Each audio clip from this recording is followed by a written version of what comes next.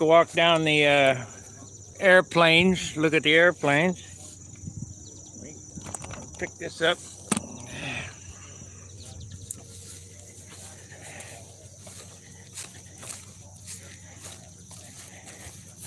Hoping everybody can hear what's going on. He burned it right there at the field. There's my buddy there with the butt ugly airplane. Hit the ground. Oh, there's the butt ugly airplane. That is one cool butt ugly airplane, though. Oh yeah. Hey, I like the pipes. You know, that's why I built it. I love those pipes. That was it. Yeah. See, and it's ahead of its time. Kamsahamnida. Big windshield. You know, that was part of it. It was all pushed forward, and I was like, man, look at that. 19. Yeah, you need to mold that canopy. You know what? That is sort of a molded canopy because it is just balsa wood. In plastic, clear. No, and I feel I could do that. I feel. I know somebody who could do it, and I got the material to do it. I feel like what I need to do is just buddy up with the guy just a little because I always try. Man, he's. Maybe we need a guy like him where I work, except no one wants to move to Michigan right now. We might have to fly Earth first. We actually are looking for like an electronics. There's John Jordan. Someone who can look through a microscope and solder microscopic little. I haven't decided what order we're going to go It's in, not so a, whatever everybody, when we have a pilot's Seems meeting, we'll it's really just hard to find see that. what you want to fly first and go from there. Now, I still got to go over there and fill out the sheets and all that stuff, so it'll be a little while. There's a duster with a roll cage. He's afraid he's going to land upside Where's your down. airplane at? What airplane? We know where you entering? No. And a Nobler.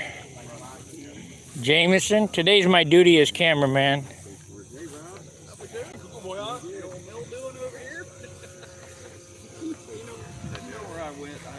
You want to be in Hollywood, right? It came up Garden Market. Okay, that must be in store. So I thought we were going to have a There's a repaired Continental. That must be TJ's because I built that for Jerry a long time ago. There's no room to fly over here. You said you were going to bed, and I was going to call you back up. Yeah. I did. Let's see. We got a chatter here. What do they have to say? That was cool. Sound and picture good. Thanks for streaming. No problem, Ricardo. That's old size replica. We got a Ringmaster over here. It's a pretty nice looking brown Ringmaster. It appears to have a Brodak 40 on it. Today is old time and classic, and I don't fly those things, but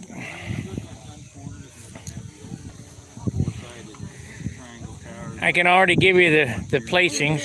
Yeah. And they'll have those corners down there, and then a bunch of different things that's going on downtown that's aviation related. Cool. Whoa, Stunt Hanger. Hey, Stunt Hanger. Welcome. Oh, my. I gotta go take care of some business, so we'll get back with you guys when we get. Yeah, that's all right. Did you everything guys already set have your up. pilot meeting? No. Okay. We'll have. I gotta fill out some paperwork. Well, I'm not going to fly classic or profile. I'm just going to fly tomorrow. But we thought we'd come in and Okay, just well, harass everybody. that circle's open today for practice. Tomorrow will be this circle for practice, and we'll be flying. I don't think you guys are gonna be here today. After this is done, that's probably when we'll start practicing. You got a key down. No, you keep saying that, and I don't have Okay, one. I know I gave you a key. You may have, but I think Dan's got it. Dan Schaefer Okay. might have it. Yeah, Mike Alamo and his boys are coming. He called me last night, and he's going to be here. Just leave it unlocked. Yeah, but he wants. We're all going to try to get in some flights. You don't know, sir. Anything that ain't nailed down, they'll come in here and take. I mean, You can't do anything set up. no, heck no. We'll pull the tents down and stuff, but Yeah, You don't have that many. You got one RF, I see, maybe, and then yeah. old time. we'll be here till, I don't know. Okay. Till the food Or runs somebody out. will be here. Vince has got a key. Dan's got a key. I got a key. Paul's got a key. They let you have a Sparky's key? got There's Jeez. tons We of don't have to keys, check you in know. the room. The padlock's unlocked right now. Yeah. So all we ask is that you put it on there, the last person you put it on there and lock the gate up and be done. Make sure I'm out of here before you lock that thing up. And if there's an RC guy over here and you do happen to get locked in, drive down by parallel with this road and get on that road going back there and go back over and ask one of the guys to let you out. You know, if there's somebody over there. Or the other alternative Gate down there. is get way back there and take a running start. And If you got a Get that crescent 1 inch wrench on cable. you that's big enough to go a little over an inch, you can just undo the cable clamp and pull the cable out and come out. That's and too much trouble. Oh, we're not doing that. It's 2 bolts. I mean, And they knew how to make the vaccine. oh, can't have that. A lie told well and stuck to is as good as the truth, and never forget Do it. you know what's in this $1 trillion bill that's going on? A tax on miles driven. They've squandered the money for the gas tax. They pissed it all away, which that's what roads and bridges were supposed to be for. And now they're going to charge by the mile. I think people should be, no. Every time you register your car, they'll take the mileage and charge you. It'll go on your registration. That's because the electrics aren't buying gas, and that's why they're doing that. Well, that's BS because they wanted to do it before the electrics. Double dipping us, man. Yeah, they wanna They're double dip dipping you. us gas guys because we're polluting the world. We ain't saving the world. I refer you to George Carlin. You know, I saw something so cool. They have like old Ed Sullivan reruns on one of the stations I watched. I saw George Carlin with black, tons of hair. He wasn't even that funny. He was so young. I refer you to George Carlin about saving the world, saving the planet. What a joke. Yeah, that was so cool to see. I've been watching those old reruns, man. They have some great stuff on that show. Well, they can cause trouble too. You know, I tried with Dennis. He had some problems here a week or so ago and had a couple flights because the thing just quit on him in the middle of the flight. Yeah. But that's a lot less frequent than it is with gas. Anybody know who that is we're looking at? I don't have any idea. It looks like a guy from St. Louis or someplace. No, we're looking at stunt legend Wesley Dick. Legend. You're being streamed live right now. Yeah, you're live to the world right now. Well, I'll Surprisingly up enough. my hat so you can see me there. Oh boy. See that bald head there, you know? You know when you go bald in the front, you're a thinker. When you go bald in the back, you're a lover. When you go bald front to back, you just think you're a lover. You gonna take your hat off, Sparky? Yeah. I think I used to be a lover. You got some kids, you must have been. I used to be a lot of things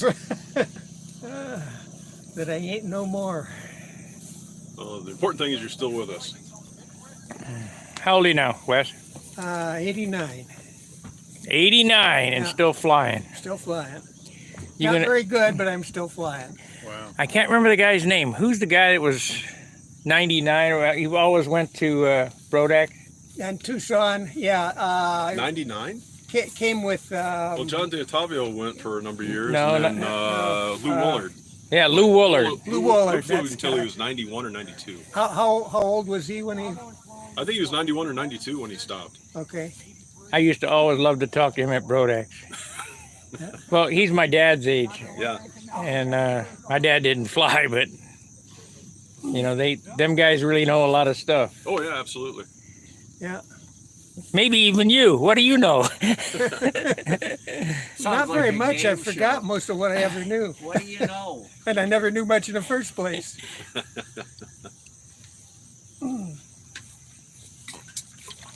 Are you World War II? No, you're too young. Korea. Korean. Yeah. Uh-oh. He was I fighting for just my knew people. that, Wes, because you and my dad Yeah. were the same. I was fortunate I didn't go to Korea. I was in during that time, but How does that feel to be too young? to be too young? Yeah, you're too young for World War II. Yeah, just barely. I remember See, World War II well, though. My brother was in it. That's how I fit in with. See, I was too young I was too young for Vietnam, too old for Desert Storm, and they even wrote a song about me, because that was the song. Too old for Vietnam, too young for Vietnam, too old for Desert Storm. So I missed everything. But I sure am glad that we had troops who didn't, who went and defended us. I was in at the end of Vietnam. Yeah, Vietnam was tough. My friend Martin was a Vietnam veteran, and I feel like Vietnam veterans got a raw deal. I mean, All us Americans are raw deal with this stupid gas mileage use tax coming up. Better tell your... Have you guys been to the Veterans Museum in Columbus? No, I haven't. It's an outstanding museum. It's a memorial and a museum. It's very sobering, though. Yeah, well, because you see about some of the Hey, folks that open up your trailer, Dan. from all the This video, this portion of the video will be for my buddy Jim Lynch.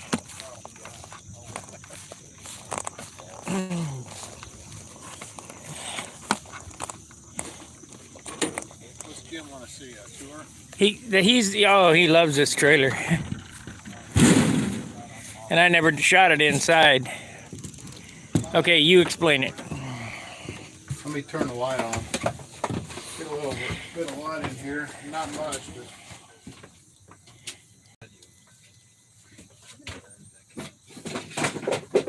Not much for lights.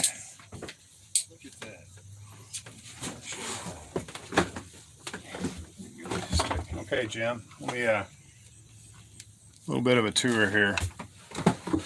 So it's got a side door. The V cabinet here, just stuff thrown. Over here is a compressor. And it's got 100 foot of air and 100 foot of electrical. So you can take this trailer and you plug it in. And then there's a pigtail right here. You plug into the extension cord on the 100 footer so it powers the trailer up. And then these are cubbies. So the idea is you just grab whatever you need as far as a hand tool. And then down here, the drawer boxes are divided up into different items. Everything in here drills a hole.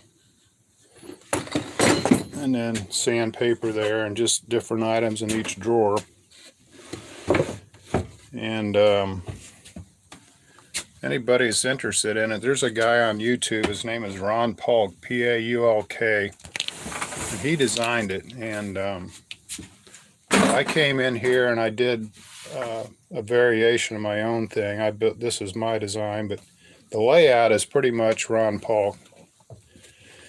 And the way these drawers work, if you pull on it, it won't open. You have to lift up and then pull. So what I've done underneath here, I put a tab, plywood tab right here, and it hooks on the other side of this rail. So when you close, you lift up and it sort of locks itself in there. And then back here, I don't know if you probably saw the back end of it, butainers, but the back of this trailer has got drawers that come out. These drawers here, these hold the long stuff. So these are 8-foot drawers that come out. So if you have long stuff, it goes there. Got his drawer shadow box. Yeah, some of the drawers, depending on what I have in there, like I said, it's Kaizen foam. Cut this foam out to hold your stuff. Some drawers are like junk drawers. Just throw stuff in there. Odds and ends, but then the other stuff will go in a organizational drawer. How much was this? I need one of these. They make two versions, a plastic and a metal. I want the metal. That's like $79, but it's a Starrett. Yeah, well. Yeah. I mean, when I buy tools, I buy. Yeah, so that's a lifetime tool. Right. 55. It'll give you a double cut or a single cut. Thank Jim Lynch for the fraction trick. Oh yeah, Jim. Yeah, I appreciated that too. Thanks for the fraction explanation there. this cubby back here is just a big hole. It goes in there 8 feet. So I put the wings. There's another bench in there. It's 3 by 6, but these are 8-foot cubs to hold long stuff. Build a house out of this trailer, no problem. Oh yeah, it's and I think Jim, he already saw the bench set up in the driveway, 4 by 8 bench. So a lot of stuff packed into a relatively small space. And he's even got a little workbench here. Could build an airplane here. I could ride back here while Dan's driving. I build an airplane on this bench. Of course, there'd be a lot of dirt in here when I'm done. But Yeah, we could put a window on the back here to let the dust out. But yeah, it's just a quick rundown of it. Get on YouTube and search Ron Polk. you can get all this for $50. Yeah. You can get the PDF drawings for about 50. Download them, all the benches and stuff, but then you sort of customize. And really, the stuff you have here, it could be adapted to a home shop, you know. Let's see your airplane. You want to see that old wall banger? Did you glue the rudder back on it? No, the rudder was always on it.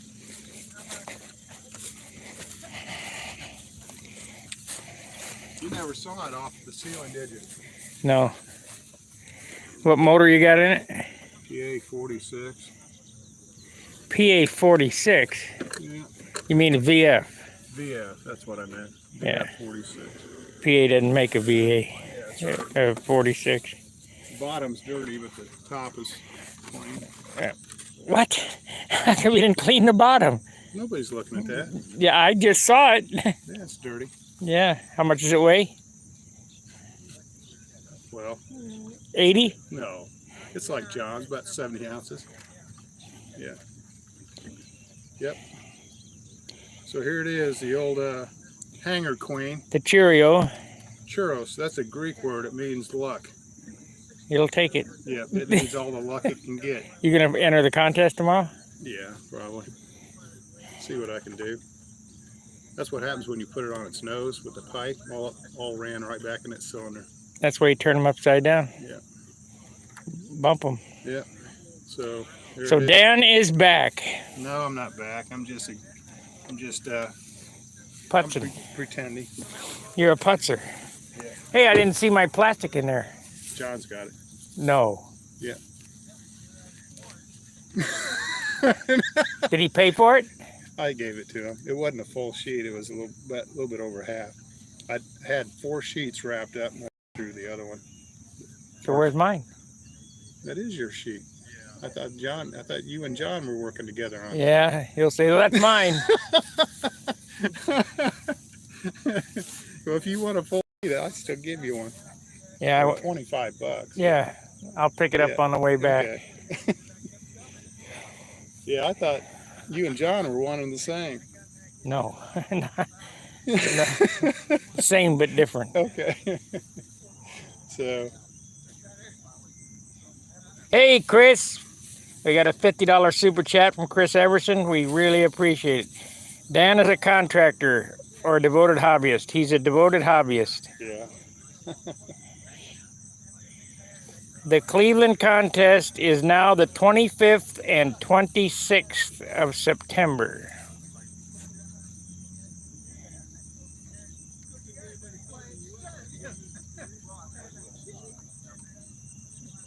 Did that date change? Was it always? Yeah, no, it changed because of the crud. Okay. Yeah. Now see the numbers on this plane are an average of 3. John Davis took the Impact, Jimmy Casals Columbia, and he took the Junar. He took all the measurements and he added them together and divided by 3. So this is an average of the 3 best airplanes of that year. And how does it fly? It'd fly really good if it was 62 ounces. I had one of these with a Tiger 60 in it.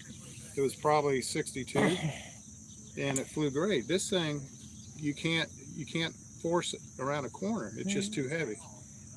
So it flies all right. This is just an advanced airplane. This isn't an expert flying airplane. This is what's known as a lumber wagon. Yeah, but that's all. Here, hold this. Let me feel it. Watch out now. Throw your back out. Oh, it's not too bad. Not too bad. Yeah, it is.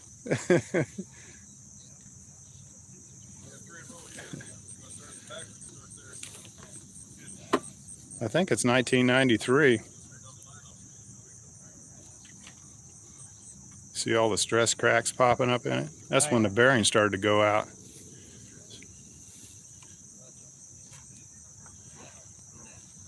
Not too awful bad.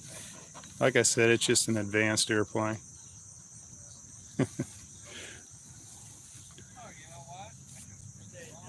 Was John out here with you yesterday? Yeah, he launched for me. He pitted it. I wonder why he didn't call me. He probably knew I would have come out. You were online. Was they? Yeah, you were streaming. Yeah. I said, "Where's Sparky?" He said, "Oh, he's working on that P-47 wing." This guy must have shit his pants. He's off to the Yeah, yeah. He's looking the wrong way. Oh, man. Look at that. I can't remember the name of that robot. Robbie the robot. He's got the Robbie the robot antenna in there. Yeah. So, you won't believe it, but that brand new VF-46 first flip, both times. Yeah. Got the right prop on it. Yeah, yeah. Yeah, my right prop, thanks to Mike McHenry. That's a loaner from him. I said, "I'll get it back to you." He said, "I won't need it." And I said, "Yeah, but it's still your prop." Did you tell John that was my plastic? No. I didn't know whose it was. I just thought you were both working on canopies together. Yeah, man. And Steve Starr loaned me this engine, or gave it to me. He said he gave it to me, but so this brand new VF stuck in. Steve Starr still alive? Oh yeah, he's doing good. He's still doing motorcycle stuff like that.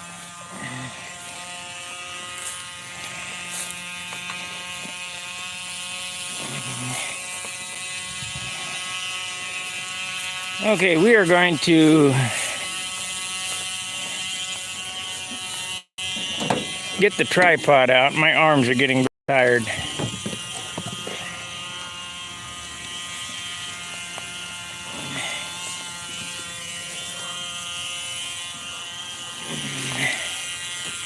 Once that sun stays out, it's going to be hot. Hold this. Do what? That sun stays out, it's going to be hot.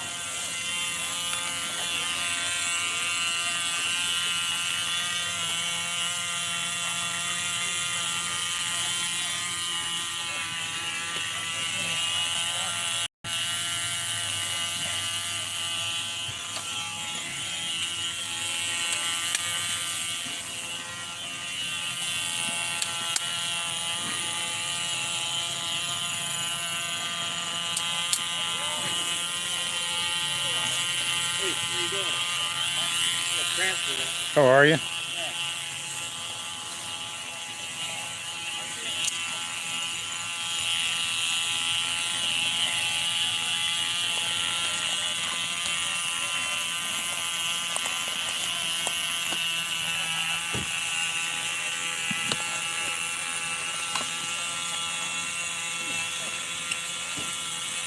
That RC field's like our field. 10 cars and nobody flying.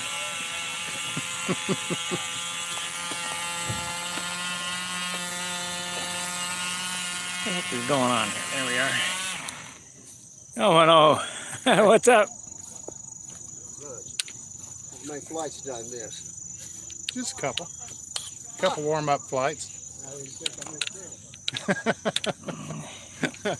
You know that guy? Yeah. You know him? Never saw him before. Is he a Dayton guy? Yeah.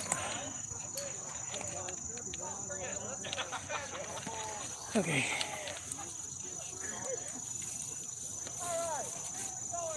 Yeah, he's a Dayton guy. Okay, we are going to somehow get the batteries going.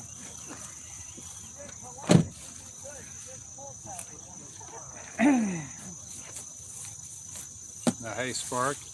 Yeah. You got to admit that does have a classic look to it, doesn't it? Oh yeah. It reminds me of the 90s. Yeah. Good old days.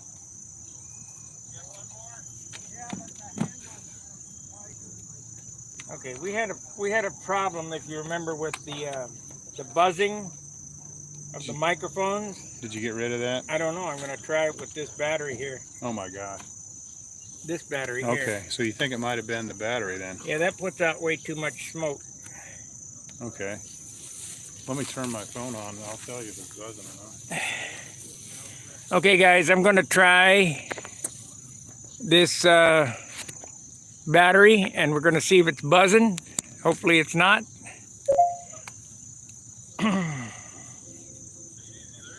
Why is there no power in this battery? You need a charger? I need this one charged. It's only got two bars. It's been on the charger for forever. See what's happening. See what's happening. That's good. See what's happening. That's good. That squealing is from feedback loop. Right here. Yeah. So I've got a charger. Charge that up. That other battery, it puts out too much power. Well, give me the cord. Give me your US. Can I pull this? Can I unplug this? No, that's different. Do you have an extra USB so I can plug this in? Yeah. I'll stick it in my USB charger.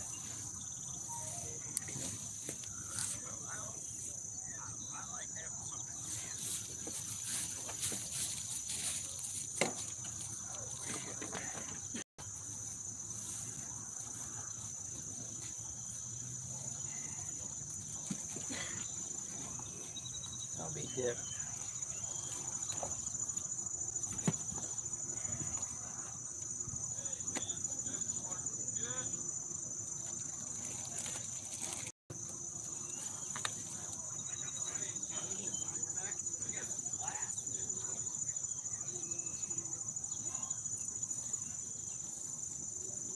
So I didn't bring that clamp. God damn it.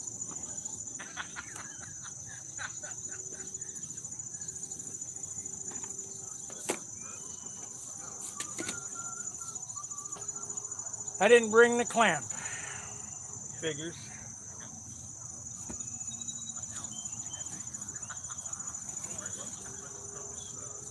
Plug this in. Anyway.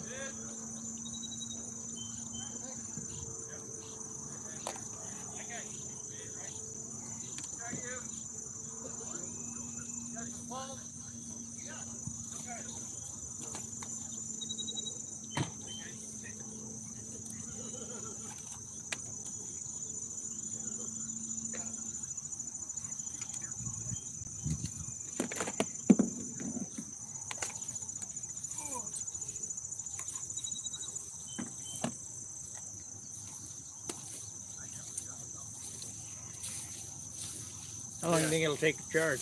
I don't know. Probably that. I'm not sure. Just on a regular USB charger. Shouldn't take that much longer. Maybe 20 minutes to get a good charge on it. Depends on how many milliamp hours putting in there, I guess. Why do they call it gaffer's tape? Because it's a gap. I don't know. Well, I know it's duct tape, but It's not duct tape. well, a concert with a type of tape they use on the setup of a concert, they call them gaffers or something. Right. Gaffer tape. The reason why is you can take it on and off. Okay. Not super sticky. Okay. Doesn't leave any residue on shit. I went to Radical RC, like I never got out of that place.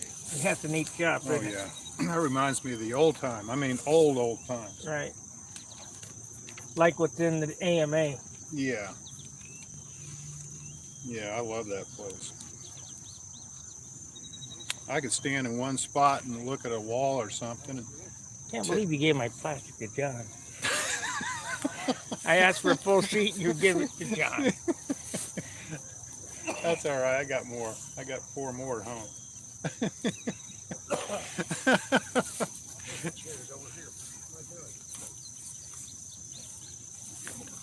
I pulled that plastic out of the truck and he put it right in his car and left.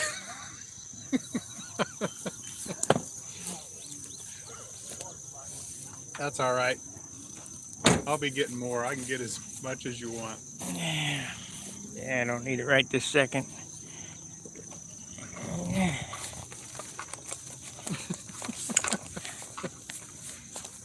And you didn't tell him it was mine. I just thought you guys were working together on Canopy. Yeah. We got a big meeting over here. Yep, big meeting.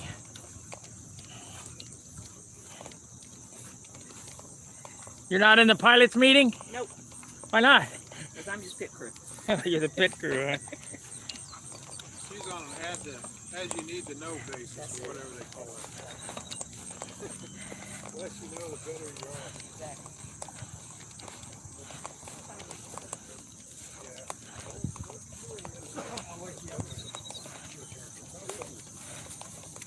Who's gonna wake me up? I probably won't be awake to wake you. Okay, John, let's do it. Thank you, got everyone, John. I think you got them all. Come on up front, you guys. Back here in the back. Right in here.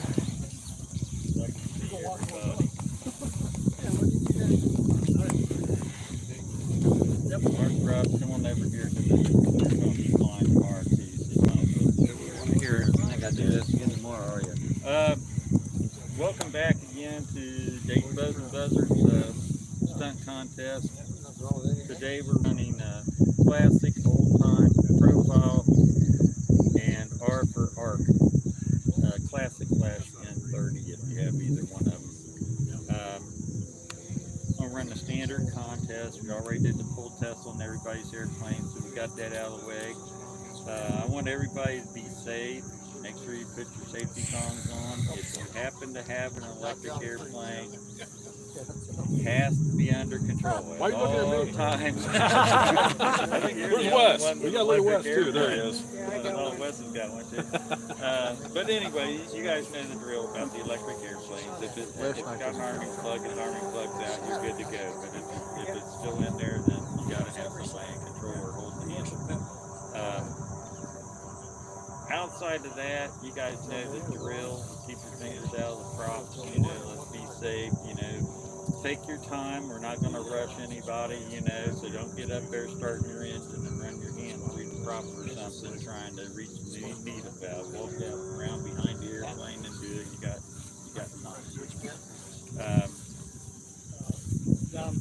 you still got to get the pattern done in 8 minutes from starting and stopping, but still, you know, as far as getting on and off the circles, we're going to be pretty lenient on that. We've got sandwiches up here and chips and water and cookies and brownies. It's for donation, but I can tell you it costs about $6 per person to do that. So it probably costs a little bit more than that, but we're donating some of it too.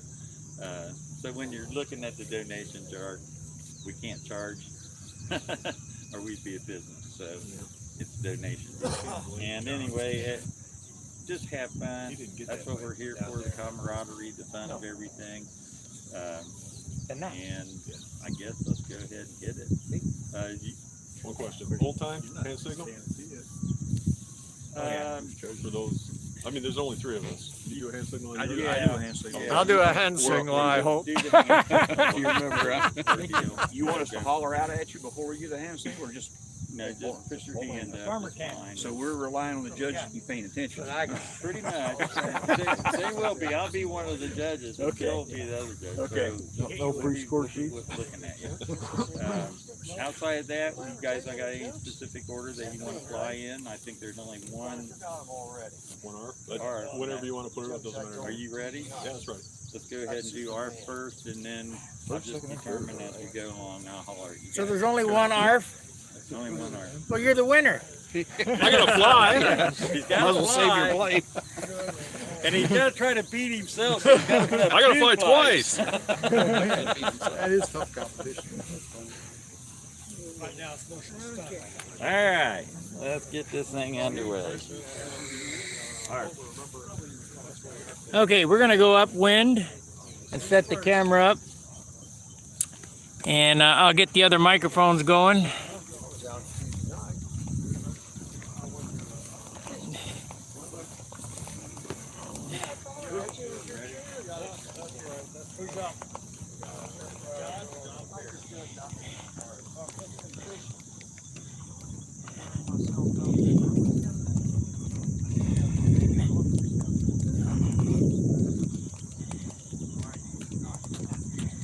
Somebody was asking about handles the other day.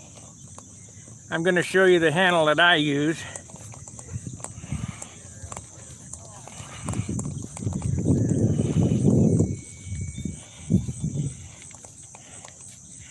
I got to try to find upwind.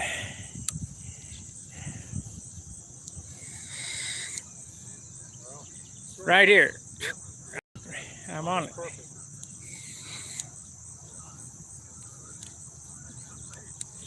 So let's get centered up here.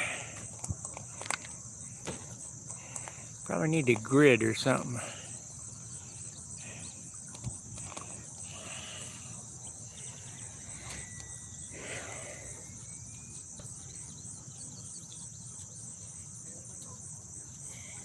This is pretty much dead upwind here, John.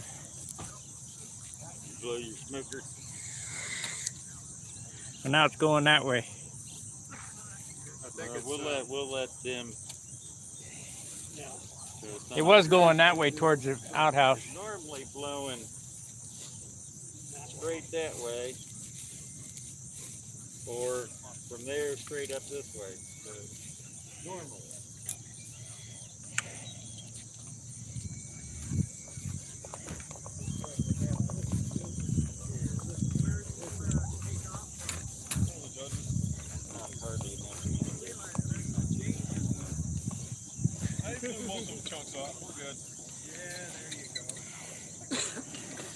Hey, come on. I spent a lot of time this morning doing that. I sure wish Indy had paved circles like this. This is nice. Nice as Booter. Well, yeah, Booter's nice too. I mean, really nice. But Yeah, Last Booter's time I been saw- repaved too. wow, we've never even been paved once. We don't have any. Hit that like button. We got 17 watchers and only 8 thumbs up. However, we did get a $50 super chat, so that covers some of the bandwidth. Remember, this cost me about $10 a gig to run. I had to buy bandwidth this morning. Really?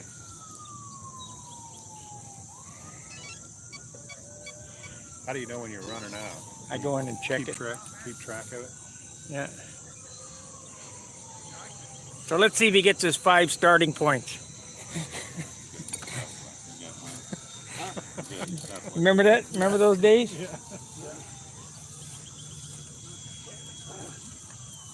Remember, guys, if they take it away from you, you'll never get it back.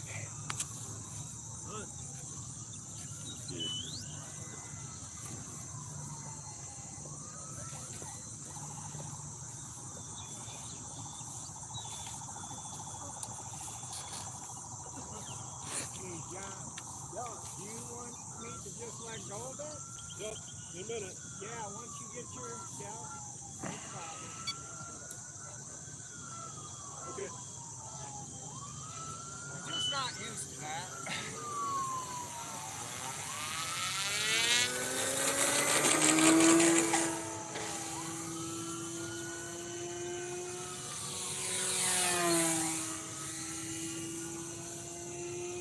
John's going to be pretty hard to beat himself. What's he flying in? ARP.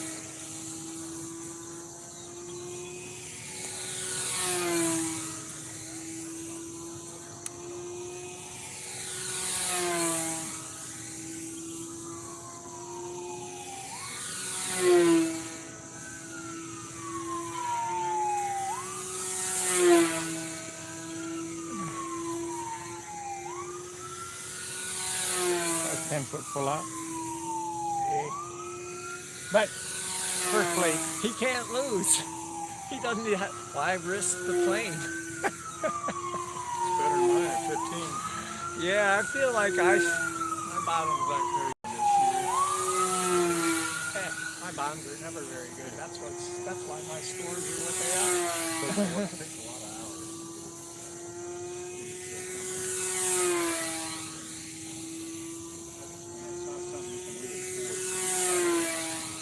You gotta get comfy with it.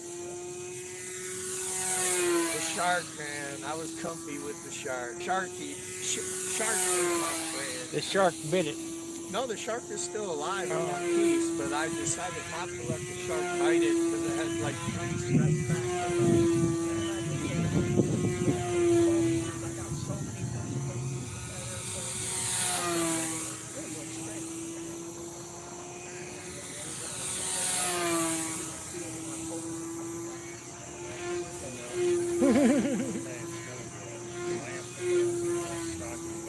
This is John Paris.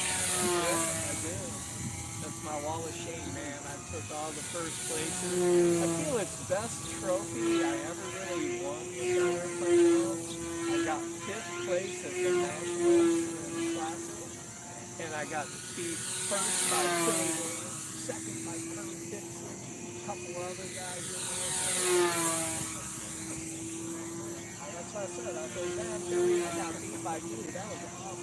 I really, and it was like 7.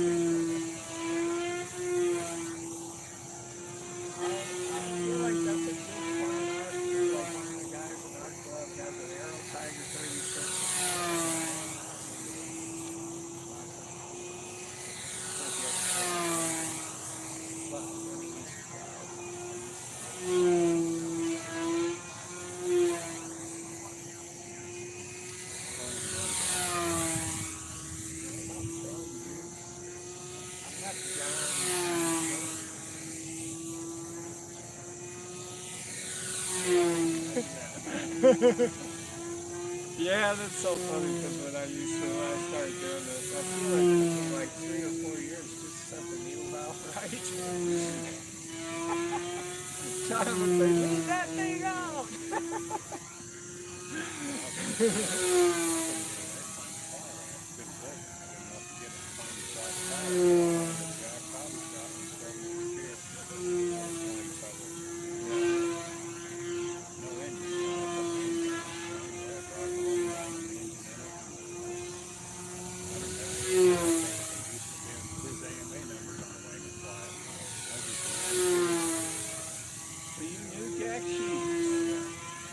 Bought a lot of airplane engines out of his hobby shop years ago. That was down in Indianapolis. And my dad was still there on business. He used to buy Fox 45 old Shirley RC stuff. We ran a lot of those. They didn't. I was working on it.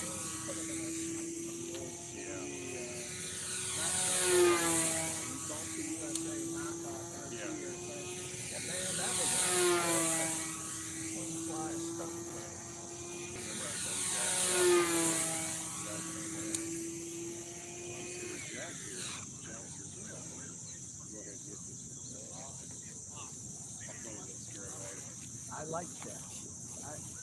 Actually, Jack gave me a 10 points on an inverted landing in Stunt. He said anyone who can land that pretty upside down. Hey, very nice. By the way, those wings look perfect. Okay.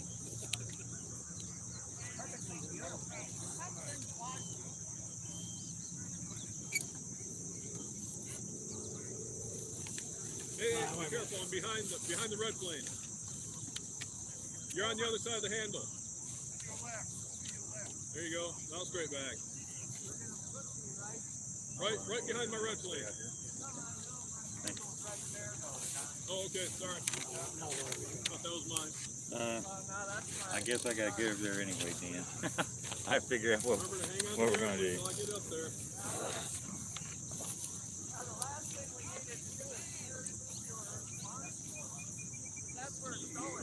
Hang on to it. Hold it straight up.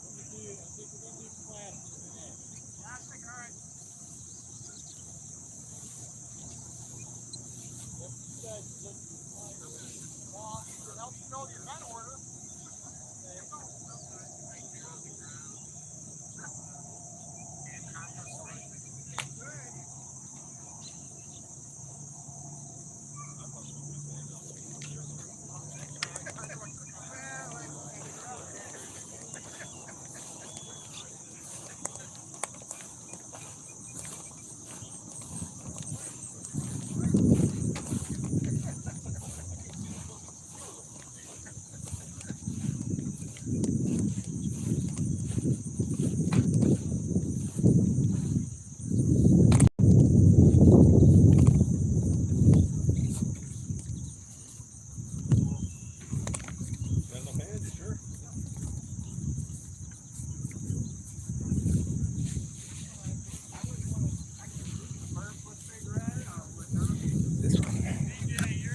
Hold this.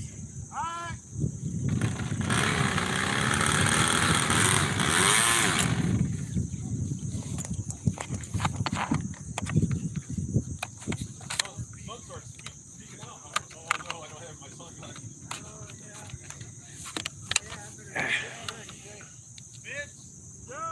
You're up second in classic. John Parrish, you're third. Not a very big contest today. Well, it's just a classic and old time. Tomorrow, Thank you. more people.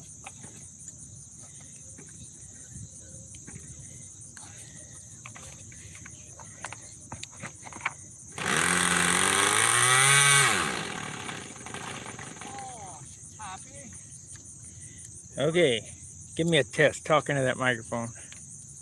All right. Is it coming through? No. Check, check, check. Very little, so I need to up the dBs on this.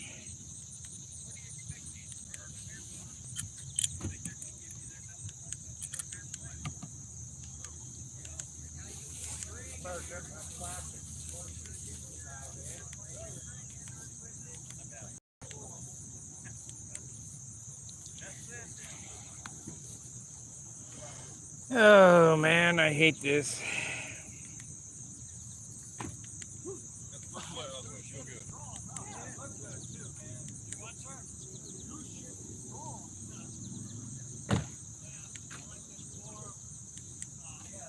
Battery's still charging.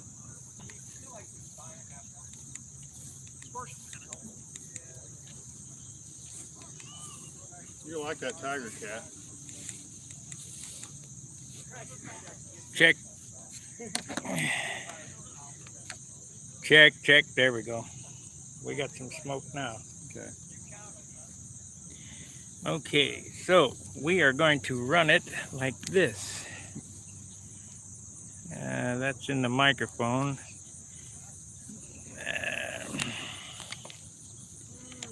How can I do this?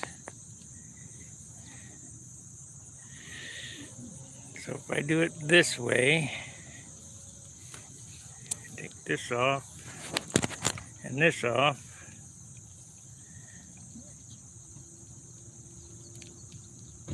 Oh, shoot. They probably couldn't even hear what I was saying. You know what, guys? I think you might not have heard anything. Okay, is the sound okay? Yeah, Sparky's messing with a mic here. Trying to get something ironed out. Okay, give it a whirl. Talking. All right. How's it coming through? I don't know. Let me get your phone out. Here, you talk, I'll listen. Beats, bells, bangles, incense, and crash pads. We're out here in the Dayton field to wish you happy Hare Krishna. Do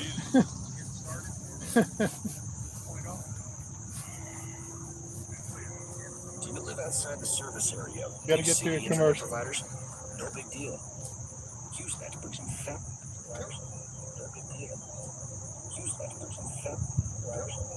Beats, bells, bangles, incense, and crash pads. Beats, bells, bangles, incense. Yep, good. All right, we're good to go. So, shut that thing off. Keeps looping.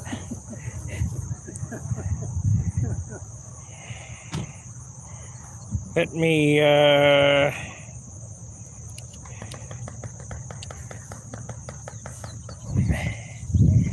let's see here. I want to put this right here. We'll get back to the action here in a second as soon as I get all this nonsense set up.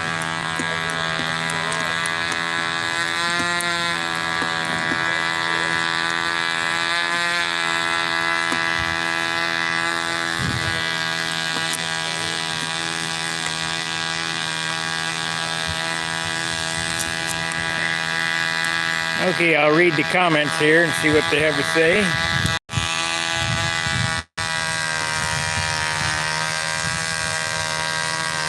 If you are using it, if you're using individual microphones, you need to be away from the camera. Okay. Sound is good. Heard you okay. Can hear everything. All right, I'm going to walk down by the circle.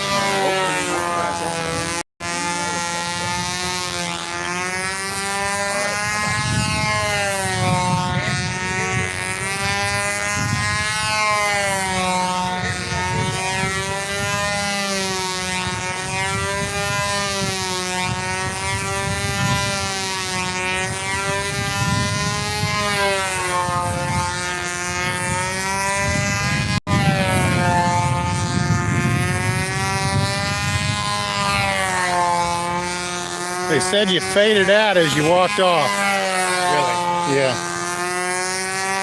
So I think with this mic, you probably have to stick a little bit closer than the others. It should be working. So let's do this.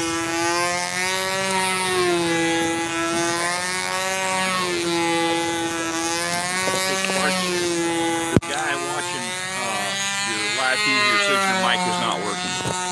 Yeah. But you knew that already, didn't you? How about now? How about now? Is that working better? Dan, pull it up on your phone and see if it's working.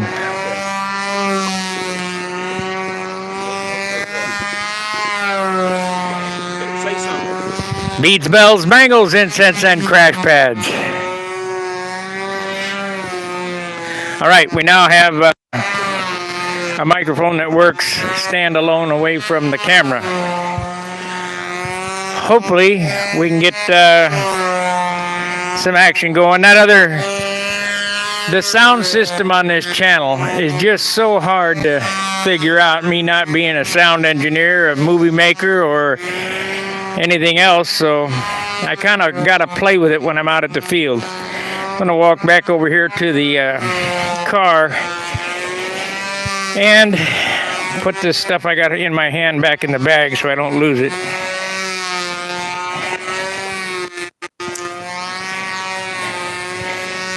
So hopefully we can pass the mic around and people can chatter.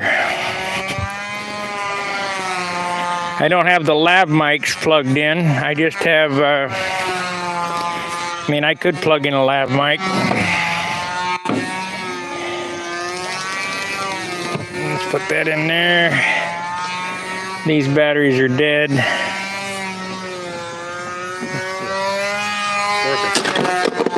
Perfect, huh? Good. You want a lav mic? No, I'll be all right. Okay. Here, hold this then. Okay.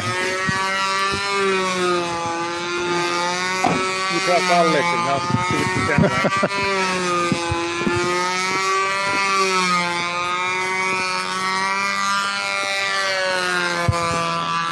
All right, so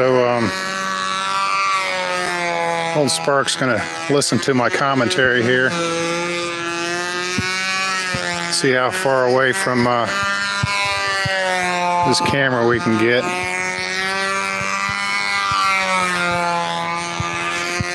I'm gonna go over here by the judges.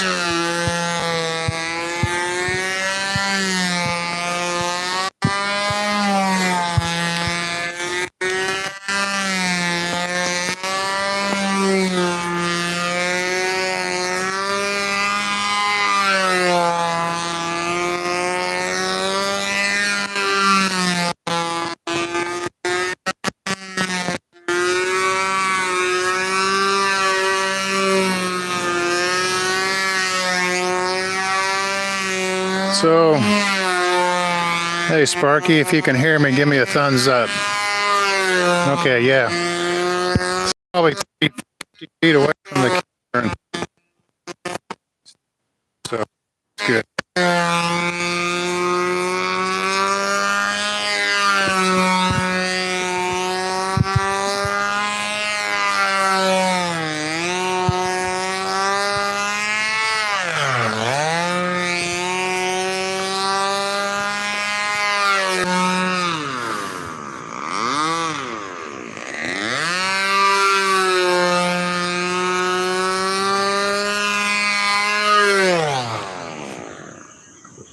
I'm going to see if I can help by running the score here.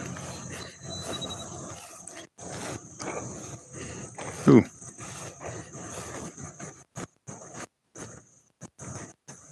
Was that John Garrett? Who just flew? TJ Vieira. TJ, okay.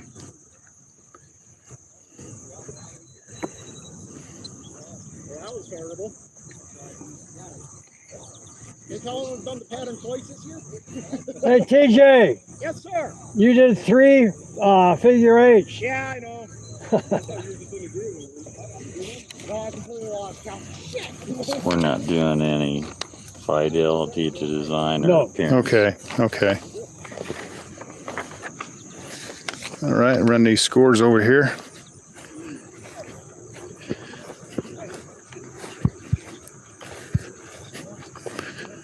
So the idea with this mic, like Spark said, I guess we're going to pass this mic around and get some people to talk, and it'll be sort of fun.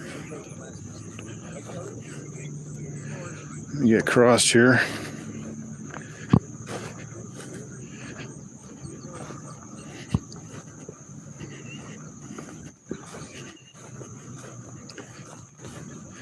I think one of these days we're going to have an electronic scoreboard and it'll be tabulated, instantaneous.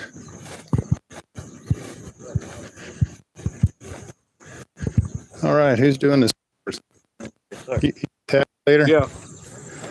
Thank you, sir. Okay. You gonna be the runner? Yeah, I'll run. You want to say anything to the people watching live stream right now? No. You don't? Okay. Yeah, you can't see from the camera angle, but I'm over here at the tabulator tent. I'll get the camera over here. We'll talk in a minute.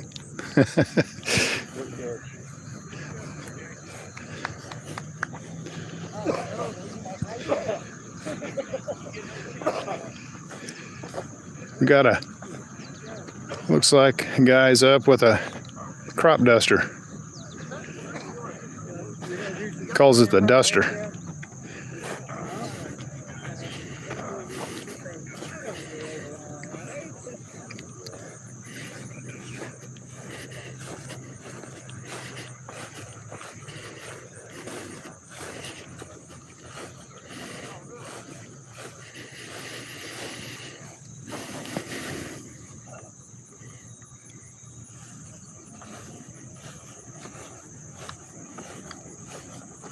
See if we can get a better angle here.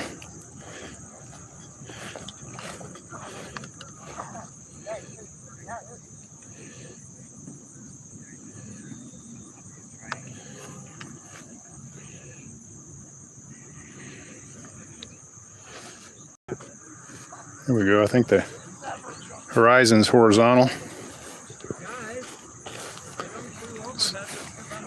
I think Vince is flying. Can't remember his last name. Name's Vince. Flying the duster.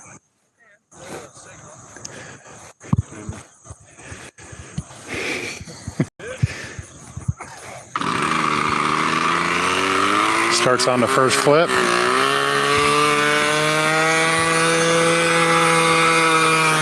It's got John pitting for him. They're out of Detroit. Vince said he met John in a flying. So that's hard to believe.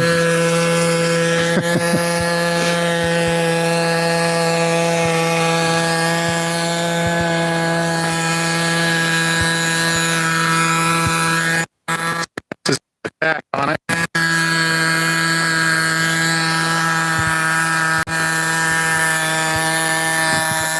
Sounds like about 8,500 RPM, maybe, guessing.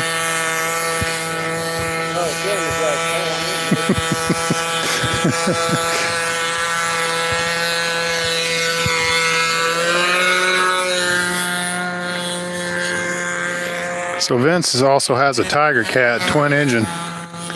That's fun to watch. He flies that really well.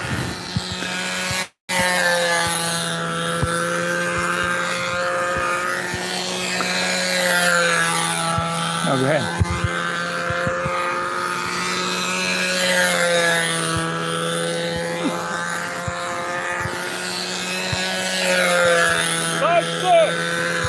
Five, six lap time.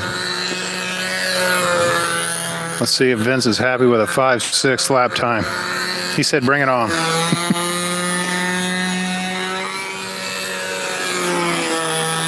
was that? Oh, Sparky, be nice.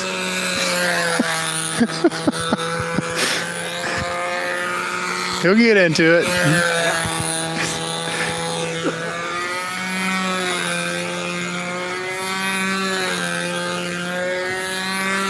Looks like my wing over.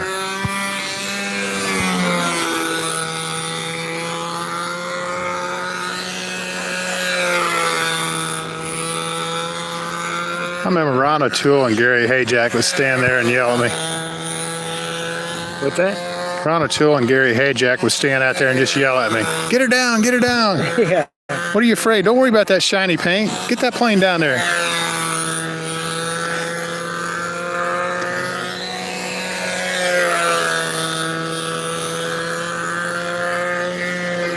One year at the team trials, I had a negative 1 inch pullout, inverted.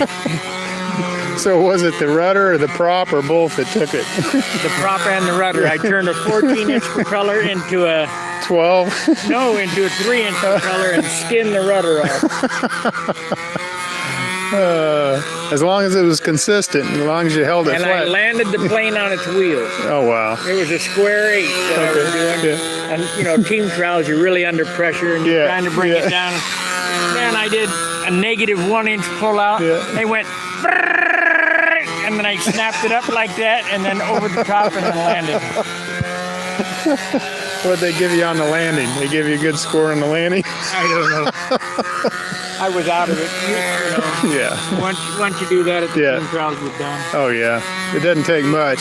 Team trials, you got to hit all the marks.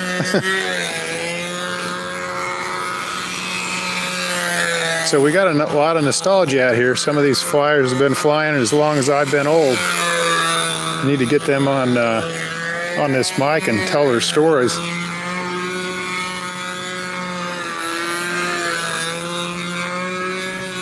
That was Figure Potato, Yeah. Idaho. Did you go over John? You mean last night? Yeah. No. We stayed out here to dark. We were locking the gate when it was dark. And yeah, he took off and went home. He said, come on over and work on your plane. I just worked on it out here. Got it together, put the engine in it, and then put the pipe back on. Running around the garage yesterday, looking for all the parts, threw it in the truck and left. So I put it all together yesterday. And then went back to the hotel room, took a nap. I think it was a 4-hour nap, and got up. I get up like 5 o'clock. 5:30, I'm down there ready for breakfast, and they said it doesn't start till 7.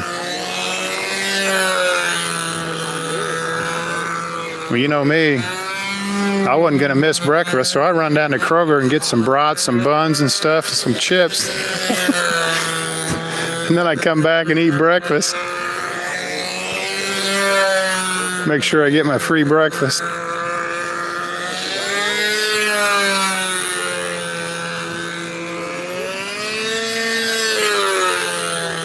Well, that's a big 0.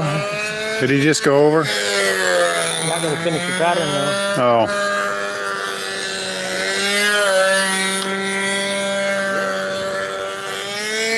Well, not finishing the pattern's probably better than, Dorking it. yeah, running it out of fuel in the middle of a maneuver.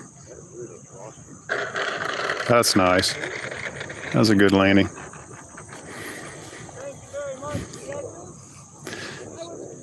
I'll tell you what was amazing at the Nats, how many missed landings they had. I mean, that's like 3 points. Yeah, but when the wind is like that, it's hard. Yeah. So over here, we got some Dayton members. That's Dan Schaefer. Dan Schaefer? You know what? I didn't know that was Dan Schaefer. Yeah. I remember you when you had an I-beam. Most beautiful Never I-beam. had an I-beam. Yeah, you did. Never You sure? did. You didn't? Must have been somebody Even else. my borrowed airplane wasn't an I-beam. How long you been flying, Dan? Started out in 1956, then quit after about 4 years. Went in the Army, come back, started in 69. 1950. I told you they've been flying longer than I've been living. Yeah.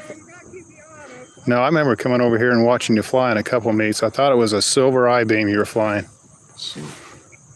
You were flying, it's either Cincinnati, Dayton, or Cleveland, or one of these I don't contests. remember a silver. It had a lot of white airplanes. You remember crashing one in a meet? Practiced. I don't think Yeah. so in the meet. Oh. No. So what are you flying now, Dan? Other people's junk airplanes, which I don't do anymore. They want me to fly good, and I can't fly good because the airplane doesn't fly good. Fly well. You build? No, You just what? fish. Oh, fish. Well, build something. Tournament fishing. Build something. I remember that Dan Schaefer name. That was, I did good. yeah. I made the top 20 out of 7 nationals. I made it either 3 or 4 times, the top 20. Yeah. I missed the last one by 3 points and quit. Louisiana and Get back in it. 86. You know where you can find some good information on how to build airplanes? There's this thing on the internet called Stunt Hanger. I know. I get there all Okay. the time. I know. Yeah. I can build them. Yeah. Get something together and come on out. I got one airplane that's really light too. Yeah. And the nose front end broke off, and Yeah. stabilizer broke. I could fix that up. It's light too. Don't feel bad. I got something from 1993 over there. It weighs 70 ounces. I drug it out here. It weighed 52. I think about all mine Yeah. weighed 52 and 63-inch wingspans. Yeah. Dan Schaefer. Yep. I remember that name. So what was your claim to fame? What was your design you were flying back then? I took all the numbers off Bill's USA 1, to be honest with you. Everybody else has. There's a guy, Sparky, does the same thing. Yeah. Including the weight. The weight was the Yep. same, 52 ounces. No, I'm building a USA now. How thick's the airfoil? 1/4 inch bigger than the plans. Just a little bit. Why? Because mine's going to be heavier than Billy's. Why? Paul Walker told me to make it a little bit thicker. You Don't know? fly through the wind good with a thick I- airfoil. Why? I know it. Why? Because we can't get the balsa wood anymore. Yeah. I know what you mean. High 'Cause- thinner wood. I know. Hobby Center's got some pretty good wood. Well, not bad. But yeah, you're right. I mean, Billy could fly in a gale force wind, and that wing would cut right through it. Yeah, it was an inch and 16th under 2, I think, wasn't it? Yeah, something like I'd have Yeah. to measure the one I got at home. Well, Sparky wants me to build another wing. He doesn't think the wing I built is right, so I might just build another one to the plans and make it thinner, just like Billy did. I'll tell you what we need, which he's trying to find. Save some ways. A titanium bell crank. I got all titanium guides I fish Yeah, on my rods. yeah, The tip alone, because it's complicated, it's got a tube that slips over the tip. yeah. It's got 2 supports plus a circle for the line to go through with ceramic. That's $25. But all your other single foot eyes, Yeah. only like $1.25 a piece. Titanium. Yeah. Dad Light. makes carbon bell cranks that are $7,000. Carbon. Titanium probably wouldn't weigh 4. Yeah, I know a guy that welds titanium. He used to work for Rolls-Royce as Really? a welder. Yep. Steve Starr.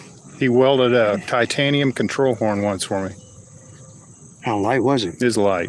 It was light. Well, if you could get that titanium, where are you going to get the titanium? 3.5, 4 inches by Yeah, that's the inch and problem. a quarter, whatever, and that We can thick. get- Yeah, Can you? Oh, yeah. but yeah, Really? he was a welder. He'd weld it. So Is the well going to keep it light? Is it going to yeah, bog it down with a whole bunch of weld? And of course, you have to grind no, it down. and no, make it- it's light. But he Well, can Bill do would it. like to have one. He's got this airplane he wants to fly at the Worlds, supposedly. Tear apart airplane he's Yeah, finishing up, I guess. I talked to Bob McDonald yesterday on it. Of course, maybe I'm giving out too much information if this goes over. yeah. It's like they always say on TV. Hey, now there's a secret here. We don't want to tell anybody. Yeah. Now, what's John's last name? Paris. Paris. John Paris. Idam niyam bosham nika inakiwa. And he's flying an Oriental, right? That's come you ran out of fuel. What happened? I screwed I could have with my swore I name saw about Dan touch your Schaefer name. fly an I-beam. I just I could have swore I saw him fly an I-beam. Because I lost the last 2 maneuvers last week. Yeah, well, last night it was running at 98, and when I left that airplane, it was saying 98, but obviously it There's wasn't. an S wing over.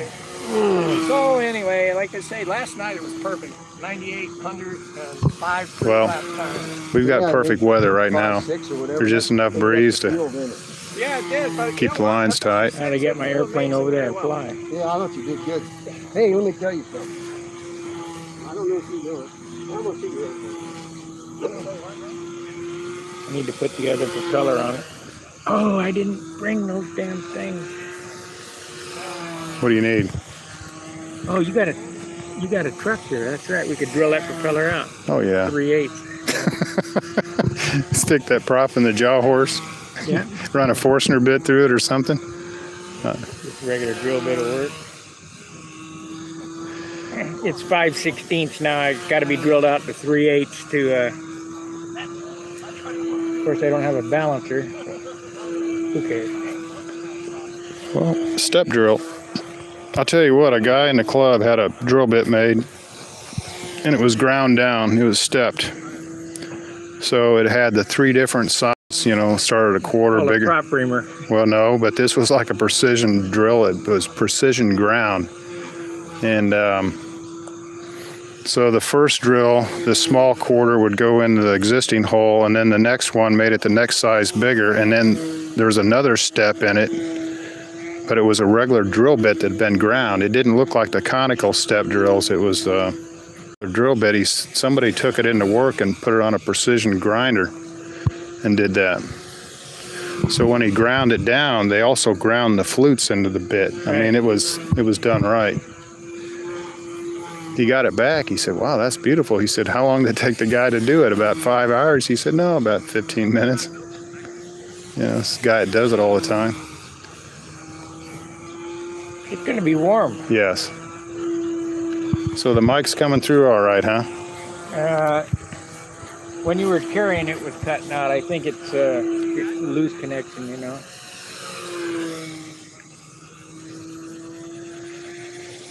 We need that other battery so we can charge this phone, though. Hold on to this mic. Let me see where it's at on the charge. It's got to be at a full charge.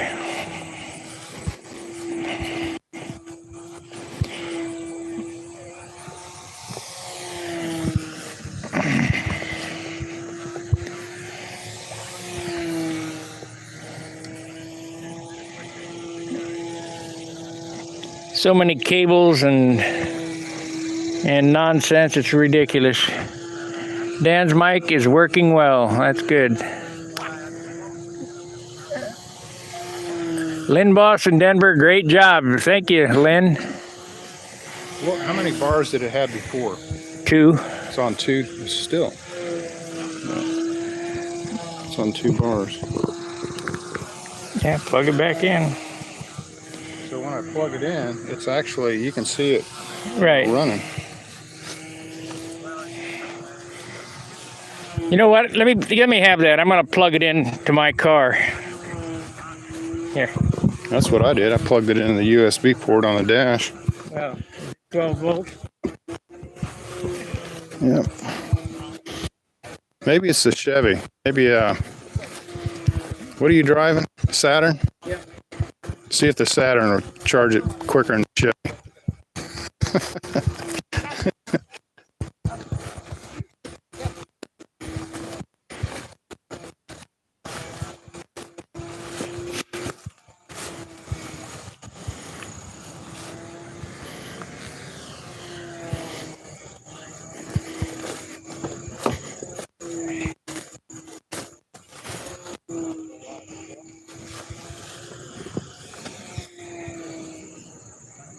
This is a fast adaptive charger. So let's see what happens. You're gonna put some smoke on it. Need to get my sunglasses anyway.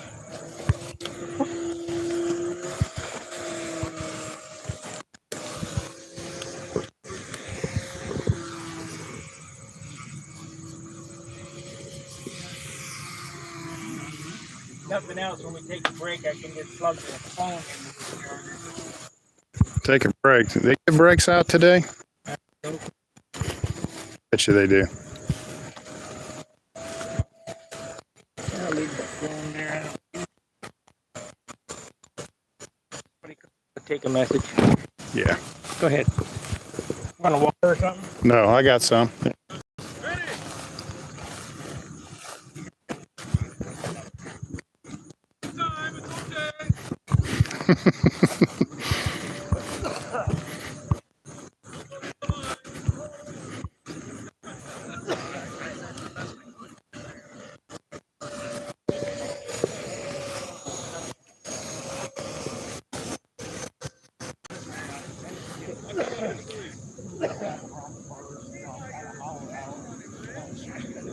Yeah, it helps having help with this. Yeah, you don't have to babysit it the whole time, you know, and makes it go a little easier.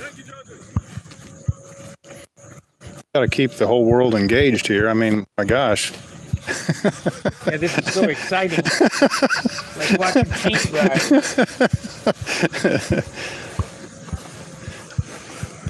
Hey, did you hear they're going to do a cornhole in the Olympics? Who's bending over? I thought, my gosh. The Olympic cornholers. They need to, I think we can get control line precision aerobatics in there then. Well, they got cornhole. The world champ.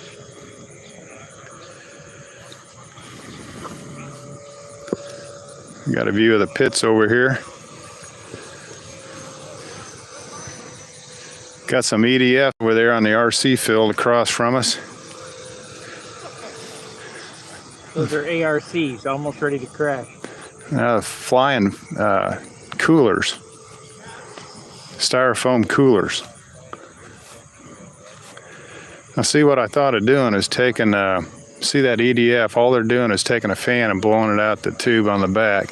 I wanted to make a jet airplane on control line and have another motor blowing out the inboard wingtip. You have to fly too fast. No, you wouldn't. Okay.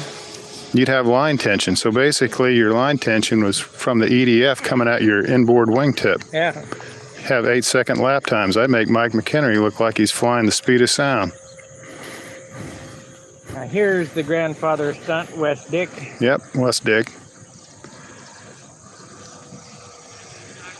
Now he's flying what, an Aries? You got What about it 10 looks feet like. to the center yet. So he was from the era of that airplane. He I mean, he flew with Billy. yeah. Like that. What was Wes flying? This is Billy's design, the Aries, but what was Wes flying at the time, do you know? The Velvet. Velvet, okay. Now that, can you still get the plans to the Velvet? Yeah, you'll see one here tomorrow. Okay. It's got louvered flaps.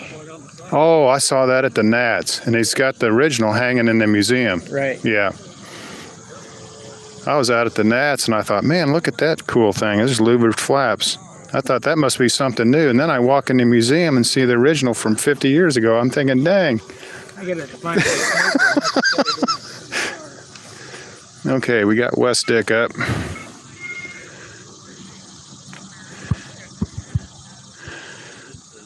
I think West City's 83 years old or 93. I can't remember what. You mentioned it earlier.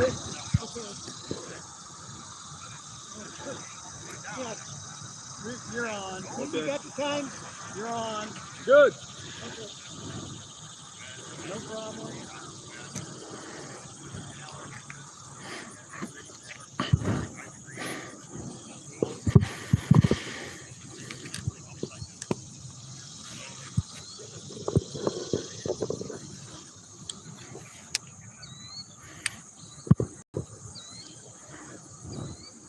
Contact.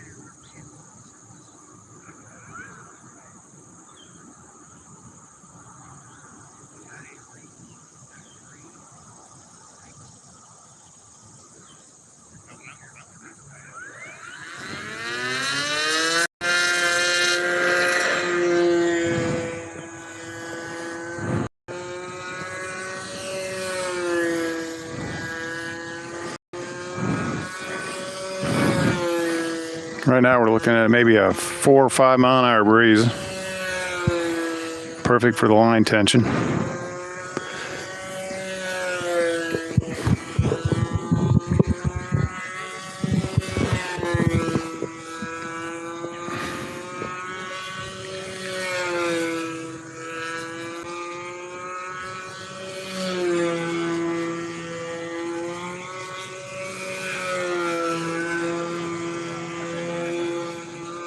Wow.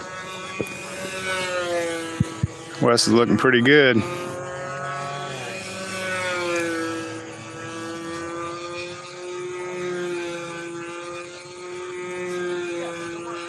He ain't too bad for 105 years old. How old did he say he was? Huh?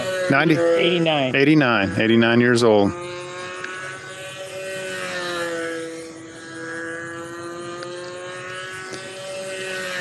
It's flying better than I am.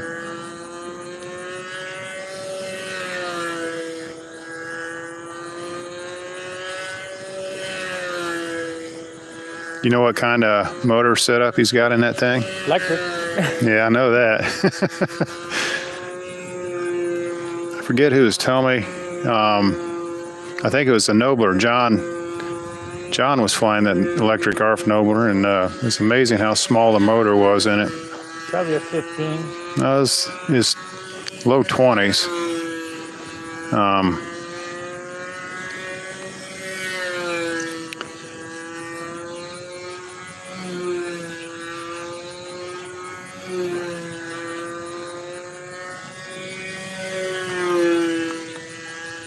Now, if Wes is 89, how old's Billy? Are they pretty close to the same age?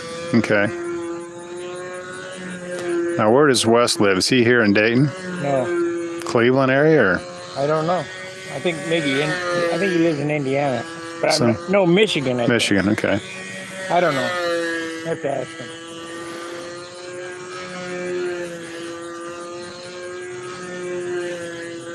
About 200-300 more flights would be a good shape. Probably give him another 20 or 30 would be good. Better. Probably see him improve every flight. Kind of like me, I don't fly. I got 10 flights for the year. I've got 2.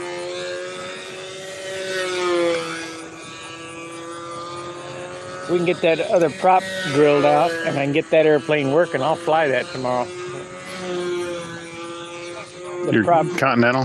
yeah, the flatback prop doesn't have enough drive. So you wanting to go from a flatback to what? Something with under camber?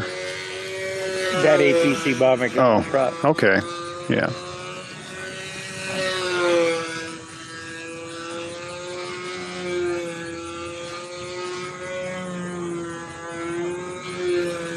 The little Aries is hanging out there tight, though. You know it? It's too heavy. Did you see it stall? Yeah, a little bit. But I'll tell you what, he could open it up a little bit too. I mean, he's flying a pretty compact pattern. I see right there, he wasn't over the top of his head. He could open that up a little bit more. Yeah. So. Probably can't get over the top of his head. Yeah. Let's see what the overhead's with. Yeah, out in front of me. Yeah.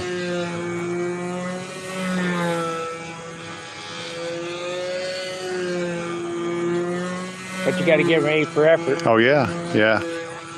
That's tough. It's a tough maneuver. No orientation.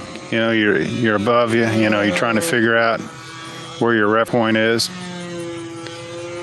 Climbed out of the first loop, crossed through the first loop. Yeah.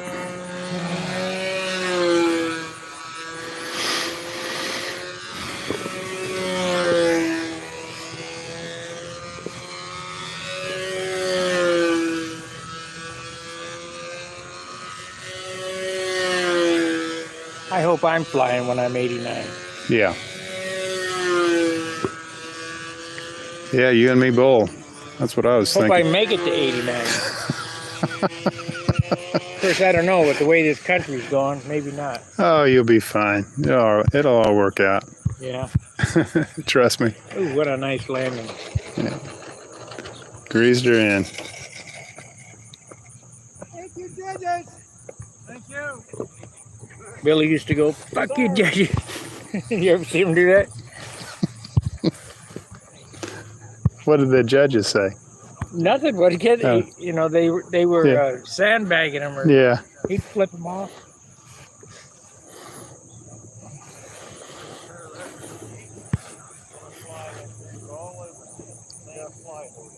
Are you?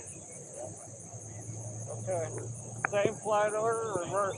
Same flight order. Got it. Yeah, it sounds like they're going to be back to back. Oh, all right. I thought they were going from everything. So right now, it's stunt heaven. See that windsock? Just line tension. I got an anemometer. Yeah, I remember you said you bought that thing.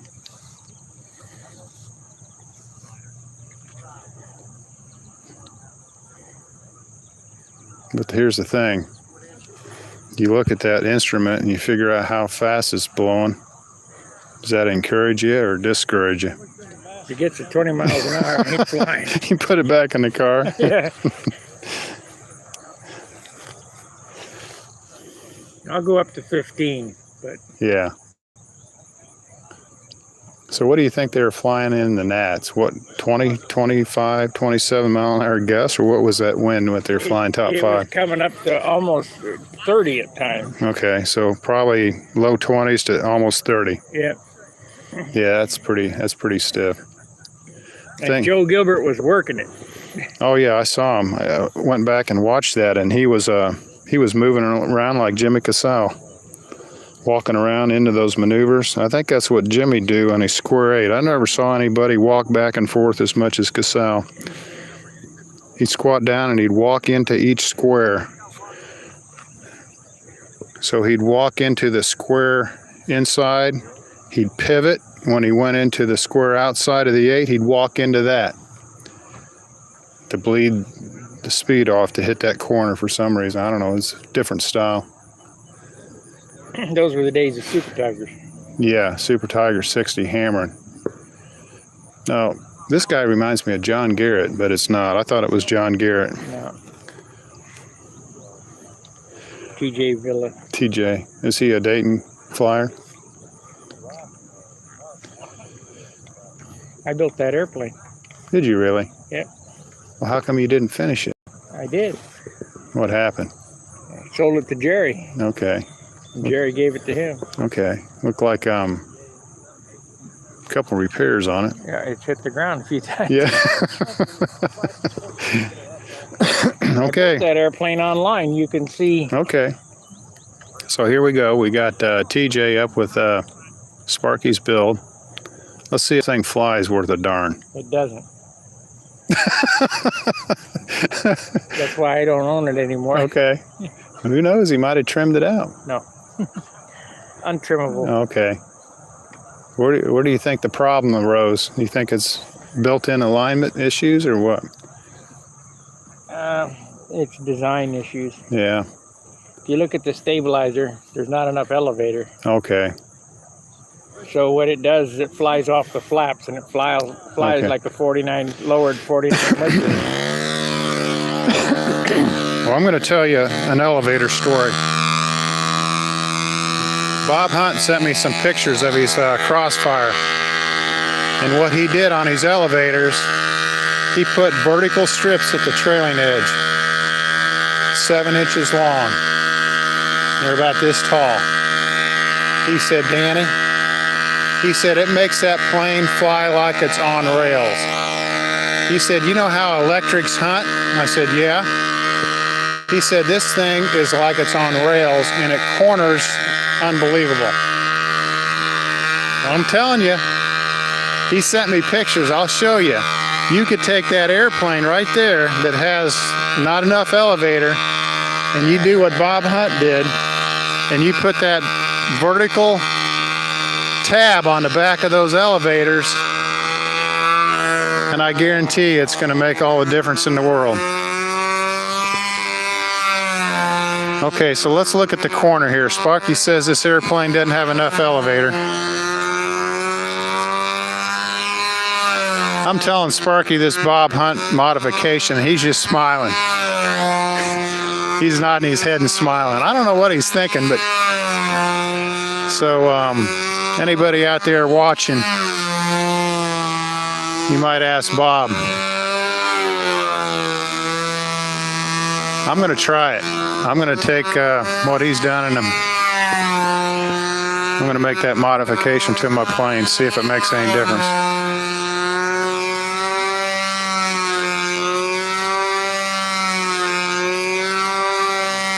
TJ's an intermediate flyer.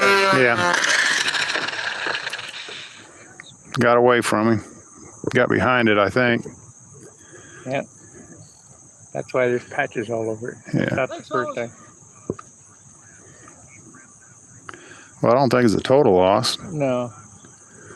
I mean, it should be all right. I mean, it didn't take his engine with it. I think he had it flat enough with salvage an engine. Go over and pick up the mess.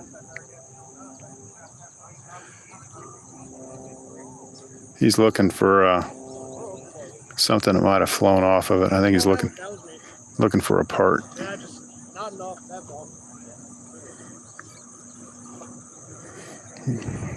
No, I'll show you pictures of the mod.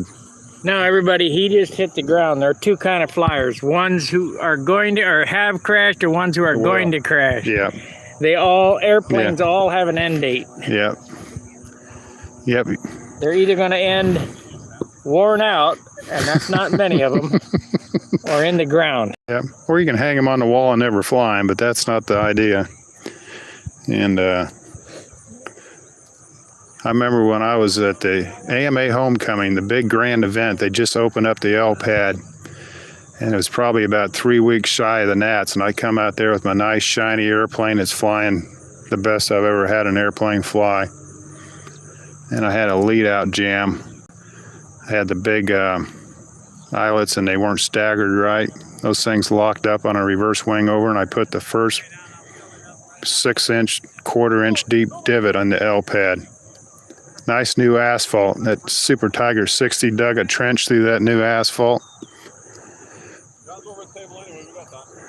Let's go get a look at it.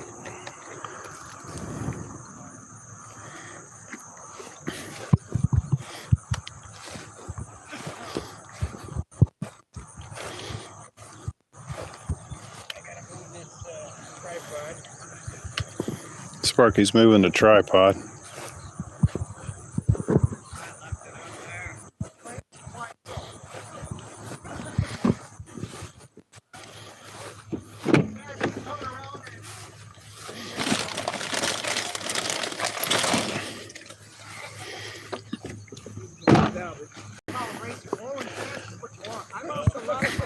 Might be able to put this thing back together.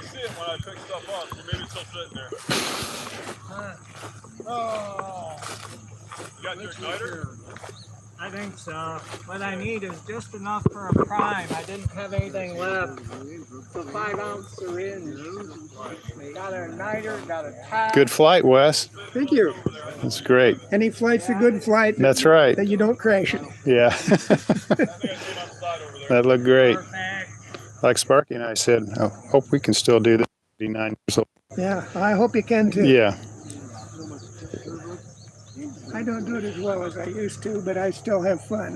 Well, that's what we're here for. Yeah. You know. The camaraderie, the social part of it's a big thing for me. So you take all these contests throughout the years, nobody can remember the scores, but they can remember how much fun they had. Yeah. That's what matters. How much fun they had and the people they met, so. Yep. Well, you make friends from all over the country. Yeah, well, out of the world. I mean, yeah.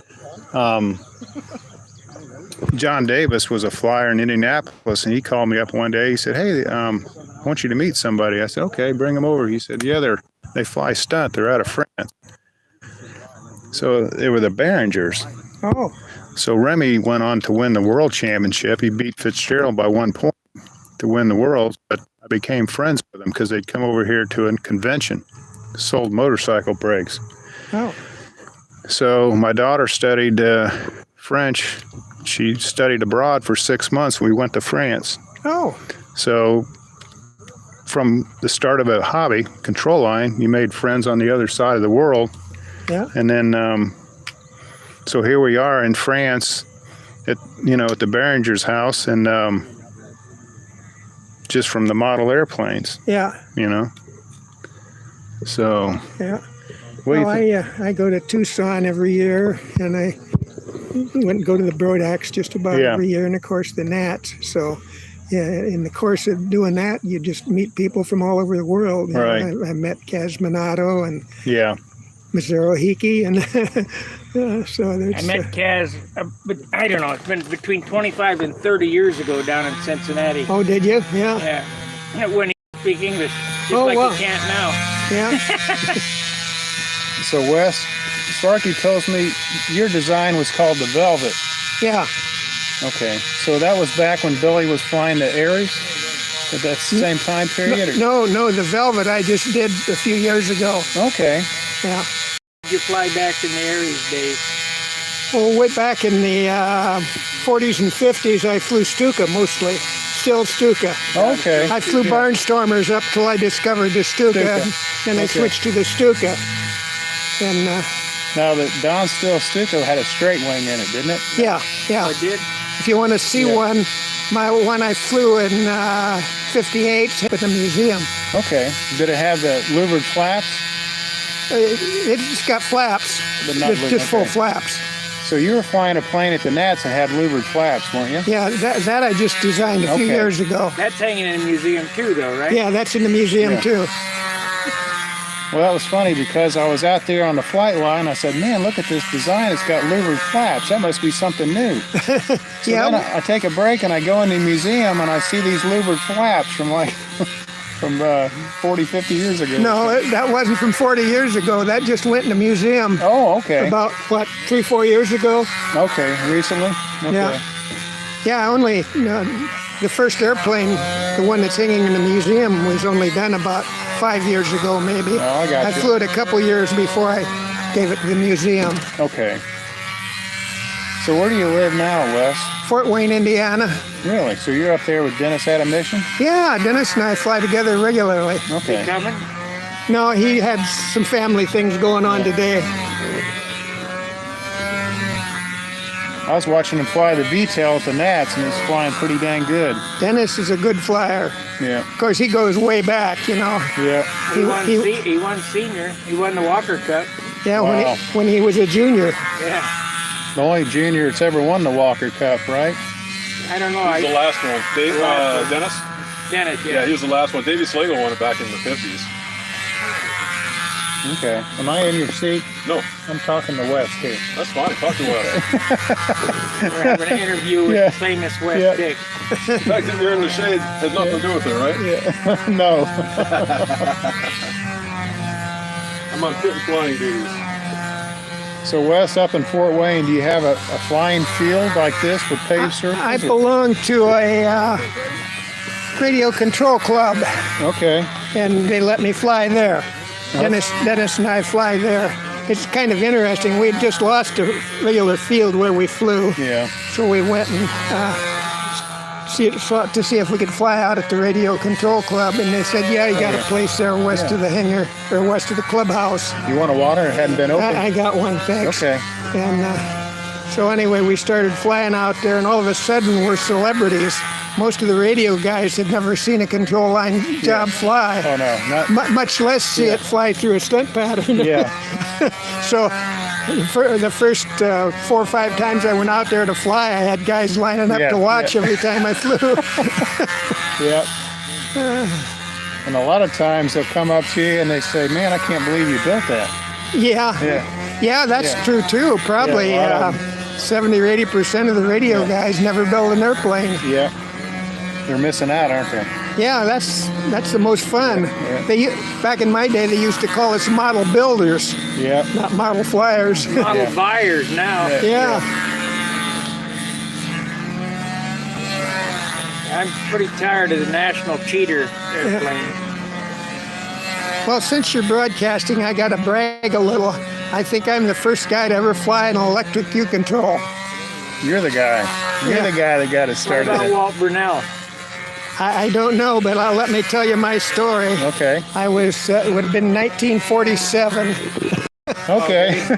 Couldn't afford a gasoline engine. Yeah. But my dad was an auto mechanic, and so I could get a hold of what they call a klaxon horn motor, electric motor. Now, what did they use that motor for? For a horn. Oh, a horn motor. Ooga. Okay. Okay, so cut all the metal off of that thing and possibly could, mounted it on an airplane, run it with a model train transformer. Oh. We run the current through cord, wire cord. Yeah. Split the cord so you could use it for wires, and stood out and had the transformer at my feet. And of course, then you had to jump around over the transformer. But it barely had enough power. It would jump off the ground and fly maybe half a circle. Okay. And so, but that was, I think, the first electric U-control. Yeah. So it's like the Wright brothers. They only made it, a few hundred feet or whatever football field, but that was the first flight. So, it was in the air, controlled flight. 1947. So, hey, Spark, that might be the first one. I only got one. Or it probably was. I only got one witness that it happened, and that's my next older brother. Another guy that was a witness was one of my high school buddies, and he just passed away last winter. So there's only one other person I know of that saw me do it. Well, you said you did it. You did it. Yeah, I did it. I did a lot of crazy things in my life. So up there in Fort Wayne, you and Dennis fly, but how many other people are actually flying up there? You got a club? Right now, there's nobody flying U-Control but Dennis and I. The flying circuits have about 150 members. Yeah. So there's a lot of radio guys. This hobby is about dead. Yeah, but yeah, we're sort of down in the valley, but it'll come back. It'll. No, it won't. You don't think so, Wes? The only people that are getting into it are second and third generation people. Yeah. And there's less and less of them. Yeah. The young people, they have no idea that it even exists. Yeah. And so, if any young ones do get into it, they're getting into radio. So. Mm-hmm. Well, that's what I need to quit overflying this area. Yeah, he's a little out of his zone there. But that's like I told Spark. I mean, people with these YouTube videos and putting this stuff up, I mean, at least it's out there, so there'll be a record of events and building and all the stuff we did, you know. Yeah. So like I said, you put something on the internet, it never goes away. Yeah. It's out there forever. And, but well, it really doesn't matter. You know, we had our day, and it was fun. I grew up really with a hobby. Control line was just coming in when I first started flying. I was still flying free flight. And, that's hard to believe, isn't it? Control line just coming into being. Yeah. Well, one of my buddies was top flyer in the area, and one of the first contests he won was because he was the only guy there that could do an outside loop. You know, then the stunt involved flying low and flying high, and climbing and diving, and maybe do an inside loop. You know. Yeah. But it wasn't long till it just blossomed, you know. From that point, 2 years later, we were flying what's now the old time pattern. Okay. I flew the old time pattern in the 53 Nats. So that Aries over there, did you build that? Yeah. No, it's that's a Werwich. So you pretty much built it per that's a Brodak kit. Okay. The other Aries I've built have been scratch built. Did you watch the video on Billy building it on the internet where he's showing how to build that I-beam? Yeah. That's on my channel. Yeah. Well, he had a video that he was selling way back when I first got back in the hobby. Video. Yeah, I got that, and I got Warren T. Hart plans, and I built from that. So I was talking to Bob Hunt, and Bob Hunt was, you know, if he does something, he'll tell you about it. And he was saying, well, you know, back in the day, they didn't tell you, or they didn't give the information out in the 60s. They kept it secret. And he said, and Billy said this in his video, when he's building that airplane, he's trying to figure out how they build an I-beam. Yeah. Well, Bob Hunt said somewhere, up in Michigan or somewhere, they had a meet. Club. Yeah, he said somebody up there crashed, and he said Billy went running across the field to look at that airplane to figure out how they built it. Yeah. Well, that was a really great airplane. It was way ahead of its time. Oh, yeah. You know, most of people were flying Barnstormers and things like that back then, and that I-beam just kind of took over. When the Strathmore guys came to a contest, it was like first, second, and third with the Strathmores. Yeah. Huh?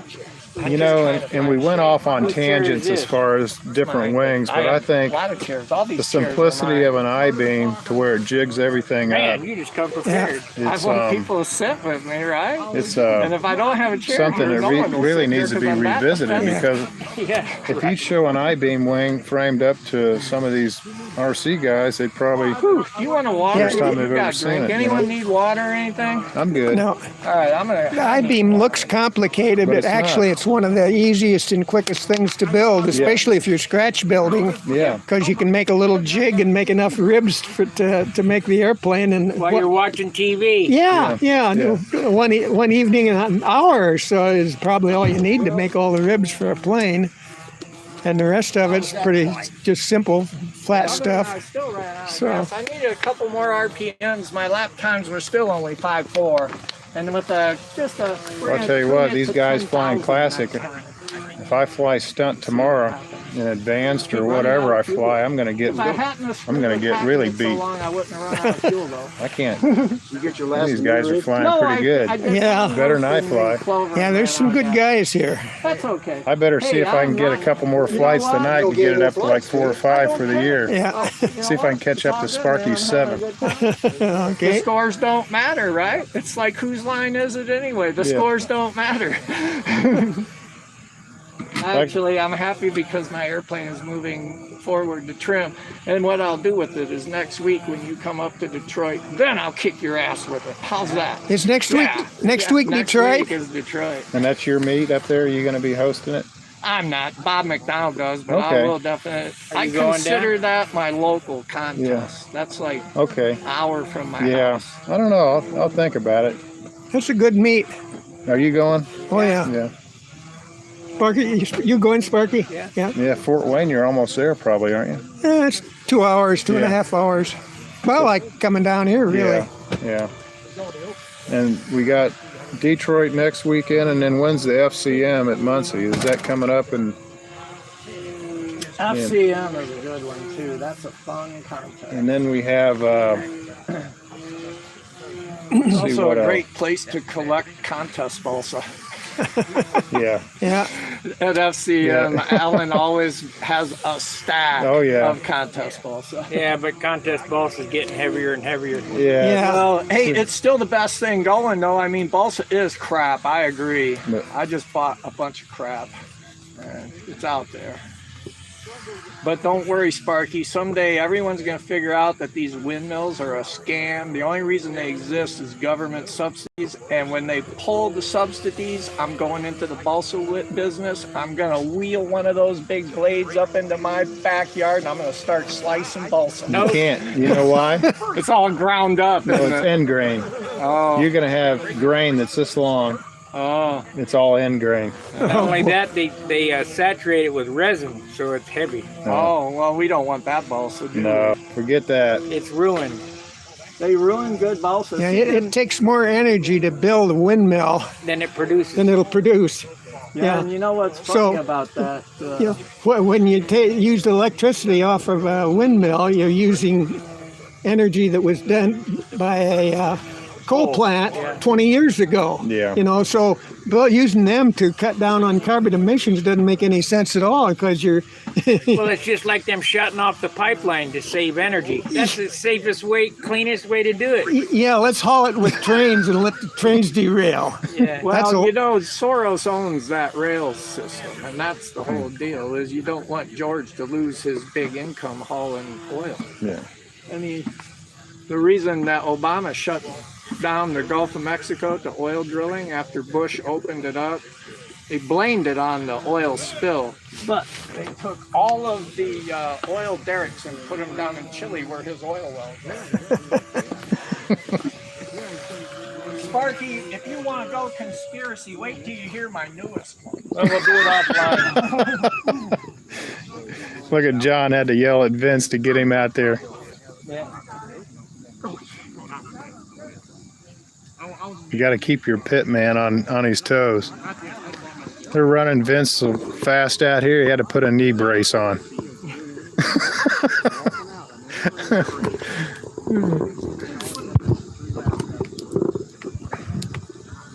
So is John going to go to Detroit up there? Maybe. I heard you out here at the field. You were talking about going to Detroit, trying to figure out where to stay. I know where to stay. Just right down from the loony bin. The field is at the loony bin. Mm.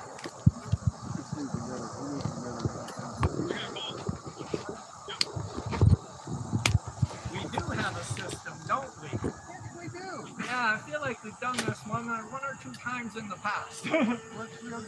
Good luck, Wes. Fly well. Good every time. No, Sparky, this is what I found out just recently. Can't do it online. Okay. It'll get the video pulled. Oh. Yeah, we can't be talking about that. Can't be talking about conspiracy theories. We're in the Big Brother censorship age. Yeah, they will pull you for that on your website. They'll just take you off the air, won't they? Yep. They do that.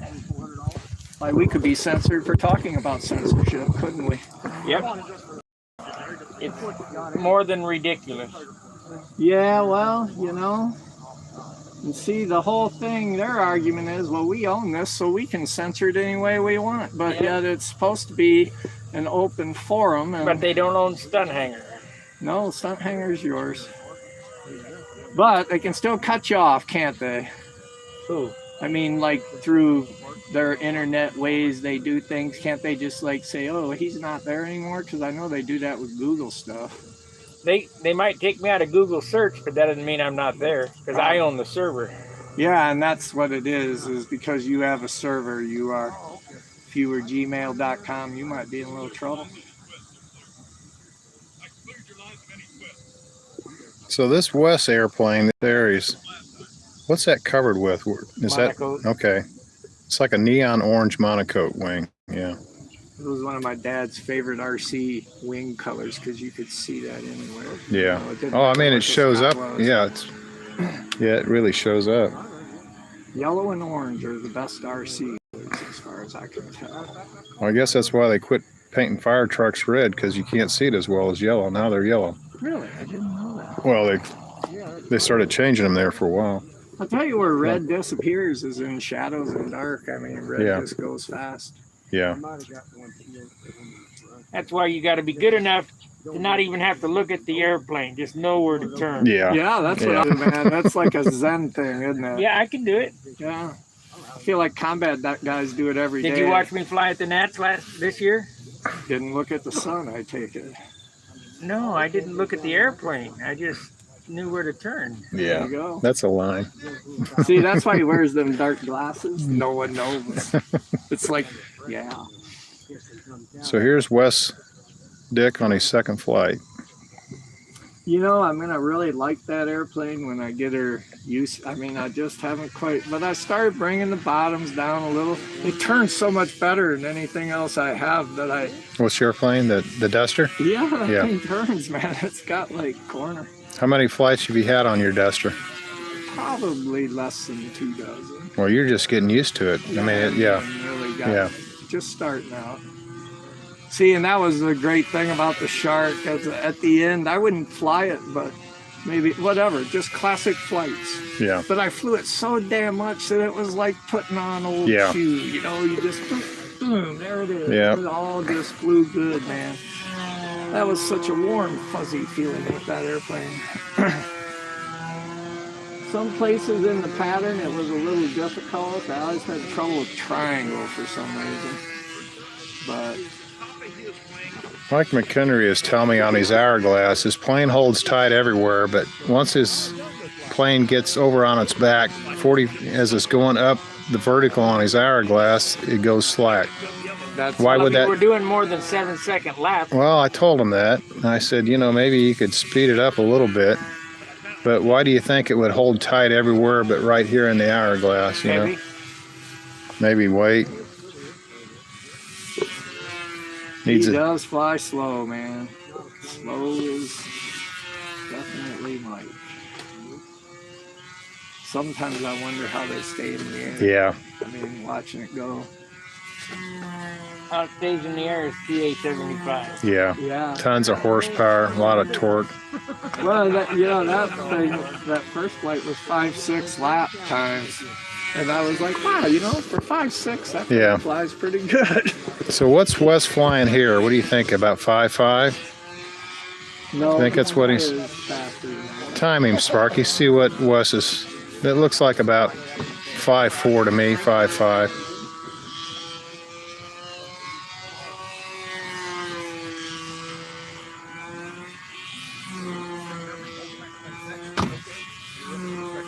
Plane's got a decent corner on it. Hey Sparky, is TJ's plane repairable? I could.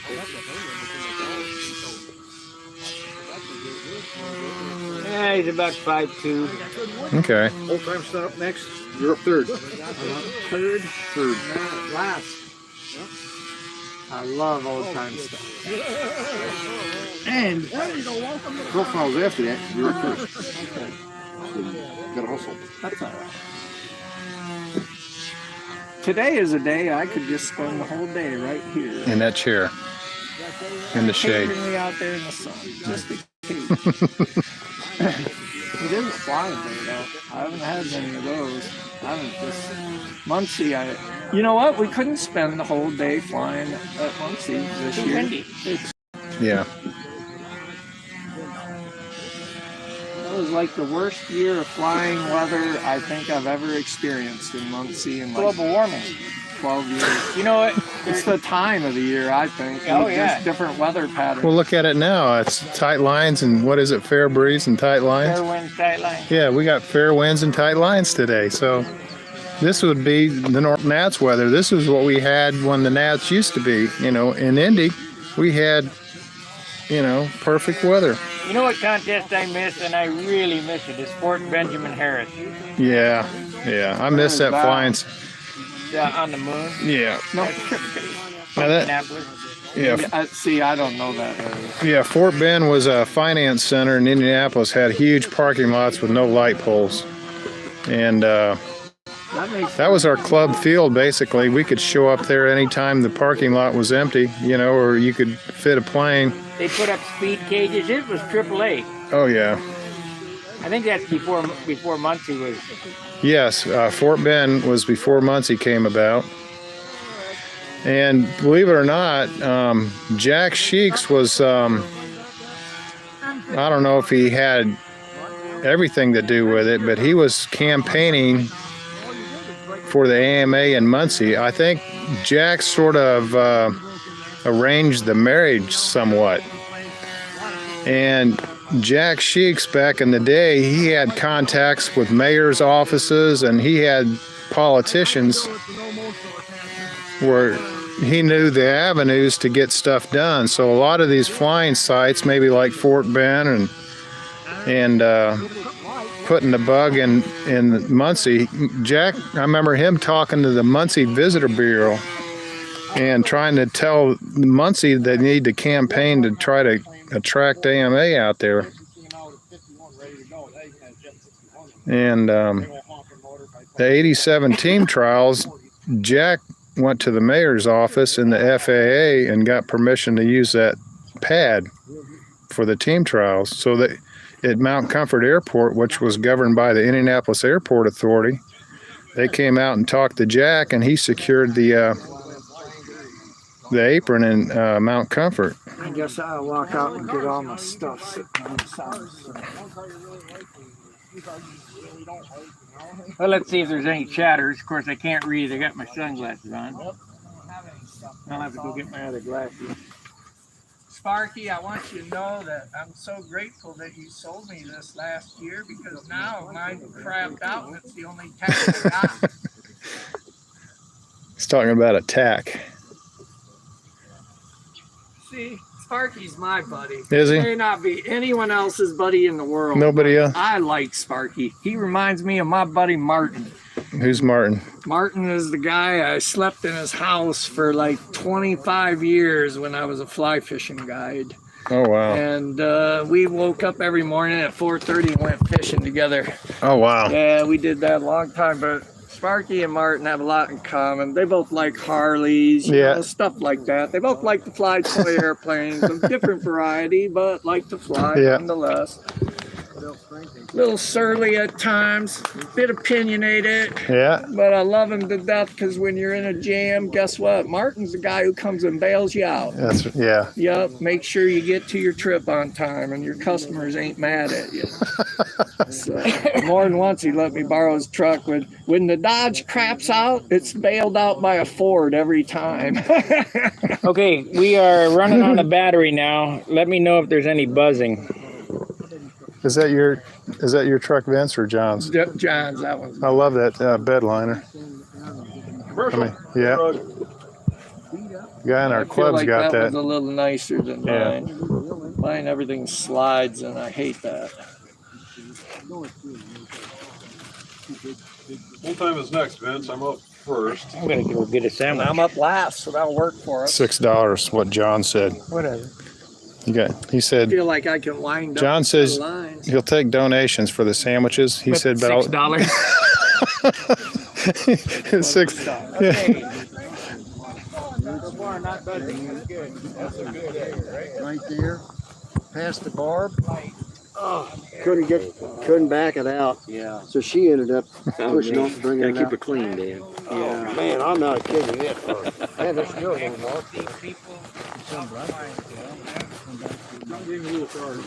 That mic is working well. Okay. Let's see if we I still gotta got give battery. gotta give Johnny's chair back. I felt bad. need me to carry it out for you? Want me to carry it? Receiver is We got a lot of chairs here. That's Oh, I for know. sure. we're gonna have to put more batteries in this thing. Yeah, my wife, she went and bought me a bunch of new chairs. Well, I gotta change the batteries out in this microphone. Ah, shoot. Must be the crud. I buy these crappy Harbor Freight batteries and they just don't last. But the price is right.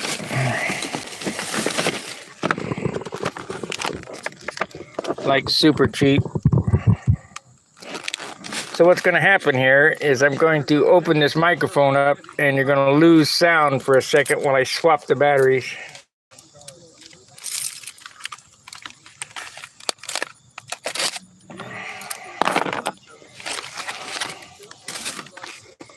Okay, get a couple batteries out of here. I'll dump them in the bag.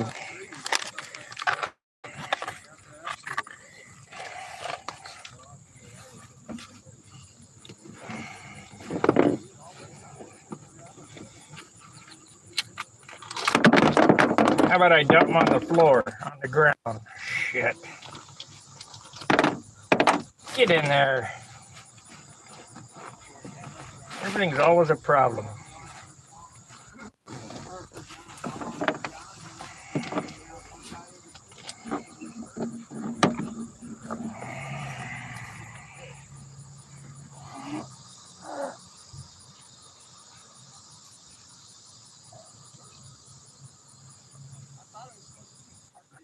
These are the crappiest batteries.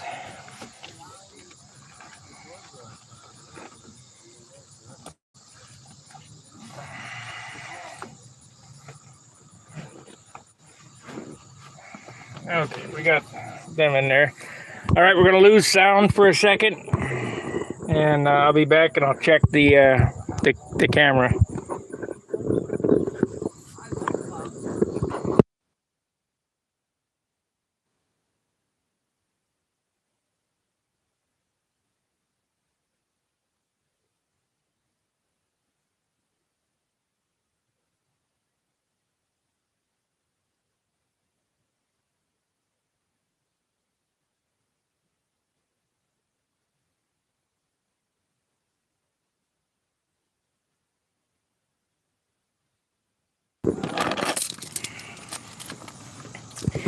All right, we should have sound back. Should have good batteries now.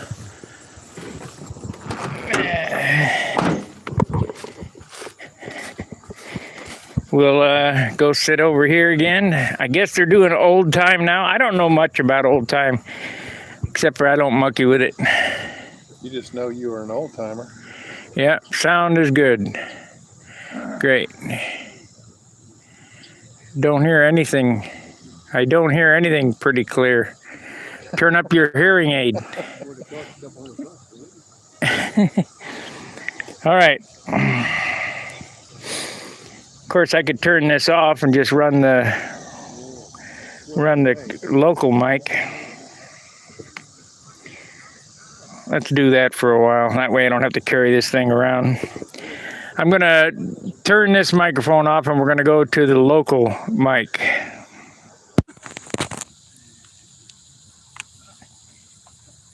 So this one.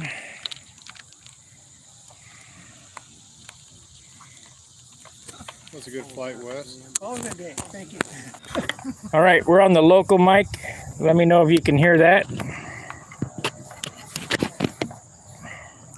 I'm going to turn these off and save some battery and not worry about carrying this thing around.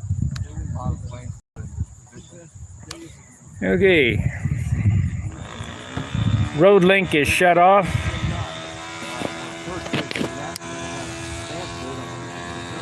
Sound is good. That's great.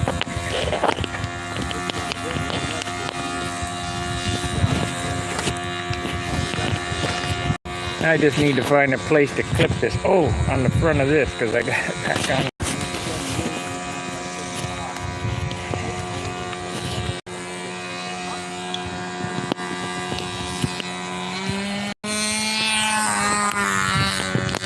There we go.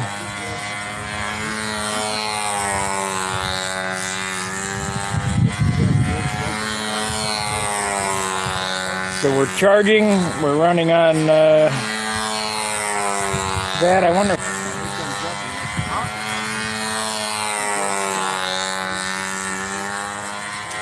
Now this battery here puts out too much voltage and makes the phone buzz. That one there. That one doesn't. No.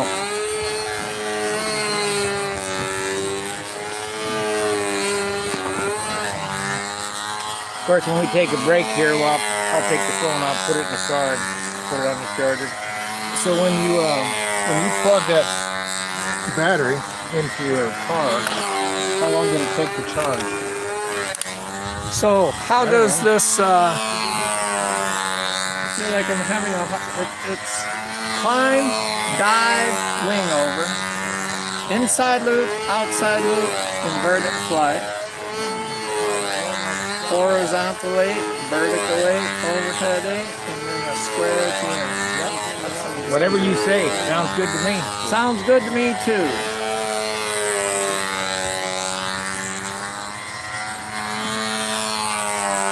The hardest part for me is just getting 5 loops right.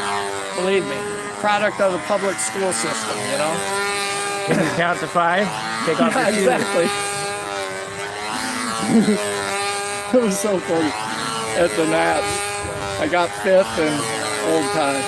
And I screwed up on my second flight and I flew like 6 loops or else 4. I don't know what I did, but I did it wrong. And John says, "You got 5th to remind you how many loops you're supposed to fly." Hey, what's half of 330 seconds? Half of 330 seconds is 164. No. Oh no, 330 second would be 364. Very good. And 13 16ths? Would be 30 seconds as well. You said half, right? Half of 13 16.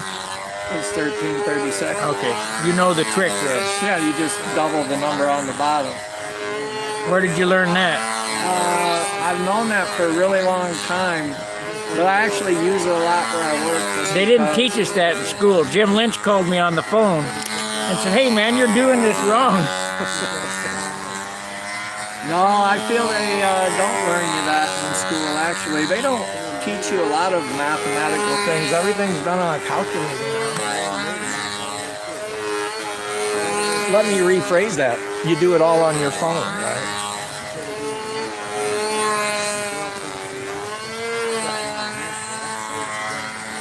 You didn't know that either, did you? No, I just used a calculator. Thing is, I never really had any, well, most of the stuff I do was adding and subtracting multiple fractions. So I just put it in the calculator. So it's on a phone app, and the phone app is a calculator for fractions. I was doing them on paper when we were making cabinets, and I thought, you know what, I better download this calculator before I make a mistake. And the thing was, you really couldn't afford to make a mistake because you're making these cabinets and you're making drawer boxes, and it's not only a mistake, but then you're out of plywood and you're wasting a lot of wood and, you know, screwing everything up.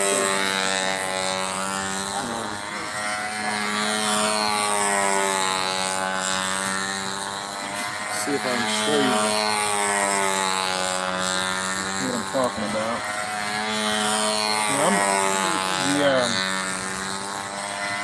I should ask him what's half of 3/64. Yeah. 3/128. But there's no such thing as 1/28 on a ruler. Okay.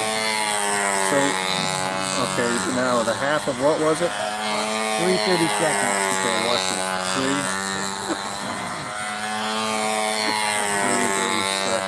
2 is up here. 3.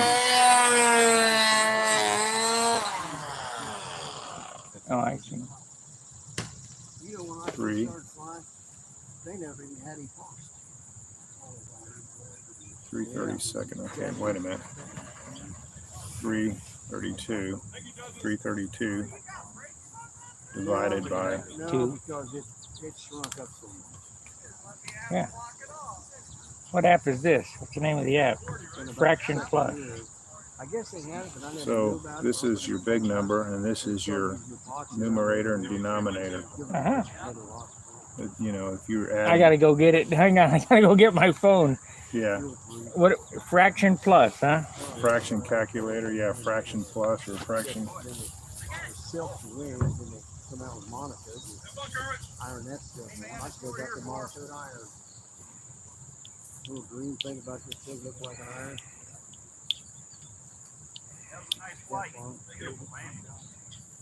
Got lucky on it.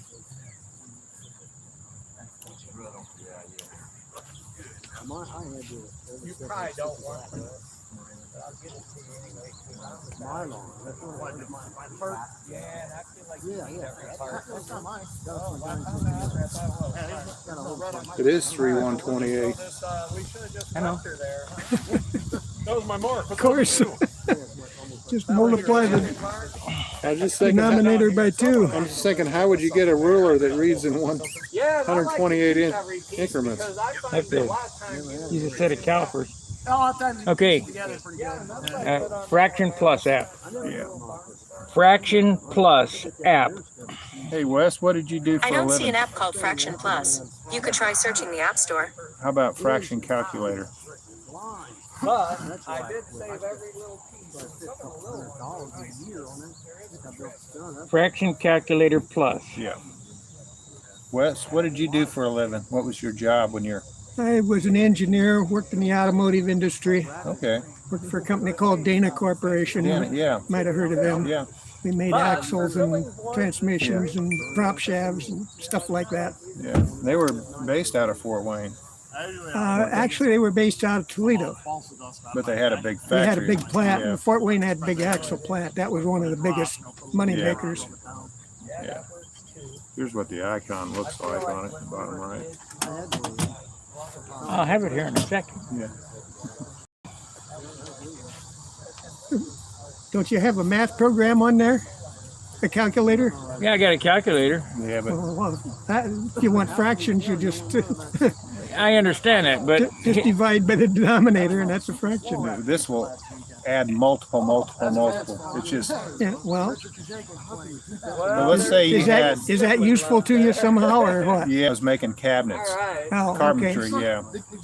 So we make, that's it. Oh, well, here, yeah, you should return it to Yep. him and say, here, I know that's you're it. going to rebuild So it. we take drawer boxes, in the opening, he'd say, well, subtract, A long, long time you know, ago, like I 1/32 from this measurement and subtract, you know, this. So you had to subtract and add multiple. And I was doing them like you said by hand, and then the more fractions I started to mess with, I thought, well, I'm just going to download this calculator to double check, and then I just forgot about doing it. I just A lot quicker for you. Okay. Well, here I just 3/128 plus 1/16. Okay. 11/128. Yeah. Okay. Yeah. If you go to add odd Yeah. fractions like that. Plus 1. Or you start dividing fractions or just anything. So Boy, it doesn't like that at all. Plus, how much you got to get to? Probably a 64. you buy any ringmasters from the day? Yeah. Yeah. That was the plane I pretty much learned how to fly a pattern on, Ringmaster. Ringmaster, yeah. It's a good airplane. Yeah. You can beat them up and repair them. Keep on going. I think the weak point of a Ringmaster was the nose section right behind the plywood doublers. Yeah. I was always gluing my nose back on. Yeah, well, That's why you dowel them. Put a cheek cowl and you dowel them. that engine mounted sideways, the vibrations will tend to break the nose off.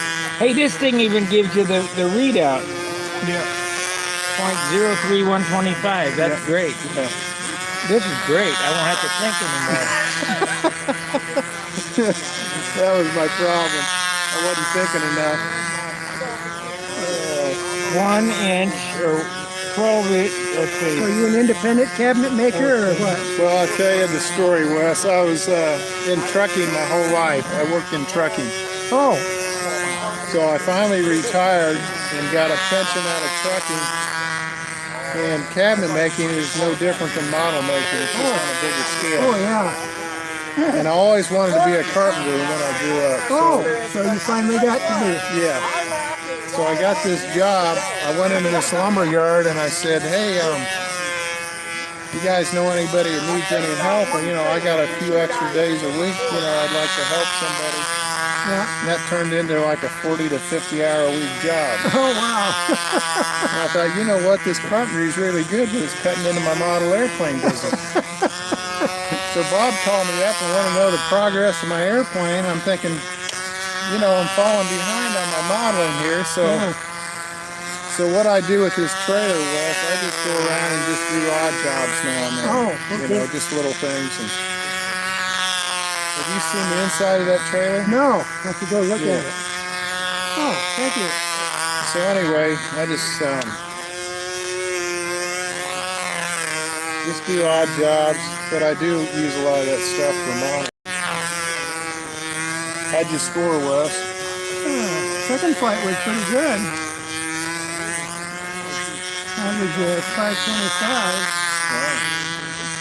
First flight was only 510. Yeah, I did a little better on the second flight, so I agree with that. Well, John, I'm gonna walk over and. That's a lot better than I thought, but you never know whether the scores are going to be high. Yeah. You know what I found on my. Are you going to go to Detroit or what? I don't think I'll make Detroit. I'll probably have too much going on between now and then, but it'd be nice to go to Detroit. But Where do you live? Indianapolis. Oh, okay. Yeah. About 10 minutes away. Did you fly with Dennis when he was down there? No, but you know him? yes, I know him, but I wasn't really involved in the Sportliner. But I guess the Sportliner Club in Mooresville, which is 10 minutes from my house, I guess that's where he was flying. Oh, okay. And I didn't realize it at the time. I think when Dennis was down there, I wasn't retired yet or something because. What's your name, huh? Dan? Dan? Yeah, Dan Winship. You don't know Dan Winship? Winship? You mean the carbon mount thing? Landing gear. Yeah, that was my claim to fame, making parts. I used to make parts in the 90s. Make parts for what? Control line airplanes. Oh, no kidding? Yeah. Oh. Control horns and bell cranks and stuff like that.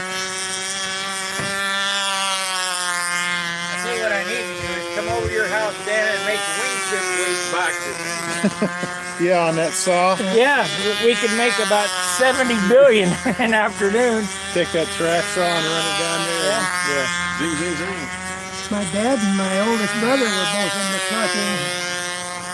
They were independent truckers, for a couple of different companies. Steel hauler. Flatbed, yeah. Yeah.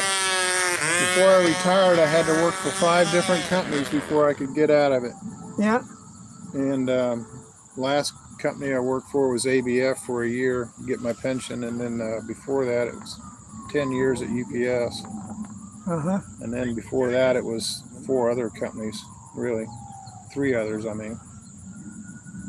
You have any pension that carried over from job to job, or? Yes, the pension I'm drawing now is accumulation of all the companies except for UPS, and Oh. the UPS is on a separate pension. Oh, So there's really two pensions well, involved. that's good. And then you got your Social Security on top of that, probably. When I get old enough, I'll draw it. Yeah. You're not old enough No, yet, huh? no.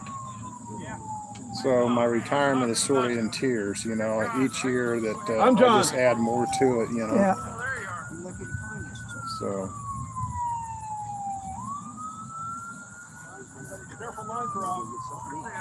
Do you have enough water, Wes? I got some over there in a iced up if you want one. I think I do. I got it's sitting in my chair there. Okay. I'm so hard of hearing. I need to get close to people to Okay. talk. Yeah.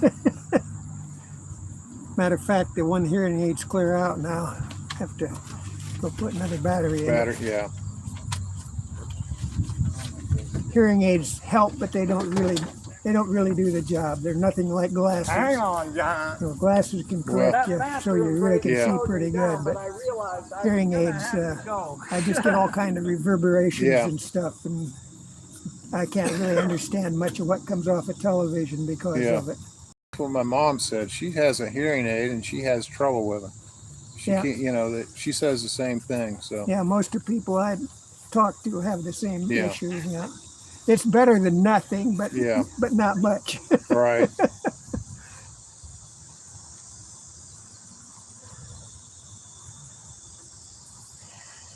Well, I'm going to walk over and look at your truck. Sure. I'm interested in. I'll give you a tour. You might get a kick out of it. I get a tour.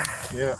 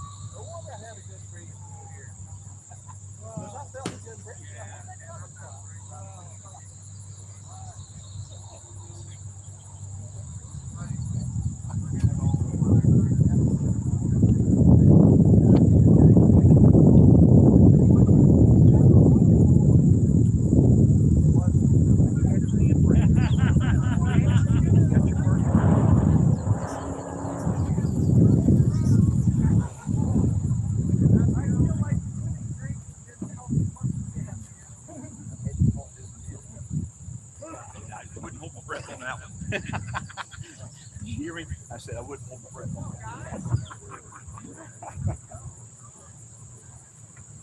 Hey, how'd you get that started?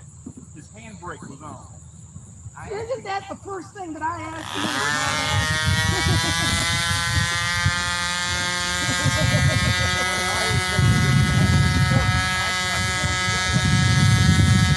Nothing wrong with it, it's the operator's problem. Yeah.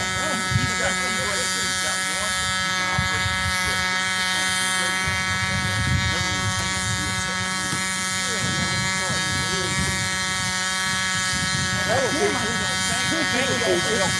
Sit there for an hour so you can't move it. That gonna brake is on.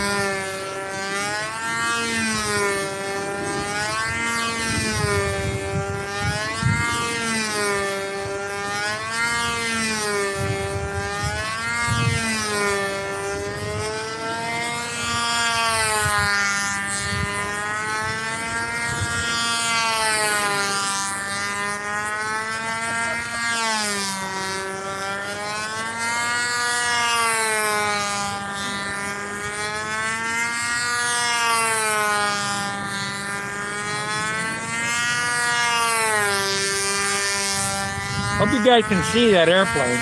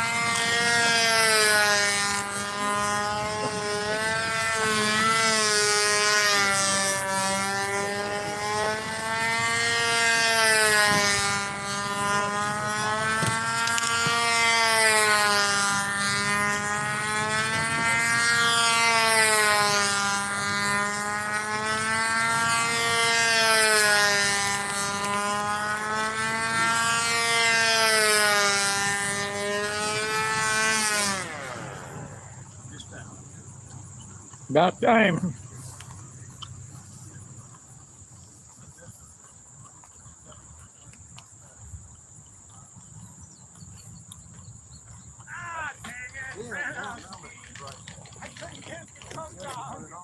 He hung it out there too long.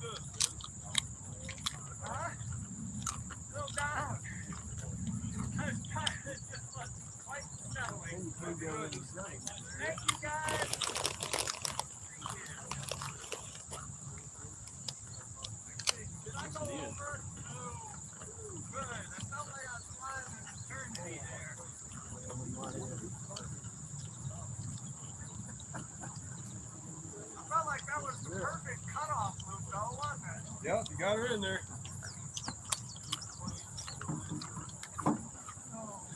I gotta fuel up, then I'll be ready.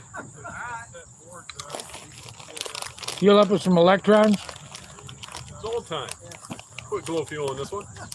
Oh. I feel like I definitely stepped my feet.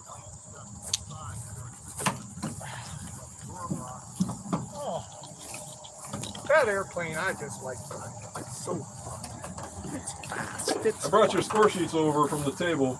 Oh, thank you. Well, I don't even need to look at those. I'll look at them, just see what I Well, do. John Paris is in first. I knew that. And Wes Dick is in second. So where does that leave you? Probably third or fourth. Third. How could I be? Well, I haven't finished the pattern, so I could be in fourth too. At least TJ crashed. TJ, but on his first flight, he didn't crash.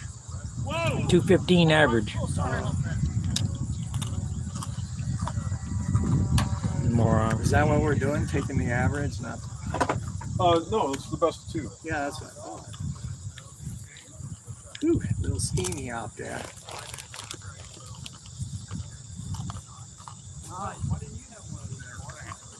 Definitely starting to sweat.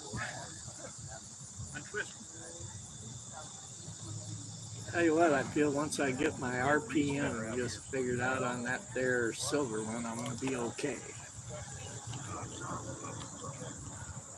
I'm gonna build a giant duster for a PA 75. It's gonna be plain Jane, simple to build. Hopefully it'll weigh 56 ounces like your Continental. I feel like I could probably pull that off. I'm building another Thunderbolt. I'm trying to make it under 60.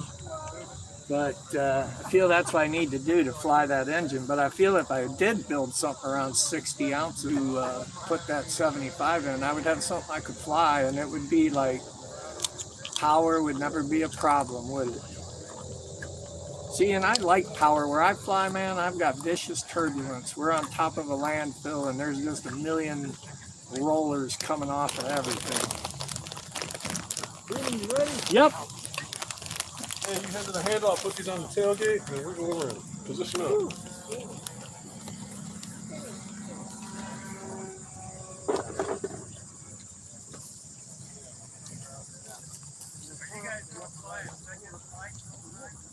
Yeah. You ready?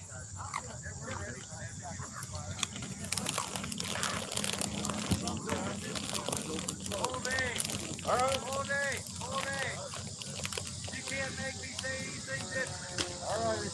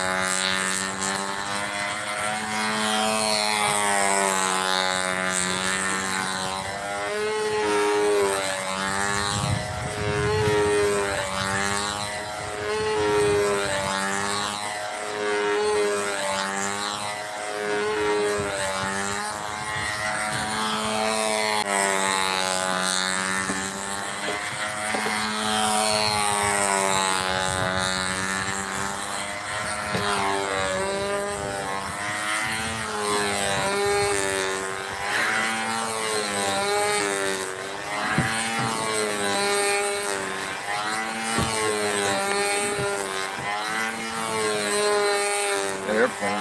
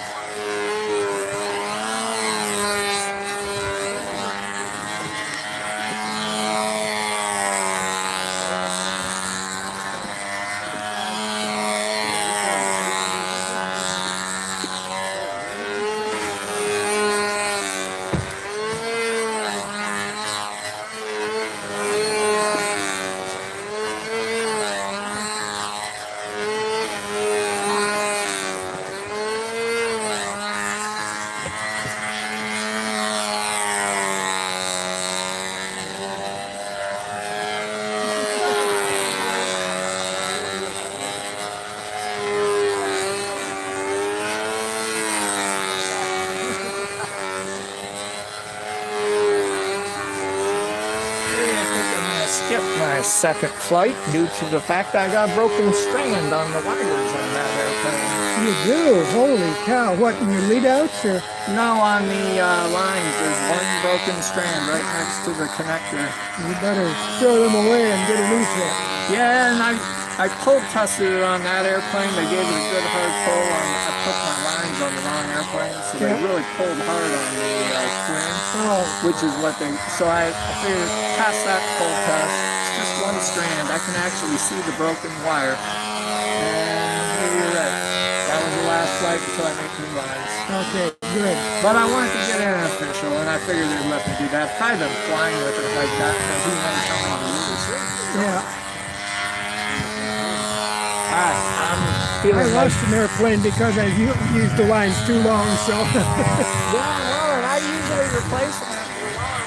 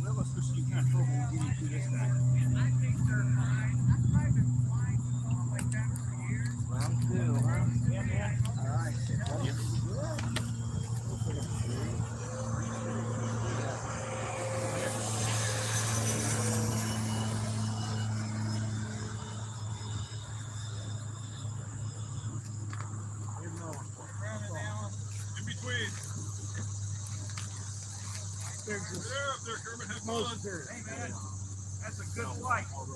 Nope, not one piece. That makes it the best. Hey, you know what? Go home in one piece. It's been a good day, hasn't it? I need you to wipe off and fly again.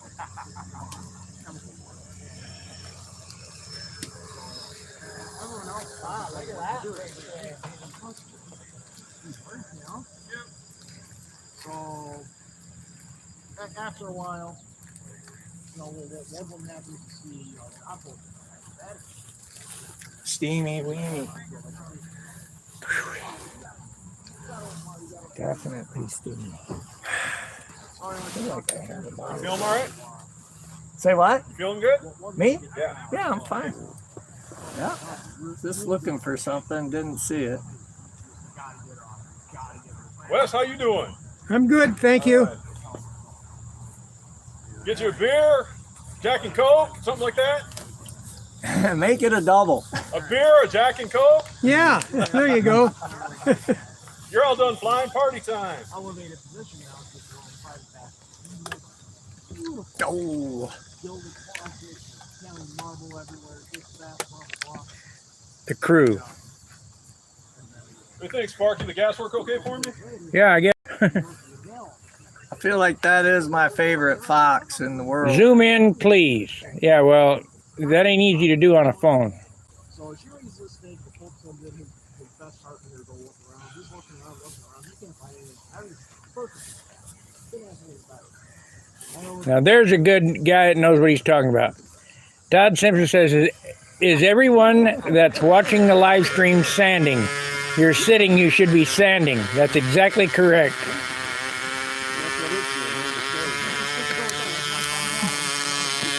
Okay, I'll try to zoom in. I'll try to level. Oh, you're getting fatigued. Oh, yeah. There's no pleasing some people, right? No. Reconnecting for some reason. Anyone in for a water? I'm going to get one. Yeah, I'll take one. I'm good.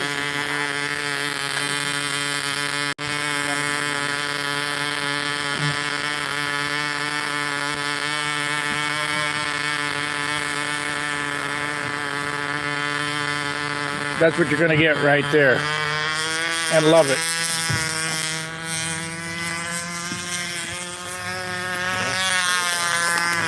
Thank you very much. I feel like Where's mine? this fella could get. Hey, where's mine? I got to go this way.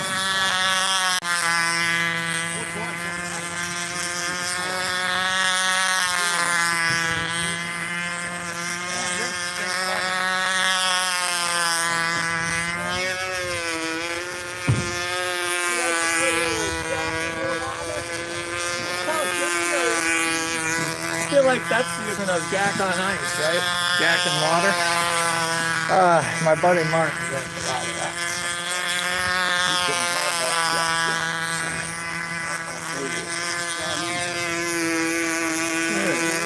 Jack. Well, I can't do any less than third on this one, so I'm good with it. Only three of you flying. Yeah, gotta get something. Win, place, or show. How many were in Classic? Just the 4? Yeah. Amazingly enough. I only got to beat one person there, huh? I feel like these guys are not really familiar with the old time I go walking over. What I get? 135. I'm like, oh, boy, that seems a little. Didn't miss any zeros, did I? Anyway, they didn't put in the case actually. Here, put that in your water. What's that? The secret.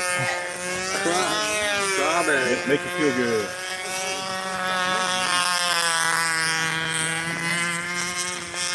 Just flavoring? Put it in there. Try it. Alright. I like strawberry, so it's gonna be fine. I love strawberry. I don't even like it. The best flavor in that one? Huh? Is that what you have in that one? Yeah. The best flavor is orange, but I don't have any.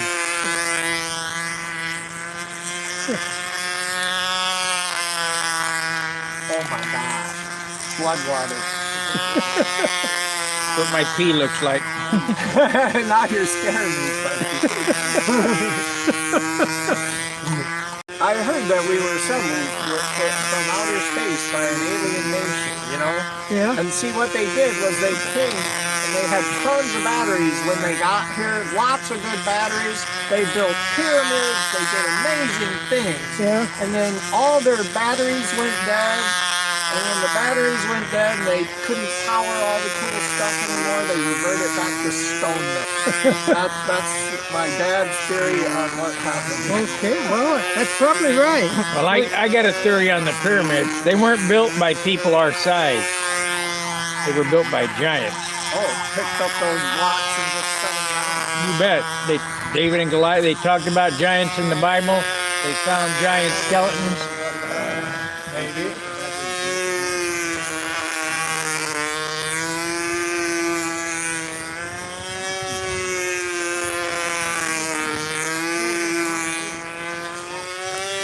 What do you think? You like it? I do. Still wet too. It is very tasty. And like I said, strawberry's my favorite. Plus, that'll give you a little sugar. I don't think there's any sugar in it.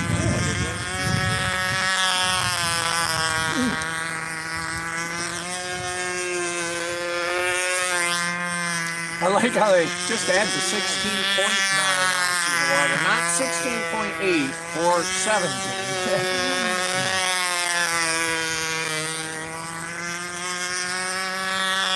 It's got a little sodium in it, help get you back up there. 0 sugar, I'll be damned. No sugar. But it's obviously got some electrolytic stuff in it a little bit. A little salt.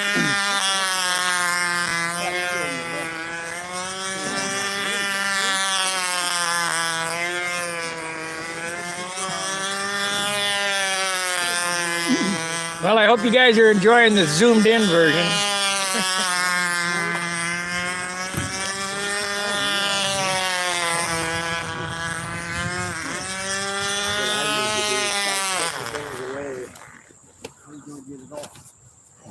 So what is our plan? Are we just gonna stay and fly here all day? All right. Nice. Yeah. That first vertical 8 scared me. It got away from me. They'll do that sometime. The ringmaster sometimes coming back. Is that his first flight?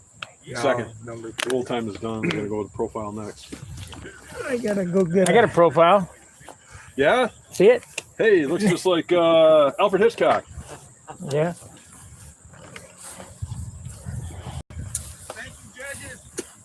I always liked Alfred Hitchcock movies because you'd always see him walking through a scene, like he'd photobomb his own movies all the time. That was this thing, Like wasn't it? Tarantino getting in his own movie. Were you replacing the Everettis in there? No, I'm taking it out. There's nobody else flying ours, so I might just do the one. No sense in stressing out the judges. Yeah. I They feel can sit like out there for another 7 minutes. Somebody else wants to fly this later on. I got an extra battery.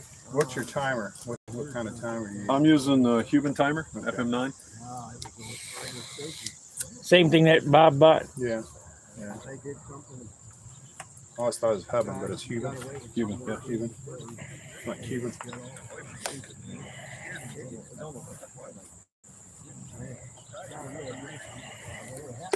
It's a little tricky to try and figure out how we're going to put everything in here and have it all held in place. Come up with this, and it seems to work pretty good. So Got a piece of Velcro over here. That's the outboard side. I put the battery in, lock this in, and this comes down, and just enough to press on it. This holds everything in place this way. remember, I'm not This flying. holds You it this guys are way. done. This sits on top, gets good airflow, forgot. and it seems to work. Everything. 10 gauge wire. Broken line. This is probably remember? 13 or 12? 13. This is 13. It's heavy. Yeah, it's That's heavy. heavy It's wire. Oh my God. That's stranded copper. It's very dense. Yeah. Is it profile time? You know, one of the things somebody told me, I think it was on the Badass Motor site, it was on his video, the wires that come out of the Outrunner are actually the same wires that are wound around the armature.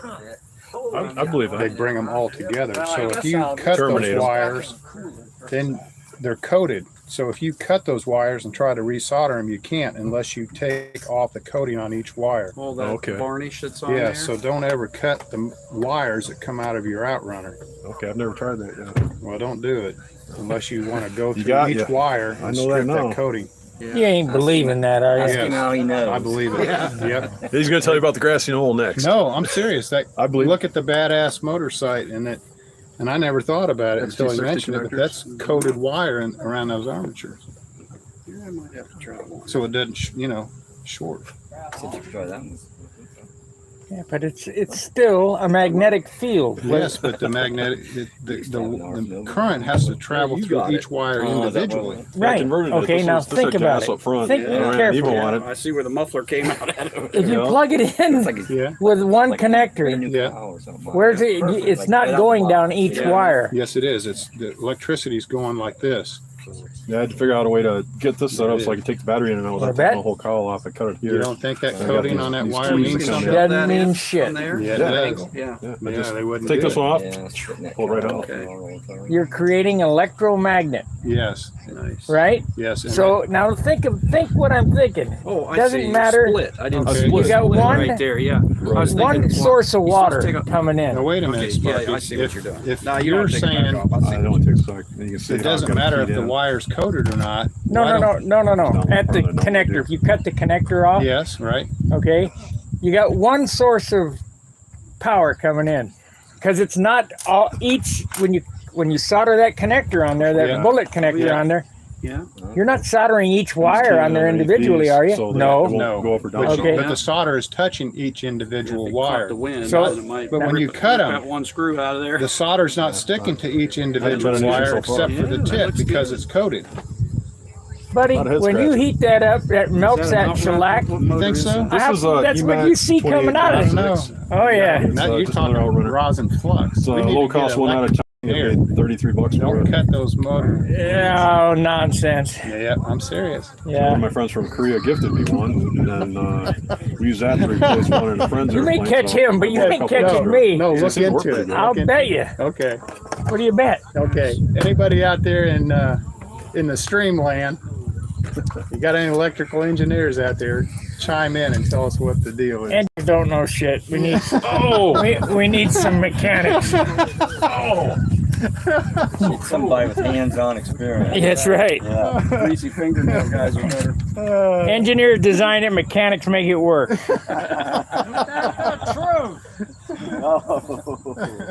What'd you say? Isn't that the truth? Is that what he said? Exactly what I do where I work. Engineers design it and I make it work. You getting closer, Vinny? Design it in. I gotta make it work. That's my problem. Ready to go, in fact. Got everything in my hand except 2 score sheets. Now we're gonna see a twin profile. Let's see if you can get through one pattern today. One. I am really having got through that old time difficulties in pattern. this Make sure you got enough fuel in there.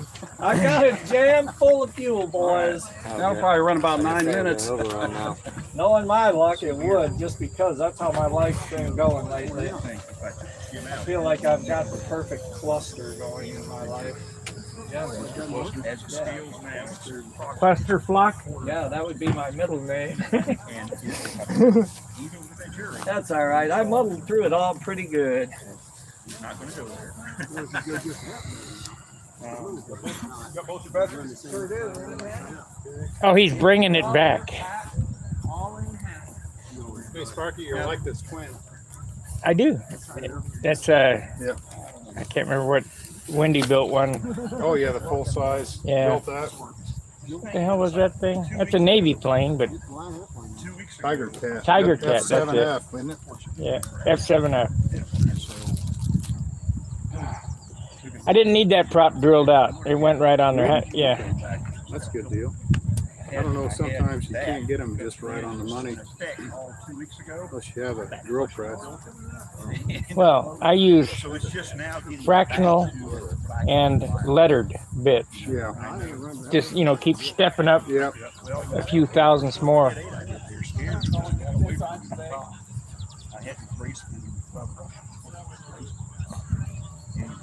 Okay, guys, are you enjoying the stream? I mean,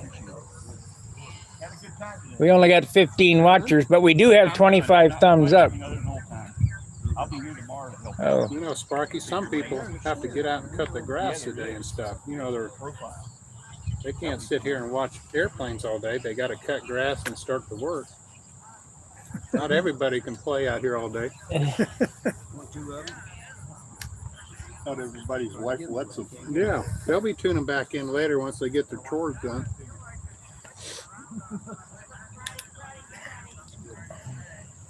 That's what I do. I sit in my easy chair till you start yelling at me. Then I jump up and I start doing stuff. Yeah, get out there, get out to the garage and start sanding. Then I turn it off, you know.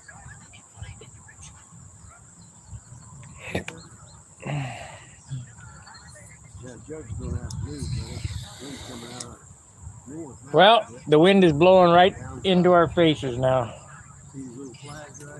Yeah, I think it's sometimes it's a thermal coming through here.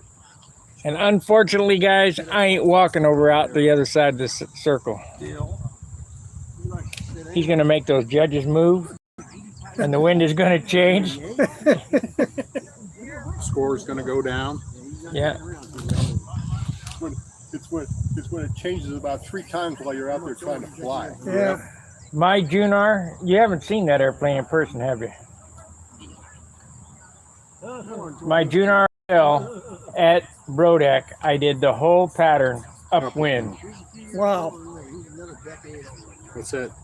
You know, because Peabody didn't want to get off his ass and move around the circle. Okay, great. Stay there. It's that 10-degree offset you got. No, 3. 3. 12 is the roughest year to get that hunting. His wife just died here last year, wasn't it? I seen that in the paper.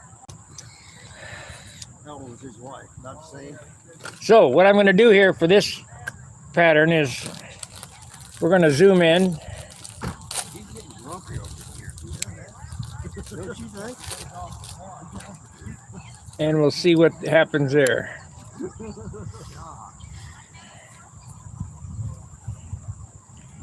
And please, if you got complaints, bring your equipment down here and give me a hand. Well, cameras and photography and sound equipment, it's a whole nother rabbit hole. Yeah, this is my second hobby. And I wish I wouldn't have got involved in it, to be honest. Your third one. Your third hobby. What's my first hobby? Aggravating John. Yeah. Spending money. What did Bob Hunt say? It's all one hobby. It's just spending money. Yep.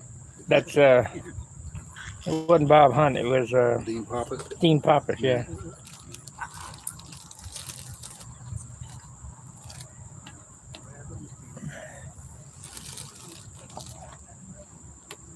We got 26 likes now, 15 watchers. Make sure you hit that thumbs up button. That's the one that looks like that. Oop. Where the hell is it? There it is. That's the one that looks like that.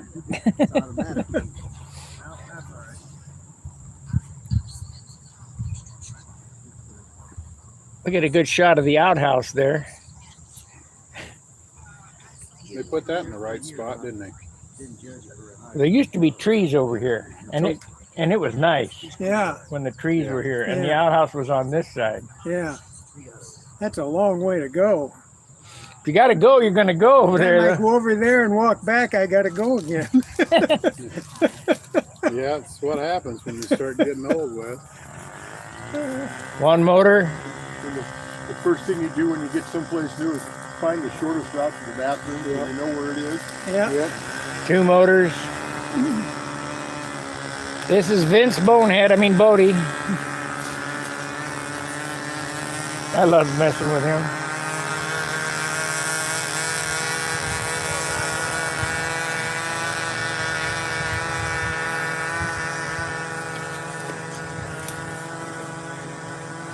Yeah. You still doing motorcycles? No. No? No, I got out of motorcycles and Wendy got into them. Oh, yeah. About the same time, too. Yeah, okay. See, I know that time is short when you're riding motorcycles. Yeah. 2 kind of riders, ones who have crashed or ones who are going to crash.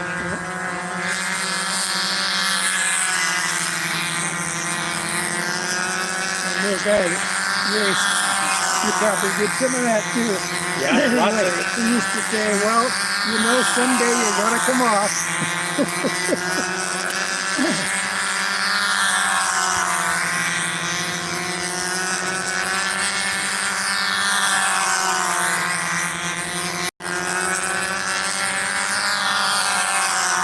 Listen to the sound of those two Wenmacs.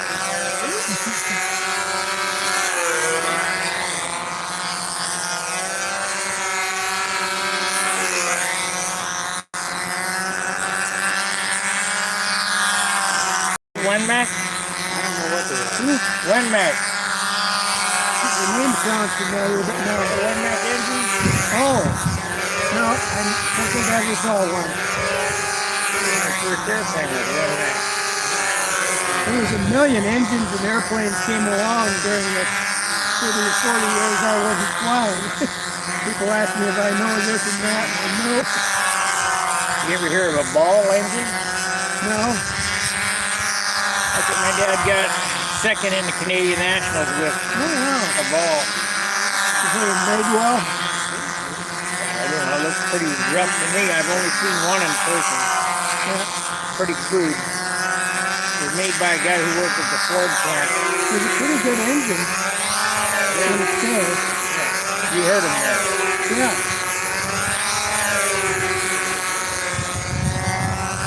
Randy Ryan has one in his collection. Oh, does he? Yeah.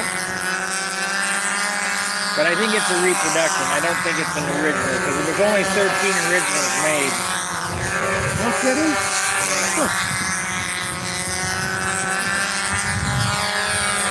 And they cost, in 1948, they cost my dad $50. Yeah. That's a lot of money. A lot of money back then, yeah.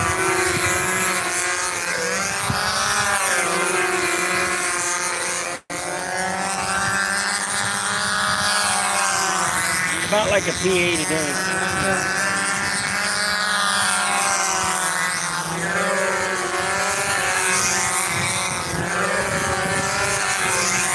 Too much weight in that airplane.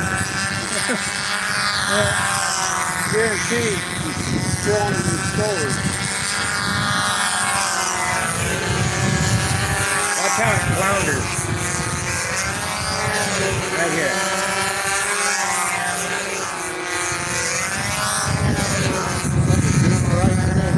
Yeah, well, you're not watching very close. Square 8 should really show it here, so watch the top corner of the last. Right, next corner. See it flounders? Looks razor sharp to me. Oh, it's not bad.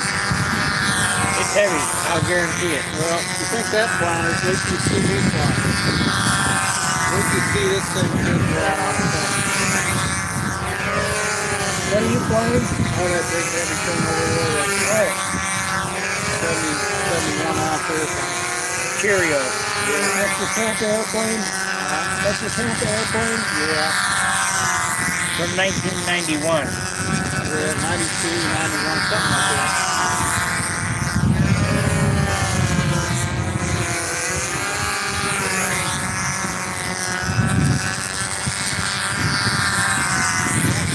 You know, when I was 30 years old, I thought I was really old. Now I'm flying a 30-year-old airplane. Well, your airplane, the finish on that is really nice. You know, it's nice. It's shiny and clean. It's better than the finish on my Continental. But the difference in weight ain't worth it. No. That didn't have very good wood in it either. That blue Max I'm building now, it's got good wood in it. If you do that Blue Max right and make it light, it'll look like my airplane. Yeah. You have to stop. Yeah. Yeah, like you said, there's a quart of dope or whatever, and that's all you get. And when you're out, you're done.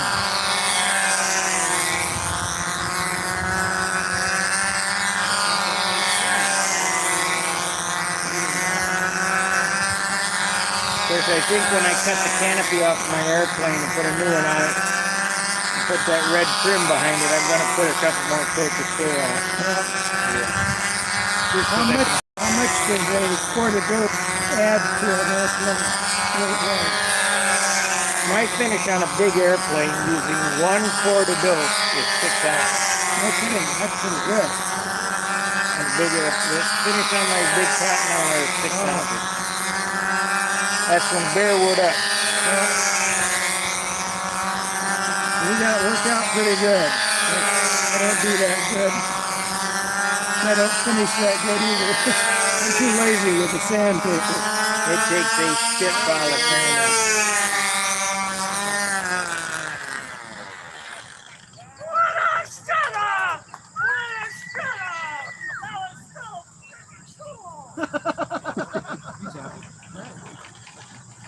Oh, was he trying to get in all these laps? He got his whole pattern in. Yay!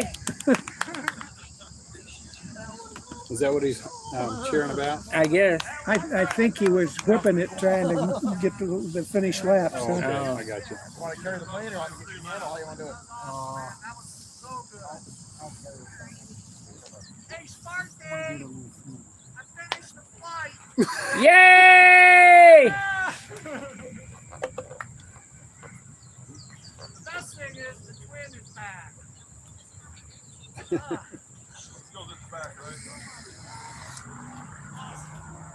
Yep, I gotta cut the canopy off my airplane because it's got some fog inside it. Oh, bummer. What do they do to prevent that? Drill a little hole in it to let the air out? That was pretty good. I didn't see it when I put it together. It had some fog in it, fingerprints or whatever. Yeah. How was that not cool? That was the coolest thing. I'm like, dude, none of them are going lean. What's up? And then they both went lean at the same time. I heard one go, then about it wasn't more than a quarter lap way the other one went. That was too cool, man. Oh, thank you for all the help getting her dialed back in, John. Oh, yeah. Appreciate it. Oh, that was awesome. There, I feel like I got the band chalk adrenaline flow going right now. Cody. I'm like geek. Oh, shit, that was fun. Okay, we'll get it. That's the first time they ever quit at the same time. I feel that's an electric maneuver. Yeah. That is cool. That was actually an awesome flight. I mean, if I hadn't wussed out on all the bottoms. How much does that airplane weigh? 57, 58 ounces. Too heavy for that wing. It's over 600 squares. Too heavy. Yeah. You can see it flounder. Yeah, it does flounder Okay, a little. well, I'll tell you what. You know, your bottoms are high, you said. Once you get those bottoms where they need to be, everything will get easier. You'll give that plane more room. Yeah, because I actually have my tops in the right spot, Yeah, don't so I? you're really crowding it. So once you get used to flying it some more and you get that plane exactly where it needs to be, it'll be okay. I think it'll be... Yeah, I had a lot of fun with that plane It's before cool. I crashed it.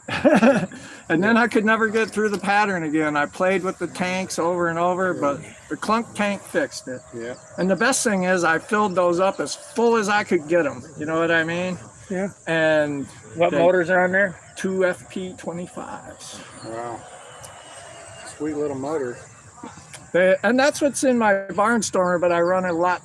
What are your tanks, 4 ounce or? They are 4 ounce, but I can only put 3 3/4 in, which is what I felt I needed anyway. So it works out. I just fill the tanks. I just filled the tanks, and I felt that was a really good program. Gives me time to dick with the needles and get through the pattern. Because before we would always tack it on the ground in the pits and get all the motor out in, kill it, refill it, and then just start and not do anything. And then I would sometimes the engine would quit in the clover, the outboard would quit, but it would be through it and finish it and come over the top with one engine because it had enough airspeed to carry it over. I've done that more than once with it. Awesome. I'm so happy about the twin. Sparky says it's too heavy though. And I say he's right, because man, that damn thing pulls like a mule. It's neat. The lighter, the better. I just watch how airplanes, fly, how they handle in the maneuver, and it's just subtle. And those subtleties in the high wind or whatever can really turn out to be a headache. Yeah, well, and I feel that airplane's really hard to fly in the wind. That's when it gets to be a real handful. Tail weight helps it in the wind a little bit. You went wrong. Huh? Tail weight to be taking weight off the nose. Right, and I find in the wind, if I have an airplane that feels super nose heavy and I keep stick it, I put a little tail weight on it, it gets easier to turn. Yeah. Carbon fiber fuel tanks instead of them punk tanks. Take 2 ounces off the nose. Yeah.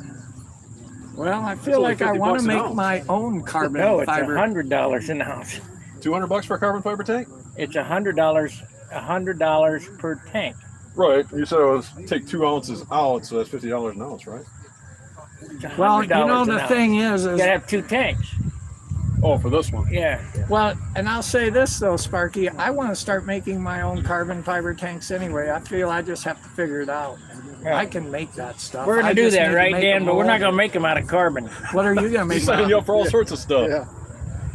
I don't know, Fiberglass. carbon's all right. Go with pre-preg and aluminum mandrel, heat it up, cook it. And then once it cures, the mandrel, the aluminum will shrink and it'll release. So you really don't need a draft angle if you get the right temperature and the right pre-preg. Yeah, see, a pre-preg guy, that's stuff we don't use, but our boat builder does.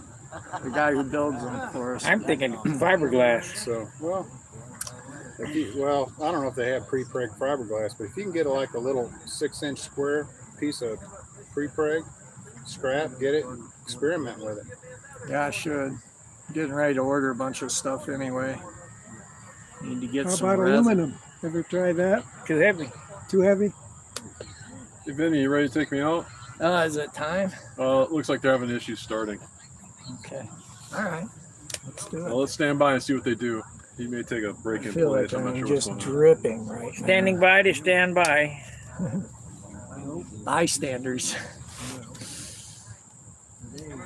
Yeah, aluminum is too heavy. Plastic is too heavy. Casmanado carbon fiber tanks are nice, but they're $100 a piece. They're 28,000 yen. I think It's a lot of yen. Yeah, I think it's $105. Plus, they take forever to roll from Japan to here. I feel like I just want to try making one. I Yeah. mean, I don't know what's right or wrong. I would just be experimenting and playing with carbon and epoxy. There's a bunch of guys on the internet that are making fiberglass tanks wrong, but they're Well, I'll tell you what, we have our tank that's in our big boat is like made out of composite. It's got a little bit of Kevlar, it's got a little bit of carbon in the bottom for stiffness. Most of it is fiberglass. And the worst thing about those tanks, as soon as you get a leak, that just goes into that mesh and just the fuel so your tank is destroyed as soon as it starts leaking.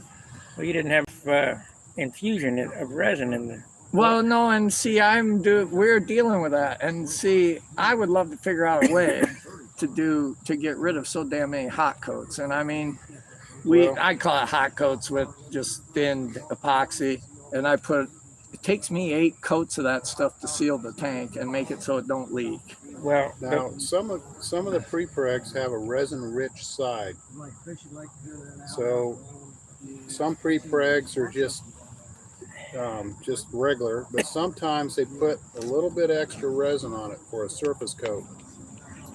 So that would be the side you want against the mandrel. So look into it. I mean, not all pre-pregs are the same, but I feel like with pre-preg, you need heat. Yes. And do you need the pressure of the autoclave? Yeah, you need a vacuum bag. Well, I have vacuum. Yeah, so you need compression, whether it's a vacuum or something, but you need, if it's not vacuum bag, sometimes they wrap it with heat shrink. Sometimes you'll look at a mandrel or something, you can see the spiral from the tape they wrap around it. And I actually do stuff like that when I make certain parts. I just take the release cloth and I literally spiral wrap it over and over to get it tight as can be. That's a good way. I could try that heat shrink though. Yeah. Just that I'd need some pretty big heat shrink. Radical RC sells heat shrink that'll go that big. Yeah. What I'm saying though, it's like tape this wide, but it's like it shrinks like monocoat, but you wrap it. And then you put heat on it and it shrinks? Yes. Yeah, see, that would be the whip for what I'm doing. Because then I could get better compression. So you might go with a vacuum bag to compress it and then put the heat shrink over it and then shrink it down even tighter, and then cook it. The aluminum will expand and try to get it to where it, The only trouble is you got to watch out how much it expands and how hot the pre-preg needs to get to cure. You don't want the aluminum to distort the, so I don't know, that could be tricky, but yeah, pre-preg will come with a resin-rich side and a regular side, so look into that. I've never done it, but I've Well, and for me, the biggest problem with my gas tank is that it's made of a material that won't take heat. Well, because it's just a homemade mold. To be honest, we didn't know what we were going to do for a tank. We kept trying to do bladder tanks and failing over and over because they just kept leaking. And then they might not leak, but then a shard of carbon somewhere in there would find it and puncture it. You know, just whatever. Over-pressurize it, wreck the seal. So how much heat will your mandrel take? No, it's not a mandrel. It's actually, it won't take any because it's made out of MDF board. Okay, so it's stacked over and over, and when I won't put heat on it even to cure my parts. Okay, so here's what you do in that case. If it's MDF board, you use a high temp resin that cures at room temperature. Yeah, and that's what I'm using right now. And then you post cure it. So you take it off, you get the MDF out of the picture. MDF will probably take 150 degrees. Yeah, and the biggest problem is there's moisture in it. Yeah. So as you put the heat on, it swells. Right, so let's just say 100, 120. So once you take the part and demold it, if you can somewhat support it, then you can post cure it out of the mold. If you go slow enough, it won't distort. You know, if you ramp it up really slow. Well, and the biggest problem is the porosity of the weave for us because it's hard for that weave. And I'm doing it with wet layups. I'm not using pre-preg. I'm just using wet layup. And like I say, well, the good news is I've made 6 of them and I've produced 6 tanks that haven't started leaking yet. We literally took one out of a boat and we're going to put it in another one because it's not leaking.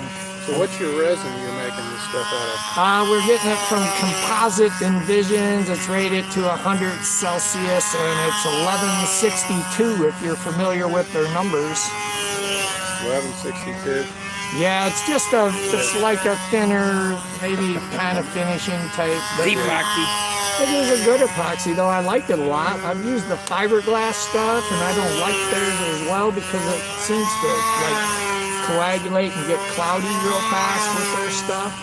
Whereas with this stuff, it seems to have a good shelf and it's a little more forgiving on mix. I had a guy who I'd ask him to mix epoxy for me.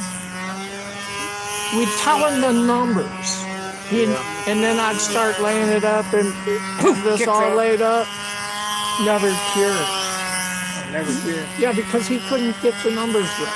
He just couldn't. You could tell him exactly what it was, and he would still get it. Put the thing on the scale. Pour this in till it reads 100. Then pour the harder in till it reads 115. Mix it up and go. It depends, though. Whatever. Ours is 50-50. It's easy, man. Oh no, it's not. It's 1 to. No, it's more like 4 to 1. Well, no, let's see. Yeah, it's 4 to... I put in 4 grams of hardener, or not hardener, but resin to 1 of hardener. And everything is in increments of 5. See? So it makes it easy to know this you're is doing 4 and this is 1. So you put 4 of this and 1 of this. Put it on the scale, pour it in till it's 4. That's 1, 2, 3, 4. Stop, and then pour 1 in. See, and this is the funniest part is when Steven was my favorite. He's the guy who hired me, and I love working with him. But we were building a boat, and we were using modeling clay as an intensifier in the mold, you know, like in under the vacuum bag, and that clay has moisture in it, okay? Well, the damn holes weren't curing. And I was getting my ass chewed because I wasn't mixing the epoxy right. And I mean, I went crazy. I'm like, well, I know I've got my numbers exact. So I sat there and stirred on the clock 2 minutes, you know, to get. And then we figured out that the problem was that the moisture in that clay was getting drawn into the whole mold from the vacuum. And the epoxy didn't cure because of water damage. More hardener. Huh? More hardener. Oh, well, what's funny is, see, with the fiberglass, that stuff, if you put in more hardener, it wouldn't cure. It was absolute. You had to hit the ratios right or it didn't work. MEKs for hardener? No, I never tried that. I feel like I use a lot of alcohol to thin my epoxy when I want a little thinner. But not rubbing alcohol, denatured alcohol. Isopropyl, yeah. Oh, man. We buy the expensive stuff. It's pure alcohol. Am I ready, Vince? Yep. It feels like the wind is shifting again. It's kind of blowing this way. That resin, Hey, I'll say one thing. MEK is the hardener for resin. Yes, well, for polyester. Right. Yeah. Methyl ethyl ketone. Yep. They want to sell you a little bottle like that for $3 when you can buy a whole gallon for $4. It's kind of like super glue. Remember when you used to get a little bottle of super glue for $6 or whatever? Yeah. Remember Rocket City super glue? It had the wax top on it. I use Zap. This was 1975.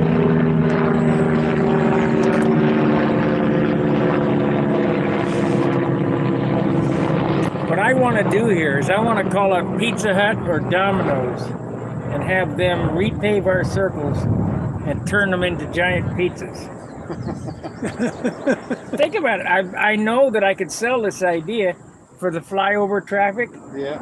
You know, and then it would say Domino's on it. I think maybe like Dunkin' Donuts, make a big donut with sprinkles on it.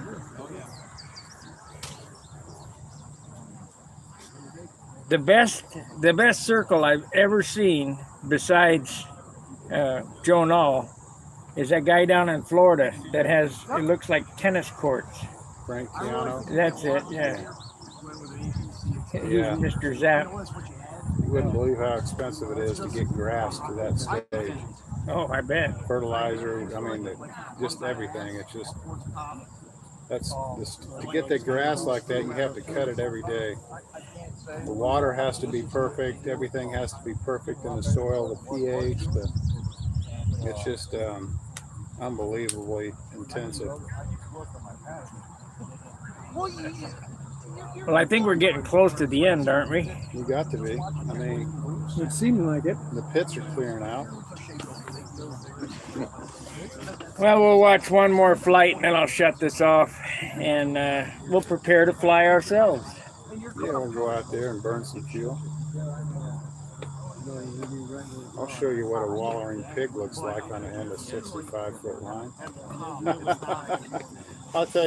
I'll show you what it looks like to grab the pig by the tail and sling it around. From my experience.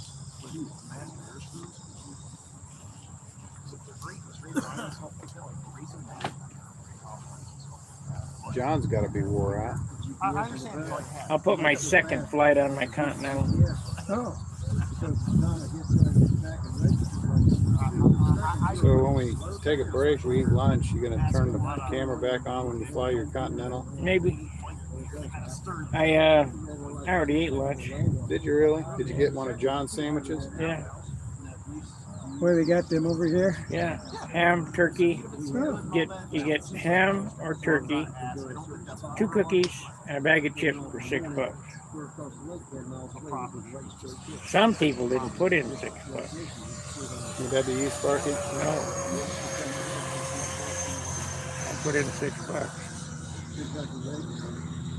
I don't have $6. Hey, I'd give him a sheet of plastic. Is that worth a sandwich? It ought to be worth the sandwich for me. I can't believe you did that. Don't do that again. I had plans for that. Oh, did you really? Yeah. That's why I asked for it. You know where to get it. Yeah. I'll get it when I drive over. He'll give you some.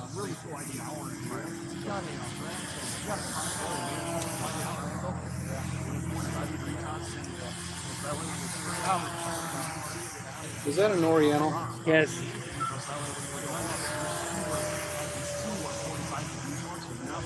I always like the Oriental because of the simplicity of it. About as simple as you could get and still look really good. That's D-Rice, right? Yep, D-Rice the Oriental. wrapped around the rest of all the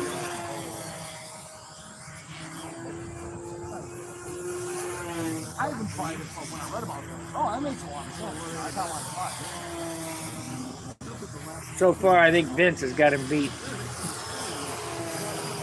It always gets big flower score, and that's the biggest advantage. Oh, you're And I was even thinking if I don't know what I want to fly tomorrow. I have 3 choices. Well, you got to fly Butt Ugly. Well, I thought about flying that though. If I could just get a little more used to that. I've hardly flown Butt Ugly. I've only put 2 flights on Butt Ugly this year.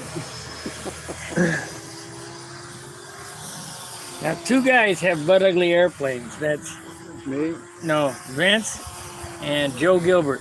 And I told you asked Joe Gilbert what I call his airplane, Butt Ugly. Man, you need to stand next to the sandpaper, buddy. I think he comes from the Get Her Done School of Building Airplanes. well, who's Richard Oliver. Oh, because both Richard Oliver's airplane and Joe Gilbert's airplane have had the bell cranks pull out of them. Oh, really? How do you do that? I don't know. You'd have to pull the bell crank through the fuselage on my airplane. Put that bell crank on a post. You put the post up through plywood and key it into the doublers on the fuselage, and then you glass that. Or mine goes through the compression spar. Yeah, I mean. And then on top of that goes a spar between the fuselage. You know, a cap between the fuselage. Can't see any way it would ever pull out. Never. You couldn't bend that wire. No. That short wire with that. There's no leverage there. Yeah. Those lines would break before the bell crank pulled out. I've never had a bell crank pull out of anything yet. Actually, since I started doing this again, since I quit flying on my dad's lines, I haven't broke any lines. However, I've got a pair ready to break right here. I'm gonna scrap them. I just noticed it this morning. The Barnstormer is the airplane to fly with bad lines, though.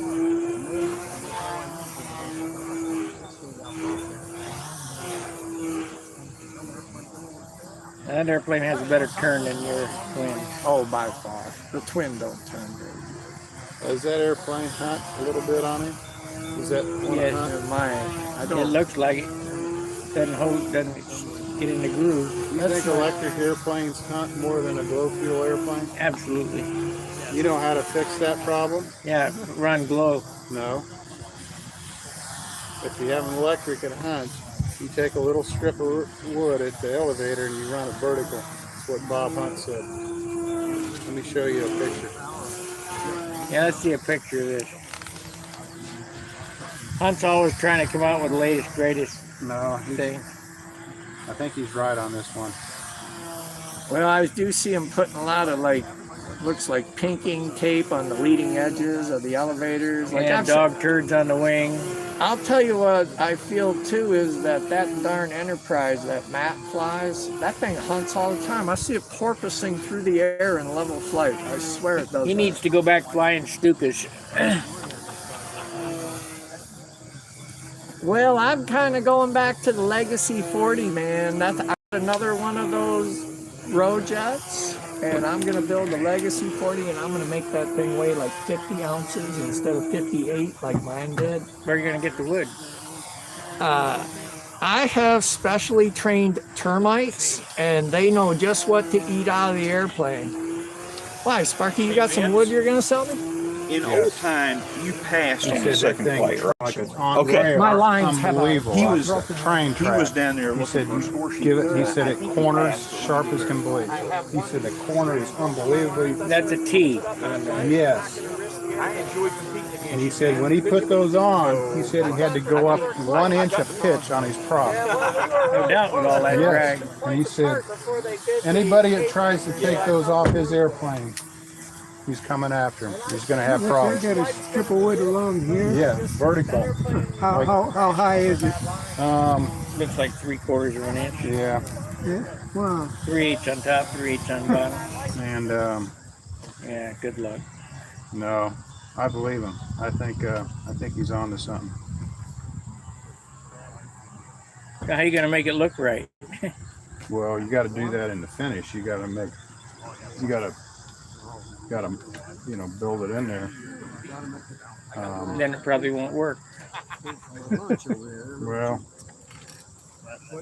I don't think it works anyway. so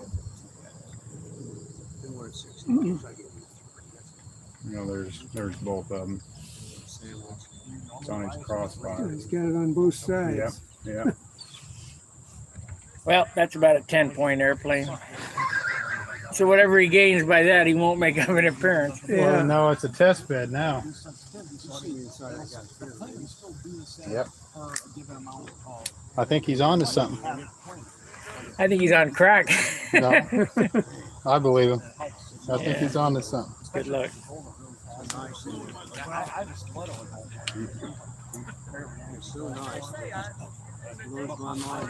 So when he wins the Nat, you're going to go up to him. And you're going to say, Bob, I knew you were right all along.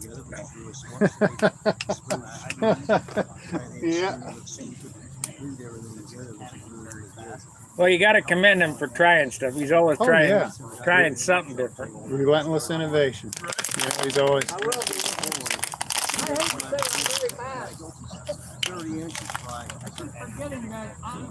Hey, you're going that way.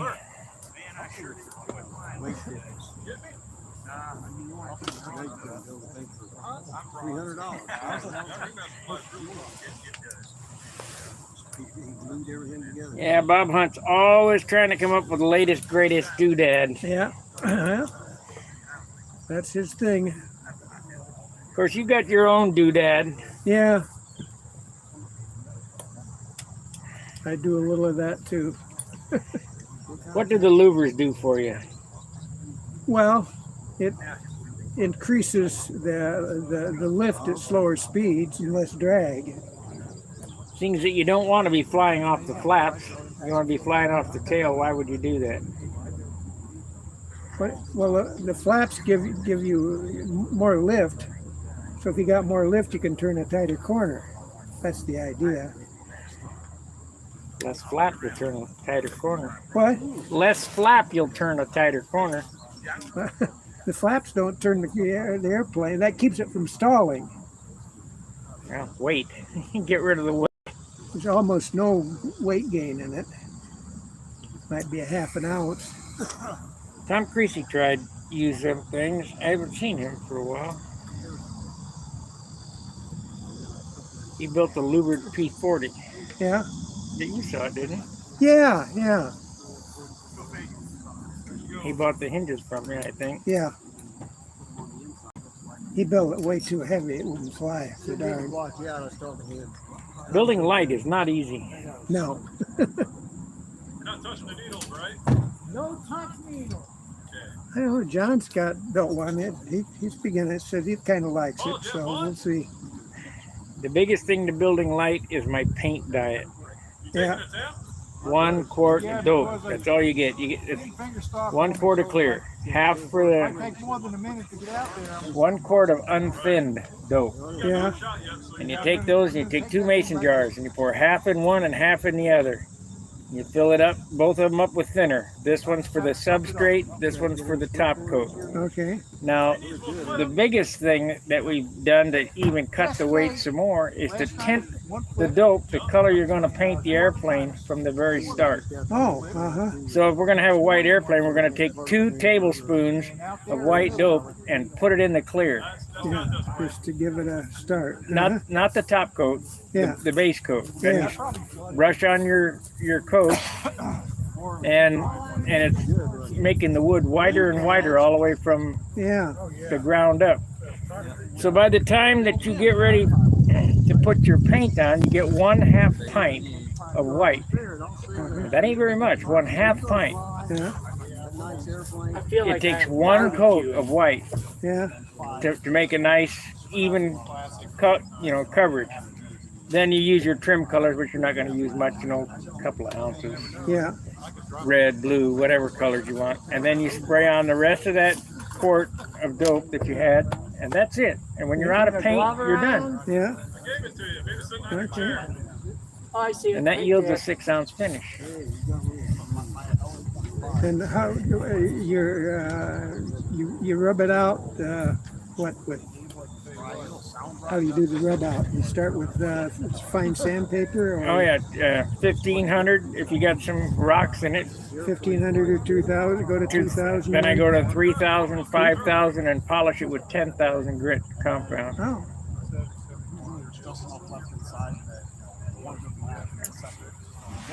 You didn't see the big Continental, did you?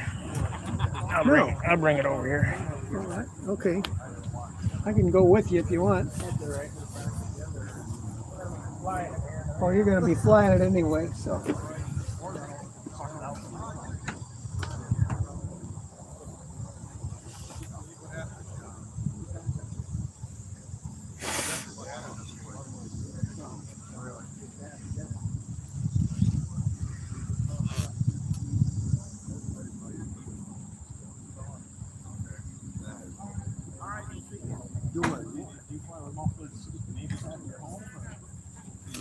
Now this doesn't yield a plastic dip looking airplane. Oh, wow. Here, feel how heavy, yeah, come out here. Feel how much this weighs. Oh, yeah. That's 56 ounces. Okay. What are you running in at a PA 75. 75? Oh, wow. That's a lot of power for the weight. But I'm going to be cutting the canopy off Yeah. and putting a new I canopy love on. the way you finish that. That's just fantastic. That's 1 quart of dope. How did you get this big filler? What are you using? You take a piece of 64th plywood, you cut the radius in there, and you glue it on, and then you use superfill to fill it up. Okay. That's neat. That's really good. Yeah, you do nice work. I know that.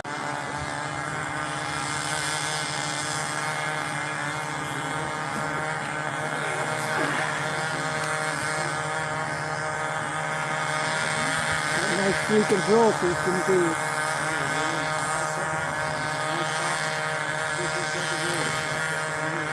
I need to wipe it off.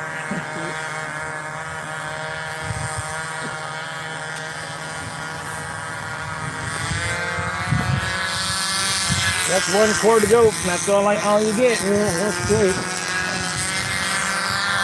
Well, you got it worked out so it really works good. I'm going to cut the canopy off, put a new canopy on it, and finish the red stripes on the backbone. And because it's 56 ounces and it's not quite a plastic dip finish, I'm going to touch up any of the touch-up spots and then shoot another 2 coats of clear. Really pretty airplane.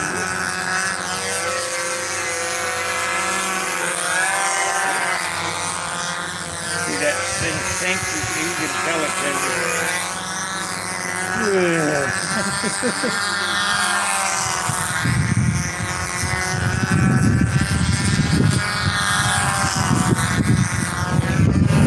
My Tucker, didn't you? What? My Tucker, the big Tucker I threw at the master. Oh, yeah.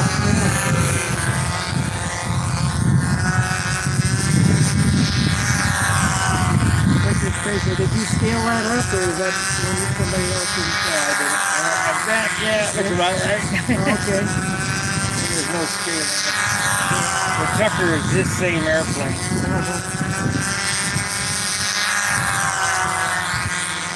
This is a Bill Warwick USA 1 wing with the 1/4 sticker. Wow. Okay. This wing This is a PT wing. Is it blank?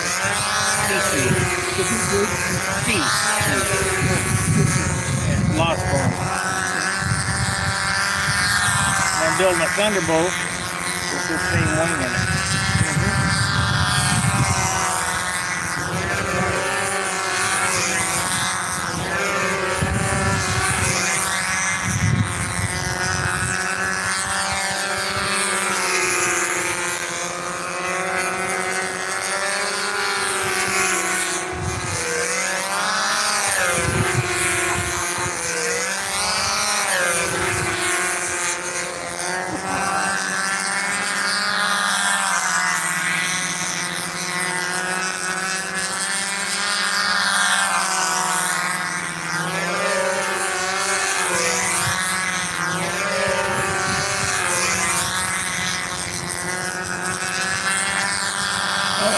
flight on that airplane. Oh, no kidding. Yeah, what are you gonna do? When you're out today. I was gonna fly it at the Nats this year, but I got to looking at the canopies and it's cloudy. Yeah, I don't want to do that. So we'll repair that. Next year. I have to have my flexible bud. I built 5 bubble tops, and this year I'm building a Razorback. Because I got my good buddy Dan to help me with the canopy. Is that a stick canopy on that? That is, yeah.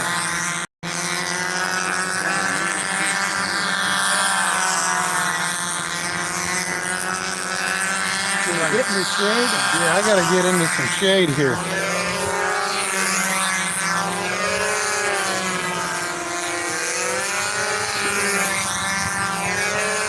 They just took over their tent. Yeah, I know it. I don't know who's sent John and John Parrott, yeah. that's how you get friends on a day like today. You just put up a tent. Phew. I called that guy. Guy's Page 70.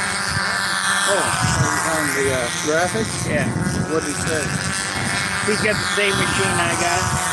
Okay. He can't go down that small. However, Does he know of anybody that he's going to do decals for me. Okay. Laser jet decals. But does he know anybody that can do what you want? Does he know how it's done? Or did you tell him that? He did. Yeah, I wasn't sure, but that's as close as I could figure that somebody might be able to help. Well, he lives by Zeroli, and you ever look at Zeroli airplanes? The day. Yeah, they're huge. So if he does a small set and it's like that, you know, I can do that. Yeah. But I need it like that.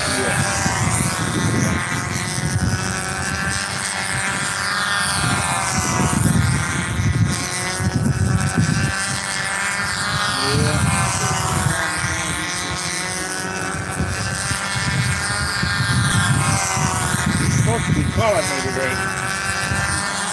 Marshall is his name.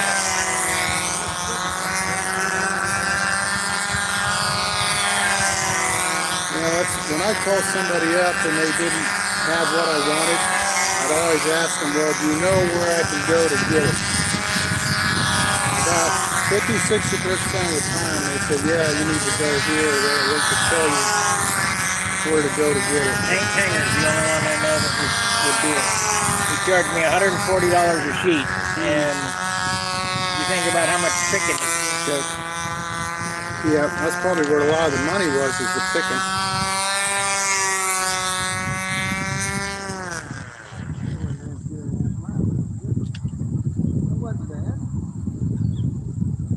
Set it down. There you go. The nose picking.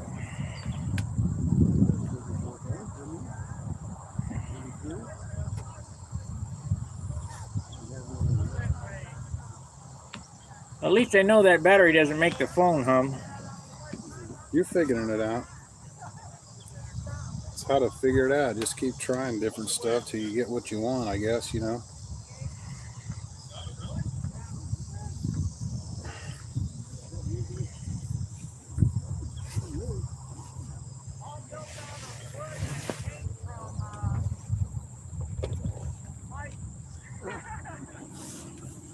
I feel like I need a nap. Me too. What happens when you get old? Nap time. When you really get old. Yeah. Yeah, great. Vince is fine. Can't remember his last. Well, you're just getting used to it. I mean, Bag of chips for $6. Felt like I hit it that time anyway. Bag of chips for $6.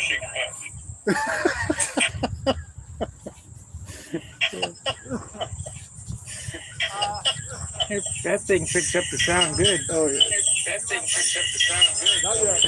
That's your fault. But it goes into endless. Good. I need a break. I'm gonna go back and keep drinking that pretty red water I had. you go. You know how to get friends out here on a day like today? Have shade.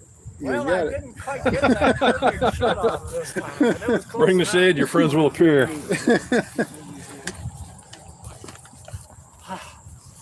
them all through. That's a hard part. When he was running that orange line out, I thought, I've never seen flying lines like that before. I got some in my flight pocket. Only mine are pink. And I thought, well, that's a brilliant idea. Keep people from walking. I got them in my flight pocket. Really? On a chalk line. Yeah, that's a good idea. Got a nut on one end and you throw it out there like a fishing lure. Holy cow. What do you think? Were you happy with that flight? I was very happy. I was awesome flight, wasn't it? I thought it was better than the other one. Yeah, me too. If you could have had the engine quit on this flight like you did the other, I would have been the man. It'll be You got it within 2 laps. That wasn't bad. No, 10 and seconds. it was good. The best thing is that it's no longer a rush. I have time to tack it. I have time to mess with it.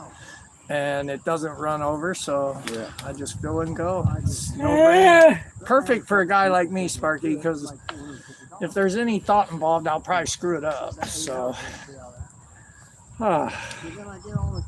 it is fun to fly, man. I got a hell of an adrenaline rush on that first one. When the engines quit like that, it was too much for me to bear. Yeah, I could tell. It's like dealing with a 12-year-old. My wife says I'm 12 going on 60. So, she's right. You're not 60 yet? I am 60, actually. I'll be 61 in September. So, guess I'm getting to be an old fart. They're all giving you guff, Sparky, saying he just goes home and builds airplanes. He don't go fly no more after work. Well, you know what I said to him? I said, yeah, you know what? 10 years ago, I used to go fly every night after work, and I flew 7 nights a week. And it showed. And now I'm like you. I get off of work, man. I gotta go home and take a nap. Me too. I sit in my chair and fall asleep for a half hour before I wake up. You know, Jerry, the guy I worked for, he passed away. And he was 2 years older than me. And he would say, come on, let's go out on Tuesday night and fly at the club meeting. It'll be fun. Yeah. He said, well, it's no big deal. Yeah, it's no big deal for you. You've been sitting in the office all day long, air conditioning. I've been sweating out here in the job. Yeah, and that's fortunately I do have a pretty cushy job now. My job's not like it used to be. But I had a lot more energy in my old world. I rode people down the river for 25 years. You know what? I say 80%, well, we'll use fishing population. 80% of the fishing population is obese. I know. Well, you're a fisherman. You need to talk to Dan Schaefer. He's a tournament fisher. Yeah, see, and I took guys fly fishing for steelhead and salmon and trout for like 25 years. You have to take that. You have outriggers on those boats or what? I'm a fly guy. I fish in the rivers. Waiters? Yeah, waiters in a boat. You know who you'd like to talk to? He used to fly Stunt, is Steve Starr. He makes custom fly rods. Yeah, nice. And custom, yeah, he's really into fly fishing. I bet he makes them better than me. But I've made a lot of nice rods. I just ain't into fancy wraps or anything, but I've made some very nice rods. But I like to look at the guys who are good at wrapping them because they put some, I mean, Sparky, one of the guys I know who makes fishing rods will weave American flags into thread rods. Don't ask me how the hell he did that, but pretty interesting stuff. How did you jerk that off the ground like that? Maybe it came up on its own. I feel like I almost did a good takeoff there too, didn't I? Almost. I didn't quite get the, I hit height too soon by about quarter lap. 15 feet. Yeah, it was. I missed it. I was like, damn, and I knew I missed it. What's the rule book say on from the takeoff point to the actual finding the right height? One lap. So where you take off, you should just reach your height right where it's released from. And I hit my height before I got to the judges, and they were sitting to the right of me where I released, so I missed it. But at least it was a gradual ride. It's It wasn't nasty. No, and it is actually really hard to do a good takeoff and a good landing. They're both hard. So give me points. I feel inverted flights are given, but it's hard to do anything to score a 40 in inverted. I had before. I've never scored anything like that on inverted. I have scored like maybe 2 perfect takeoffs. And someone gave me a 40 on a landing, but it was an FCM. So, you know. That was a gift from God then, wasn't it? Is Paul Kobe over here? Well, I feel FCM is Not, is he high flying or? scores. Yeah. I don't know him. That's I why feel I'm like asking. Bob up at our contest in Detroit does not score high. Okay. I feel like he's probably a little higher than that scoring, but like I don't score. Yeah, he's flying I don't fly 560s. I'm lucky to fly a 500. And I go to contests and get 560s. I'm like, But it's all relative. I mean, if they're It is. scoring you high and everyone else is, and that's Yes. just it. yeah, if everybody's on it, you know. But the trouble is, I mean, once you get to the Nats or FAI, you got to have the judges locked in. Well, and You know, consistency. yeah, you got to. See, my favorite judging example is with this guy last year. This guy named Doran kept complaining because he was getting such low scores on John Circle. That was the low circle. Because you had, what was your, the gentleman, the black gentleman who's with you? Daryl Harvin. Yeah, Daryl scores hard too. Daryl don't give nothing away. You can't compare And, one circle to the next on judging. He was complaining about these judges. It was so funny, and I kept saying to him, I said, you have to trust the judging process. They're scoring everything the same. Everyone's low on that circle. I'm low. We're all low on that circle. He got first in advanced after all his bitching, pissing, and moaning. And so I say it's a testament that the judging process does actually work pretty close. He was flying better than me, and there's no doubt. But I just thought it was funny. And maybe he wasn't flying better than me. I don't know. You guys were really dinging him on his loops because none of them were round, right? They were square round. When he was doing his ace, I thought he was doing square ace. I'm looking at him and going, that's great. Well, eggs, I mean, loops aren't eggs. Right. Or figure eights aren't potatoes. Right. They're not two D's back to back. Right. I feel I've got the D maneuver down. Although I think I'm getting a little better on my vertical, and I wasn't walking my loops as bad either, was I? You can never judge yourself. I know, but I'm trying to concentrate on not walking loops, and I feel I can kind of see that. And I did walk them a little, but I feel it's not near as bad as my I can't usual believe walk. Paul Kobe's going to make it through a full practice. Doing better. Well, I sure had my struggles with that today, didn't I? Those would be out in front of me. Come on, open it up. It's stalling the airplane. He likes the challenge. I did notice there's definitely some funniness up overhead. Yeah, I had some glitches up there. I was like, oh, I didn't know that was there. Fly what you got.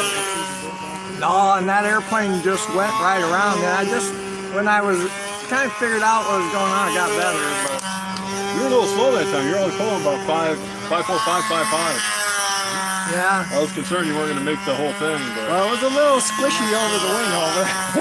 yeah. But it muddled through it. Lose 10 ounces on that airplane, perform good. Huh? Lose 10 ounces on that airplane, perform good. That's only one engine, that ain't bad. Just leave one engine up, put a 35 on it. That airplane should be in the 40s. Well, I wish it were, but like I say, I built it with wood from Michaels.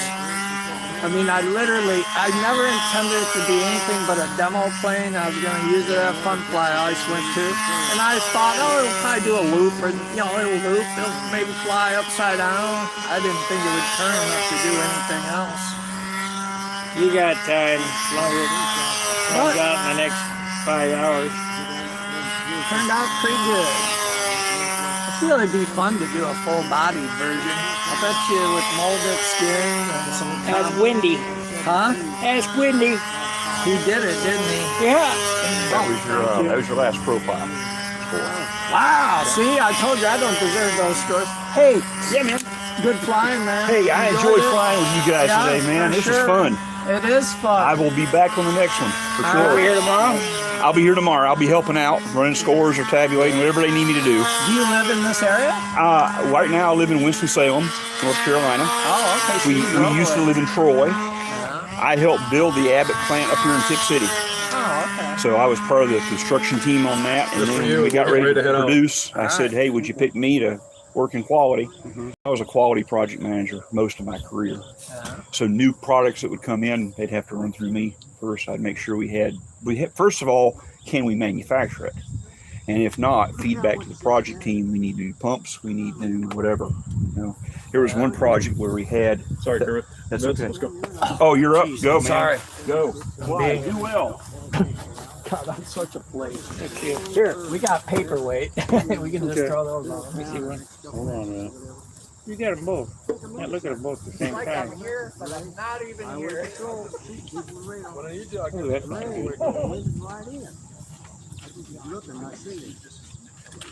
Only got one out now. 498 on that one. 498, 505 and 491.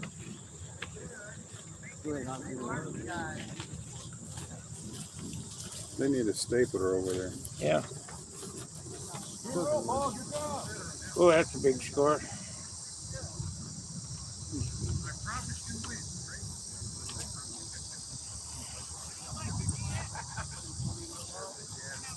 The same guy judged both flights? I know, that's what I thought. I had to look. No. Just the way it came out, I guess. 542. He's second place here.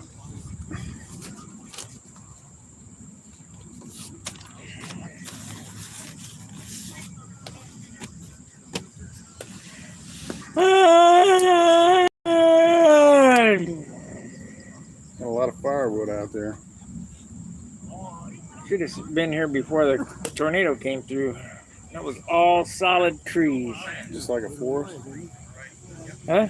Like a forest? Just Yeah, it was solid trees. And when the tornado came through, it stripped everything down and were just sticks sticking out of the ground. well, it must have really come tight to the ground. I mean, to Well, not, it took our porta potty and put it in the next county. really? Yeah, Wow. disappeared. Oh, wow. So that's where the porta potty stays all the time then, right? That's the location for it? Well, we used to have trees over here, two That's- big trees over here. That's what John said. You set up around the trees for Right. shade. We're in the same spot. Yeah. There's no trees. Well, just think of it this way. You don't have to worry about turbulence coming off the trees. Now it comes off those. Yeah. When the wind's blowing that way, it's okay. When it's blowing this way, it's terrible. Yeah. Well, it's like Lunken Airport, Cincinnati. You fly down in that little pit in the corner, you know, you're right there by the trees. Let's see, we got any more chatters? No. We got 14 watchers and 32 thumbs up. We've been running 4 hours and 6 minutes. How do you put this together now?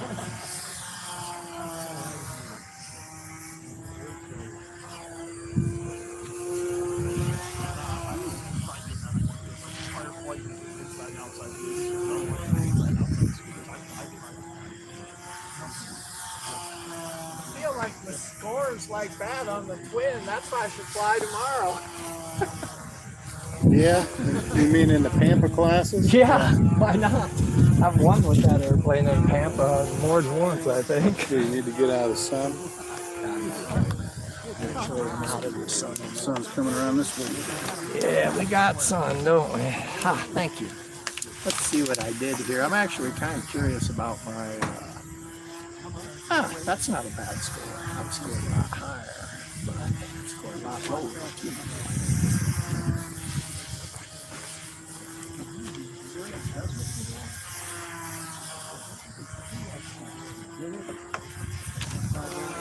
Whew. Now, what do we got here? Profile 505 is the first one. 595. 498. So I definitely upped the ante there. 542.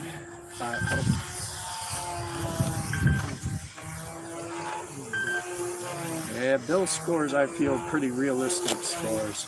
Slightly on the high side. But I feel Bill's scores are like in line, you know what I mean? Thing is, just But it's all relative. Yeah, the competitors are flying.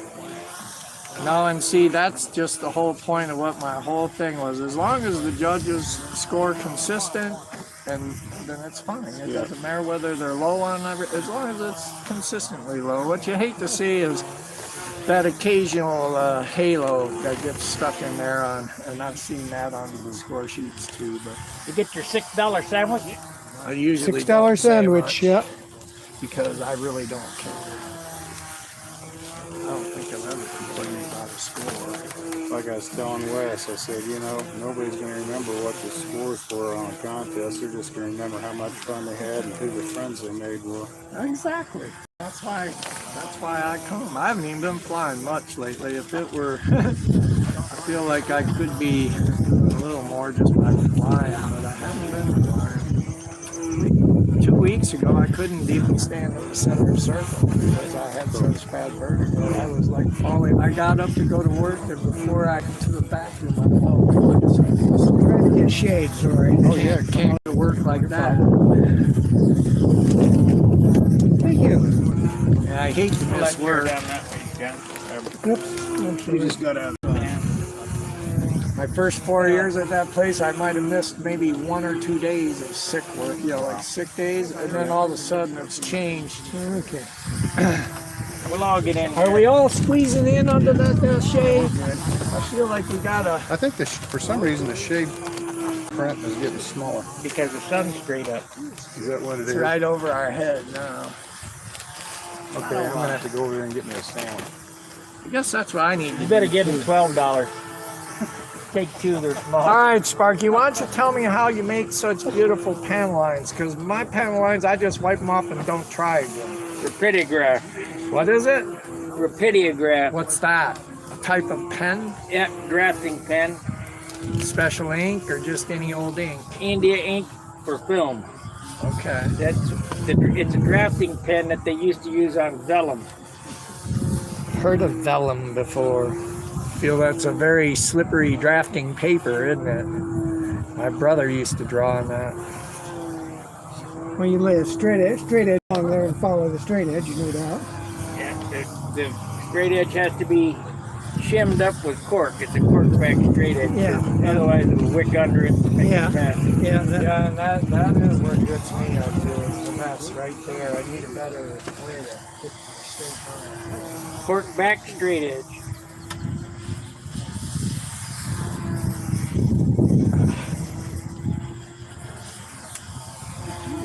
Go to all roll steel and make one of those. Buy a piece of broken steel, aluminum and put some cork on it. I wouldn't. Well, don't think that works good. Huh? No, just go buy a $6 3-foot. Are they actually that cheap? $6? Yeah. See, I could buy that at all roll steel for about 50 cents. Yeah, but it still won't be straight. Oh, because it will Because of twist the on shear. the brake. Yeah. Oh, I gotta go do something, even if it's wrong. Cork back ruler. I have one of those. I don't know what you mean by. Yeah, it's because you're a dumbass. We'll go on Amazon.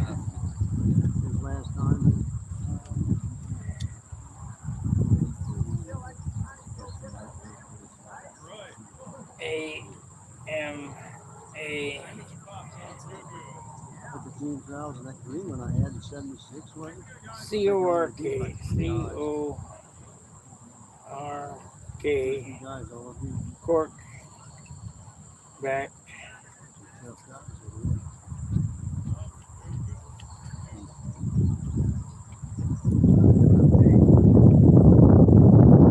Cork back ruler.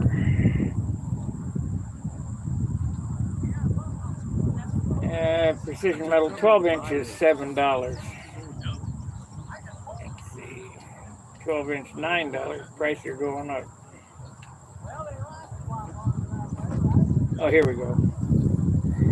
Westcott steel official ruler with slip cork base, 12-inch, $4.49. Precision, there we go. Berman precision metal ruler, 36-inch stainless cork back, $17.95. Prices are going up a little bit.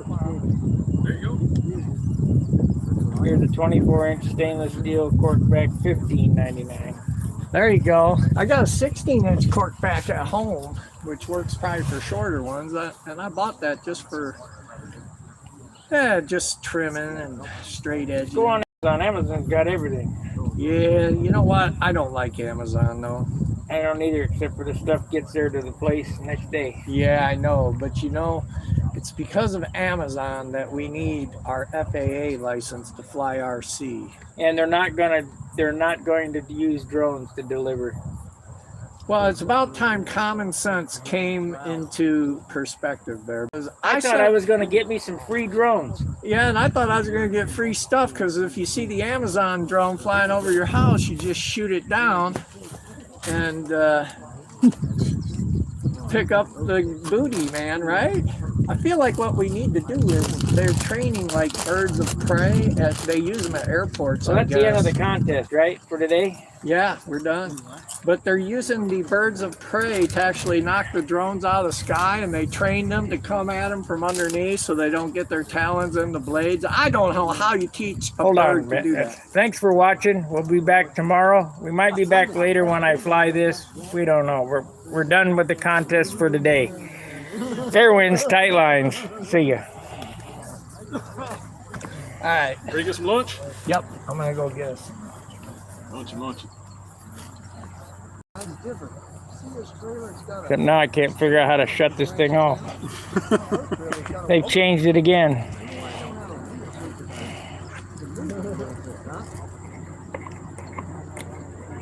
Oh, there it is. It's up there. And okay.